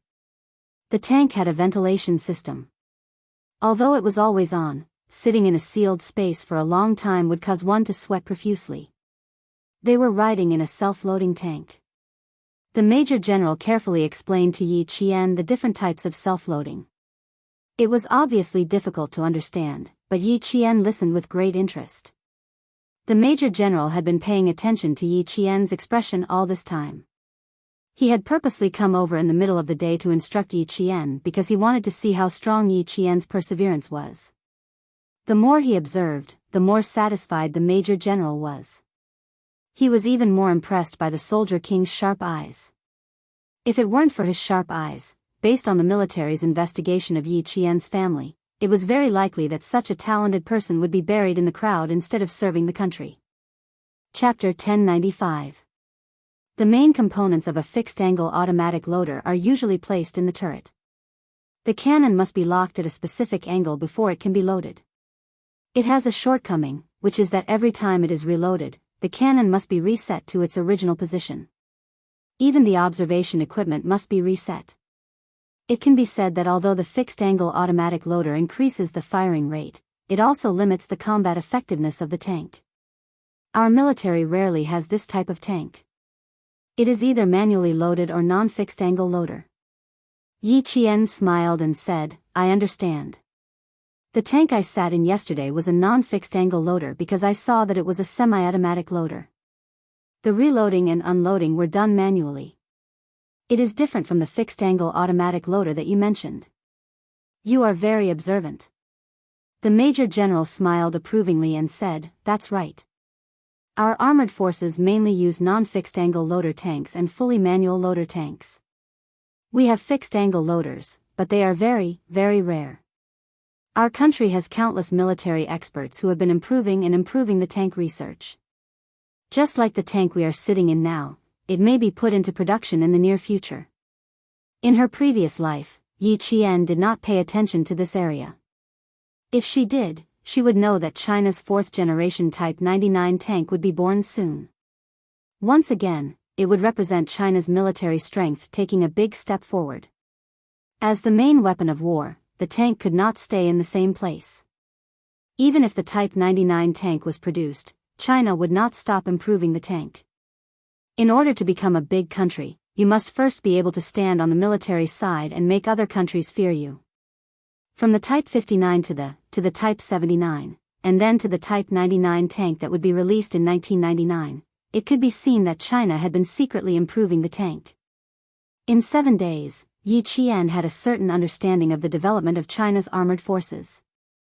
From the main battle tank to the light tank, she had a certain understanding of the performance and operation of each type of armored vehicle. As long as the Major General asked her something, she could answer accurately.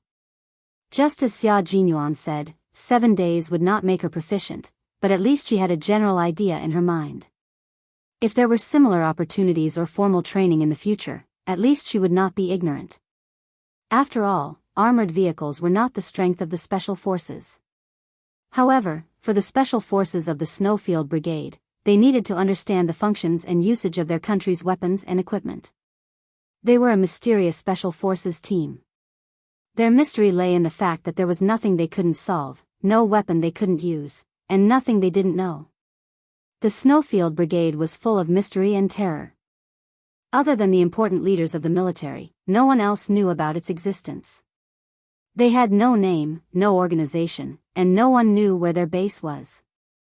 No one knew where they came from or where they were going. They were like ghosts carrying swords. Wherever they went, there would be blood, but no one knew where they were. Every country knew about the Delta Force, the Alpha Force, and the Green Berets, but the Chinese Snowfield Brigade was nowhere to be found. They could not be found.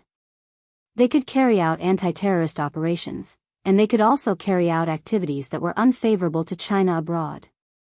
They could also rush to the front line on the battlefield and fight for opportunities for the follow-up forces. The soldiers selected from such a force were all the best of the best. After a long period of strict training, they finally had the special forces of the Snowfield Brigade with unique skills and extraordinary skills. The Major General was the direct commander of this force, and because it was the first time he had recruited a special forces female soldier, he was very cautious. Chapter 1096. Since he had the chance to observe Yi Qian up close, the Major General used a harsh gaze to evaluate Yi Qian.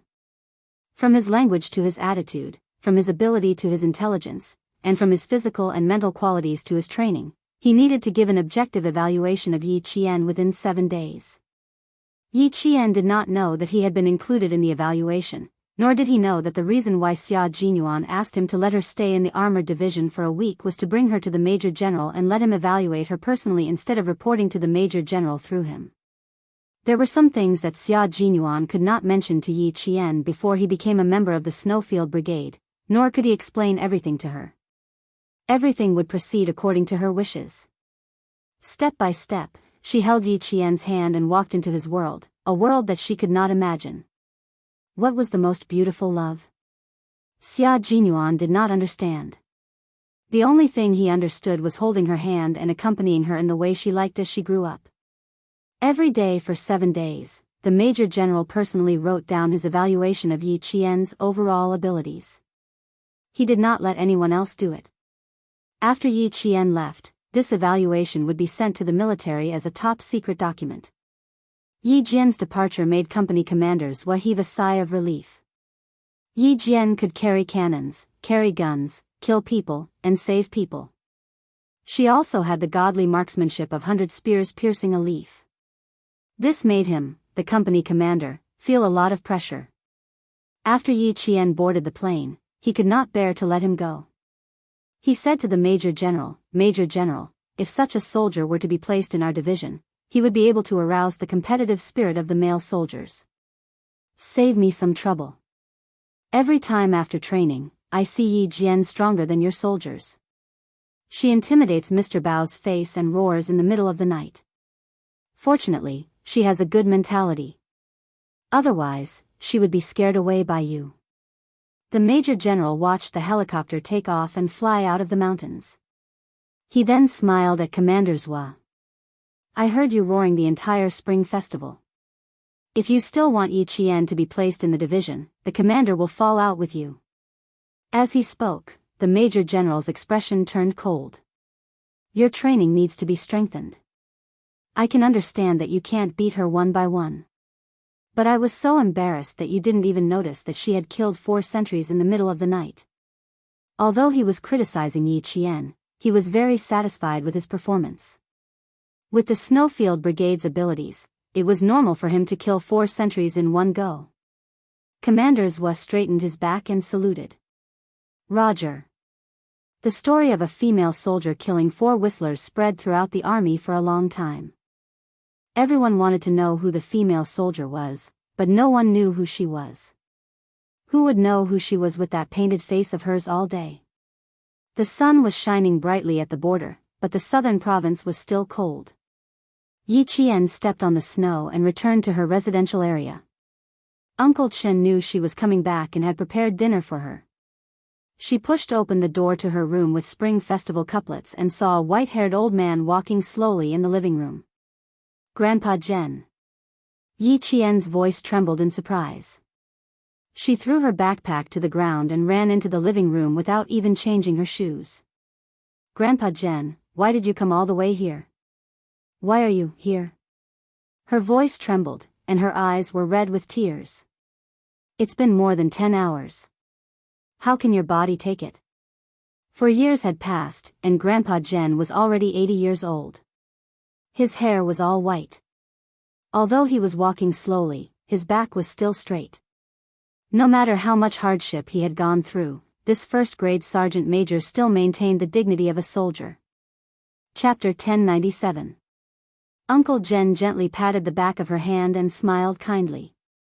Your Uncle Chen brought me here. How can I be tired? You haven't come back to the village for 2 years. I was worried about you. Now that I see you, I'm relieved. You've grown up. You're a big girl now. The army thinks highly of you. No matter how far Yi Qian had gone, she was just a little girl growing up in Uncle Jen's heart. I've grown up. You're old too. Yi Qian's voice was a little choked. She helped the old man sit down on the wooden sofa and said softly, I haven't come back to see you for 2 years. I'm sorry for making you worry. Uncle Jen smiled and said, in order to not let you come back, I've talked so much. Don't you think it's good now? You're valued by the army, and I'm also valued by the army in the village. What does it matter if you don't come back? Little girl, we don't have much time in our lives. The longer we live, the fewer days we have to live. When it's time for you to learn new skills, you need to live every day seriously. If you come back to see me, it'll take you 3 days to go back and forth. I don't want you to waste 3 days just to see me. You haven't come back to see me for 2 years, but now you've achieved something that makes me happy. My child, you've been using your own methods to prove to me that you've been working hard.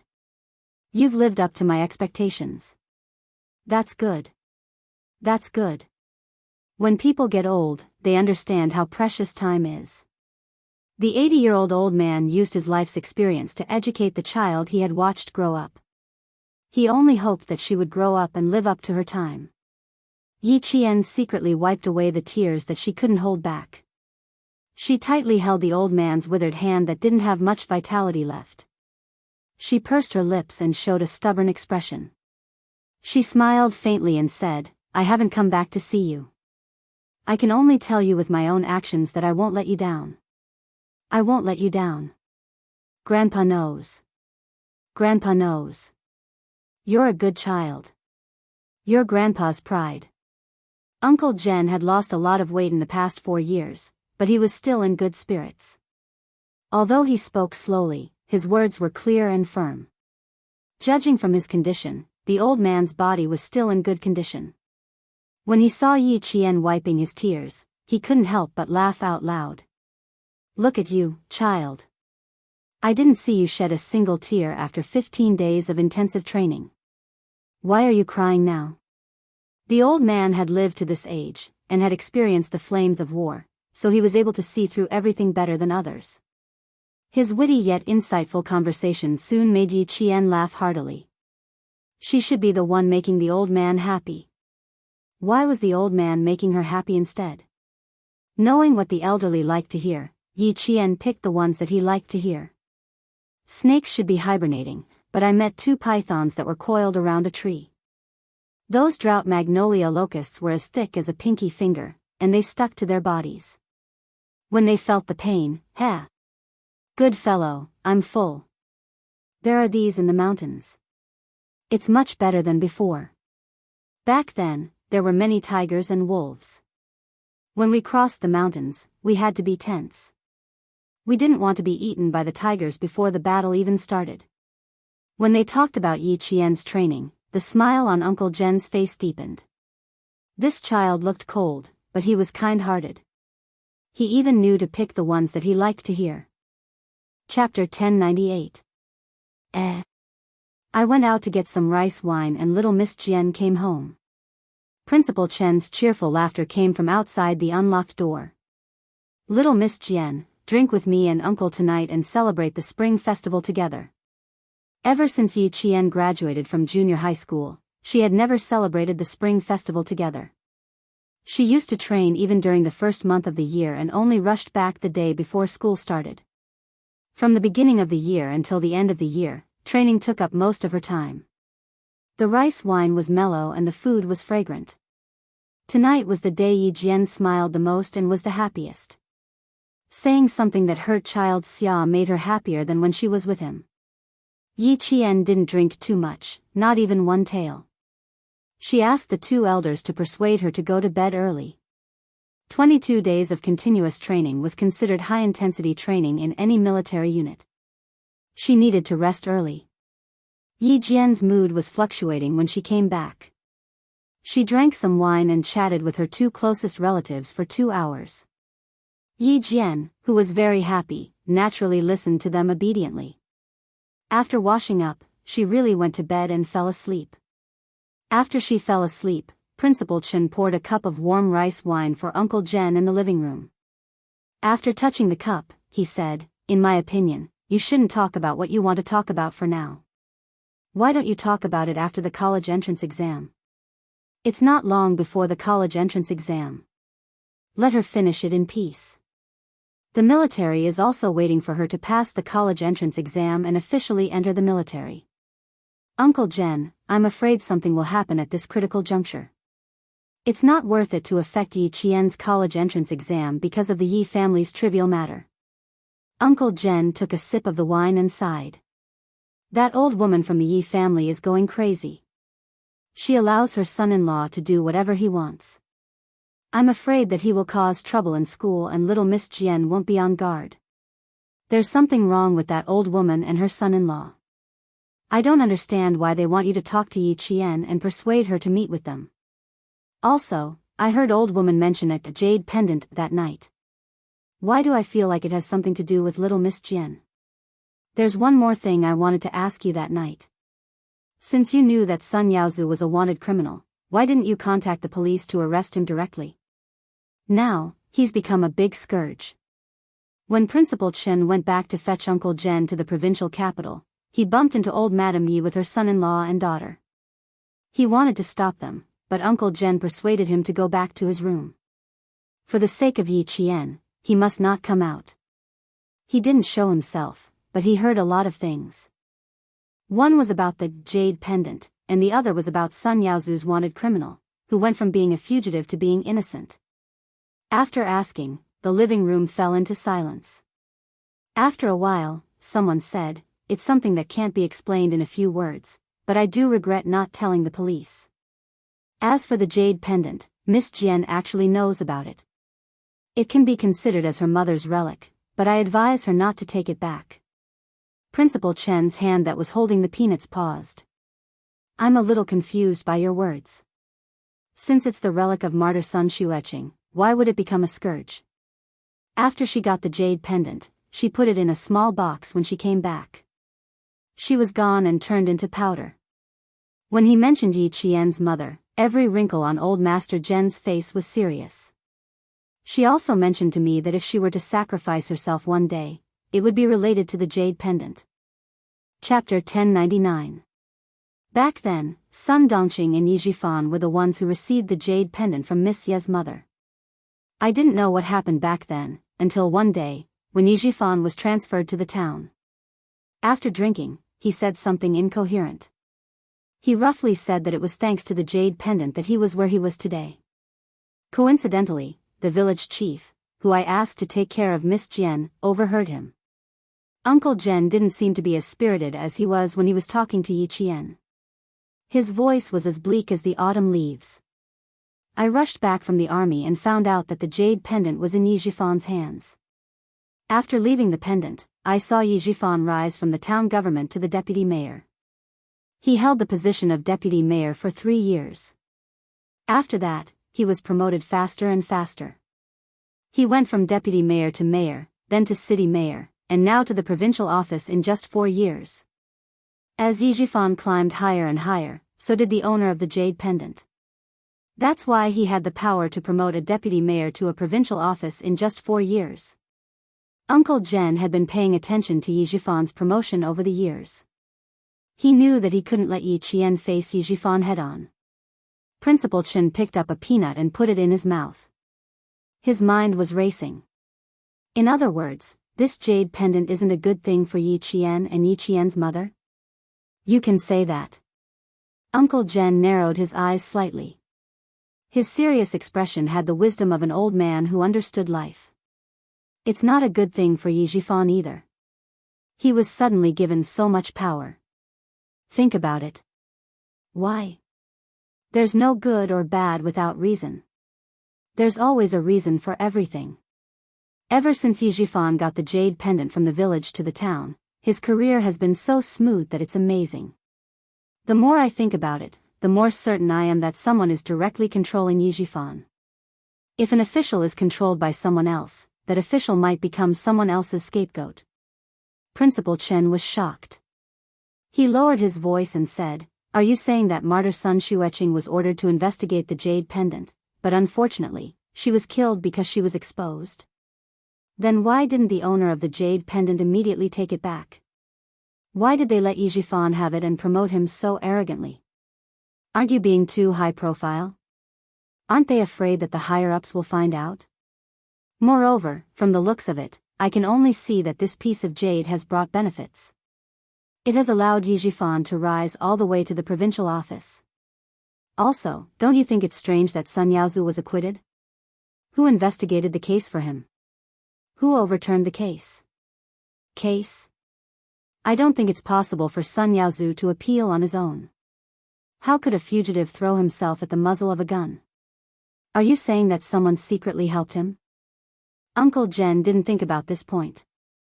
It was mainly because old lady Yi scolded Yi Zhifan that night and said that he raised an ungrateful person. Also, with Yi Zhifan's cautiousness, he wouldn't take the risk to help a fugitive. Principal Chen paused for a moment and said, Sun Yaozu became an innocent person. He swaggered back home and started a big construction project. He held a big banquet and became a famous big boss in town. His actions were very high profile. It was as if he had found a big backer. This analysis caught a point. The two elders looked at each other and revealed a smile of understanding. Principal Chen sighed and said, "This jade pendant is indeed a disaster. Yi Zhifan is holding it now and thinks that he got a treasure. When he gets too high and falls, he will know how miserable it is." Chapter 1100. A second ago, he was worried about Yi Zhifan's rapid promotion, but the next second, he was elated.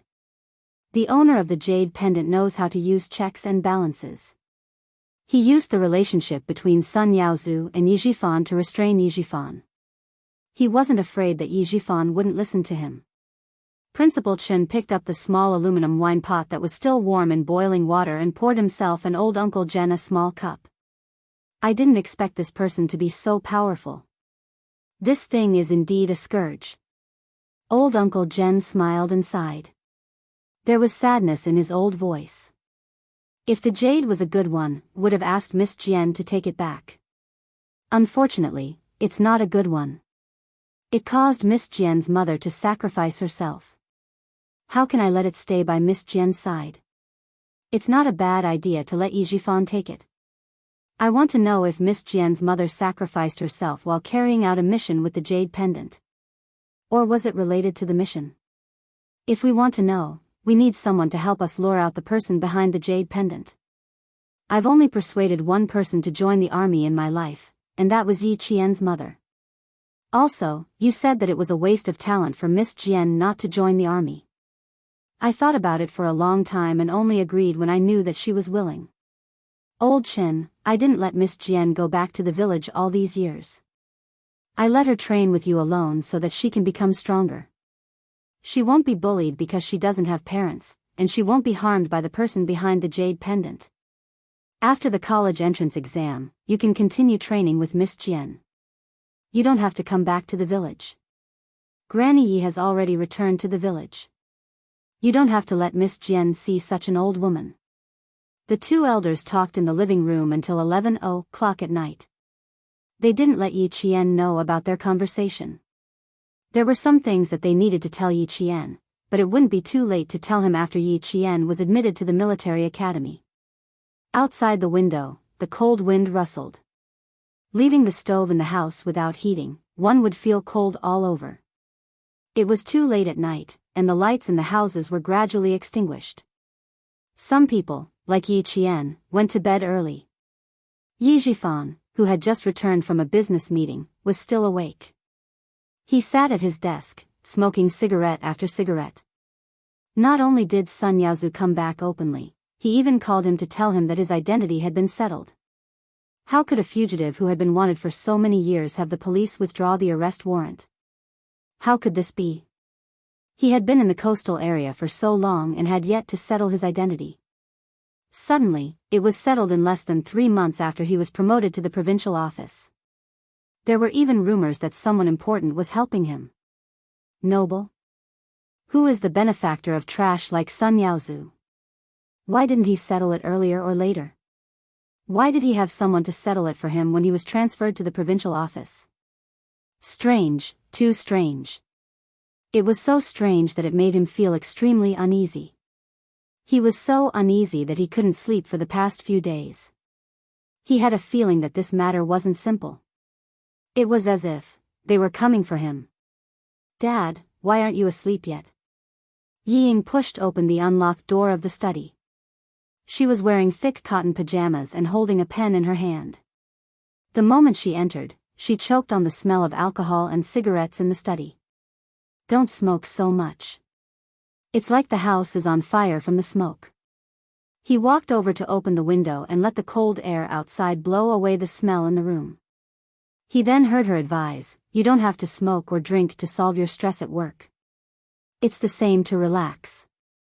Yi Ying, who he hadn't seen for a year, had also grown into a slender and elegant woman. Other than her slightly darker skin tone, she was indeed quite beautiful. She had an oval face, almond-shaped eyes, curved willowy eyebrows, and a small mouth. She was like an 18 or 19-year-old flower, so tender that water could come out of it.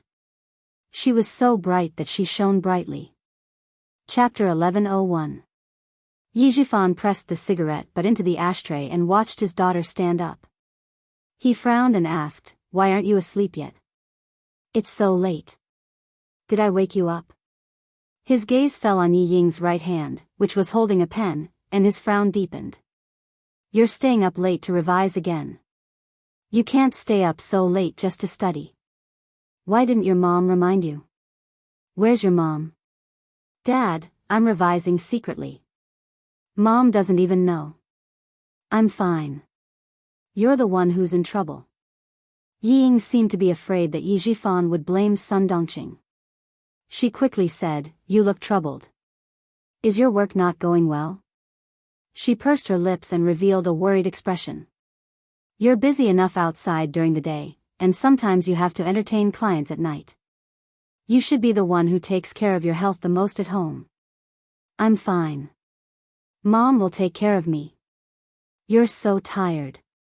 You need to rest even more. Otherwise, Mom and I will be very worried. As Yi Zhifan's official position rose, he came home later and later at night. Sun Dongqing did not mind, but Yi Ying cared a lot. The age of 18 or 19 happened to be in the sensitive period. Because she often heard from her classmates in school that her father had a mistress outside, had a child, and was going to divorce her mother, Yi Ying was a little afraid in her heart after hearing so much. Yi Zhifan was now a provincial official, but Sun Dongqing was still the same Sun Dongqing.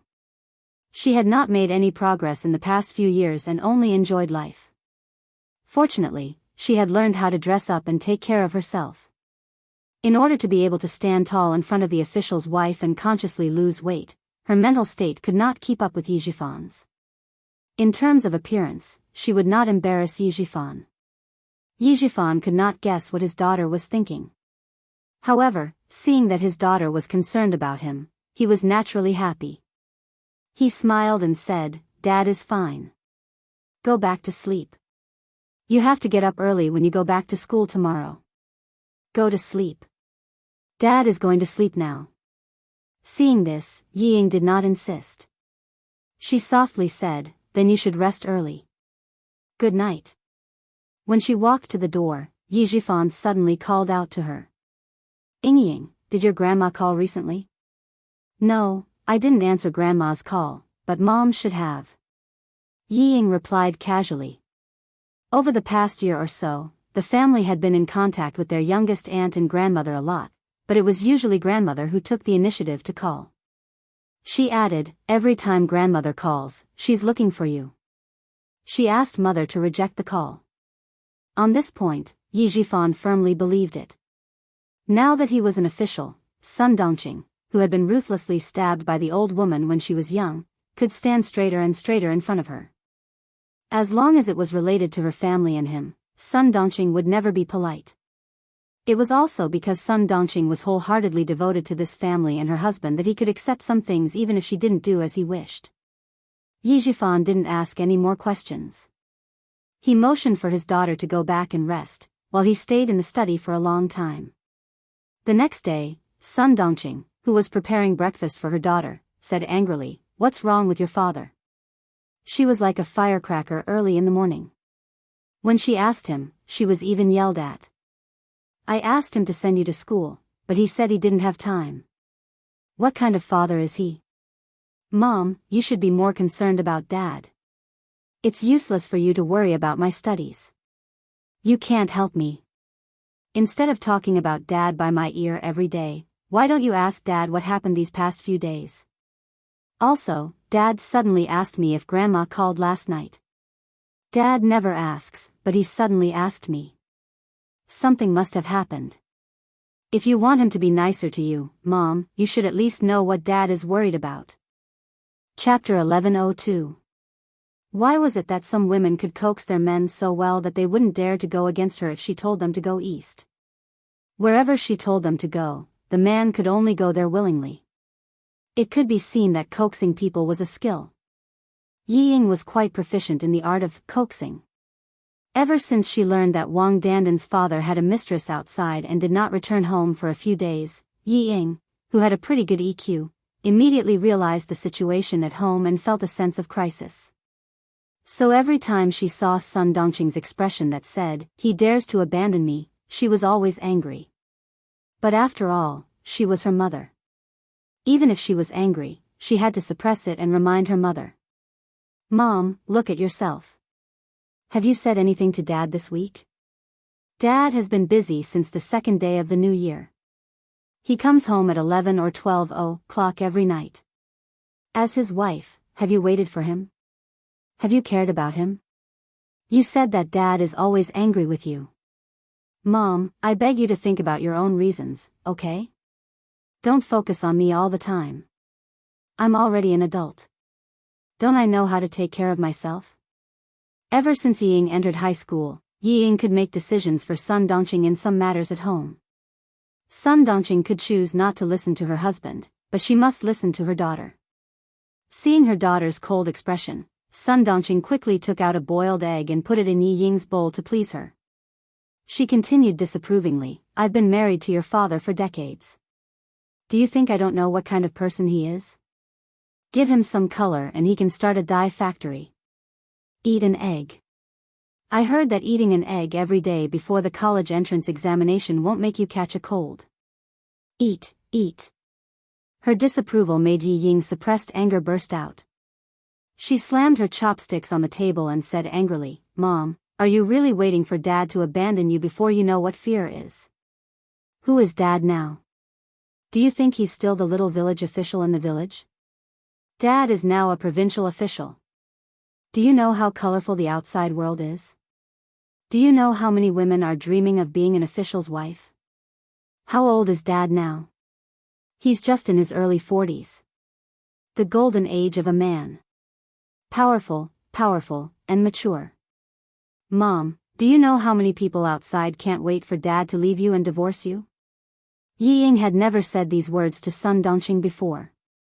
At this moment, she finally couldn't help but burst out all at once. What she said really scared Sun Dongqing. After the scare, Sun Dongqing pulled a long face and shouted, "How dare he! When I was young, I followed him. In the end, I was harmed by that damned old woman. I didn't even have the chance to give you a younger brother or sister. Your father forced me to endure it for his own sake. I've suffered so much with him, and he dares to divorce me. Why wouldn't I? If Dad really dares to do so, what can you do? Was this a joke? Can you outdo Dad?" Yi Ying was so angry that she didn't even hear what Sun Dongqing said. She rushed back to her room without even finishing her breakfast, picked up her bag, and left with a bang. Sun Dongqing was stunned by her daughter's scolding. In her memory, her daughter had never lost her temper like this. What divorce? What golden age? Who cursed their own parents like that? That wasn't right. Why would she say those things out of the blue? Could it be that Ying saw or heard something outside and came back to remind her? Divorce her? Yi Jifan, how dare he? Chapter 1103. Her temper is becoming more and more like her father's. She gets angry at the slightest thing. Did I owe you two in my previous life? Sun Dongqing said angrily. She didn't look too good. Staring at the breakfast that was getting cold, Sun Dongqing thought for a while and got up to call Yi Jifan. Your mother called on the 3rd day of the new year and asked us to go over on the 6th day of the new year to move. I didn't agree. If you think there's a problem, call her and ask. Move? Yi Jifan, who wasn't in a good mood, had been dozing off in the car. When he heard this, he suddenly sat up and said in a low voice, "Move? What move?" Sun Dongqing, who had been scolded by her husband and daughter early in the morning, said angrily, "How would I know? I haven't seen her call to ask about our family in the past few years. Now that you've been promoted, she's trying to curry favor with you. How can I let her off so easily? Oldie, let me tell you. Your mother and I are mortal enemies in this life. Don't even think about being a filial son. For Sun Yaozu, she won't even let go of your career. Why should I be good to her?" Yi Jifan had a knot in his heart when it came to the past, but what was the point of mentioning it after so many years? The past couldn't be changed. The current plan was to find out who was secretly settling Sun Yaozu's matter. As for the old woman, now that Sun Yaozu's identity had been restored, would she still be involved in the company? Ask around and find out where she's moving to. Someone secretly settled Sun Yaozu's identity. Even I didn't dare to promise, but someone did it for them. Tell me, can I go against my mother now? She's been outside for so many years and her business is so big. Is it possible that they don't have any connections? They only contacted me because my surname is Yi and I'm my mother's son. Compared to outsiders, my son is much more reliable. Yi Jifan had never mentioned to Sun Dongqing that someone had promoted him behind the jade pendant, nor did he mention that he wasn't old Madame Ye's biological son. There were many things that couldn't be known by Sun Dongqing. Under such circumstances, he could only say this so that Sun Dongqing, who had put all her heart into the family, would restrain herself and even lower her head. Moreover, this time he really wasn't trying to scare Sun Dongqing. You can remember the past, but you can't mention it again. For the sake of Yingying's future, for the sake of our family, it's not time to fall out with my mother yet. With these words, Sun Dongqing was really intimidated. Like a shrew, she had followed her husband's rise to higher positions. She had seen more and more things. She could more or less distinguish between what was beneficial and what was harmful.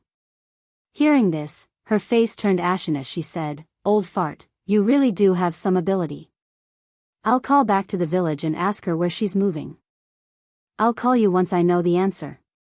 After that, Sun Dongqing hung up the phone and called the village head's house. Yi Ying, who had run outside, felt the cold wind of winter blow on her, and her mind immediately cleared up a lot. The sentence, "because of that damned old hag, I didn't even have the chance to give you a younger brother or sister," flashed through her mind. Her heart suddenly skipped a beat. Why did she feel that this sentence was a bit strange? Coincidentally, the bus to the school came over. Yi Ying temporarily suppressed the strangeness in her heart. She would ask about it when she got back at night. There were already many students from the provincial second high school on the bus. At the same time, there were also students wearing the provincial first high school's uniform. The bus passed by 2 schools. Even if Yi Ying didn't want to hear about Yi Qian, she had heard about it for more than a year.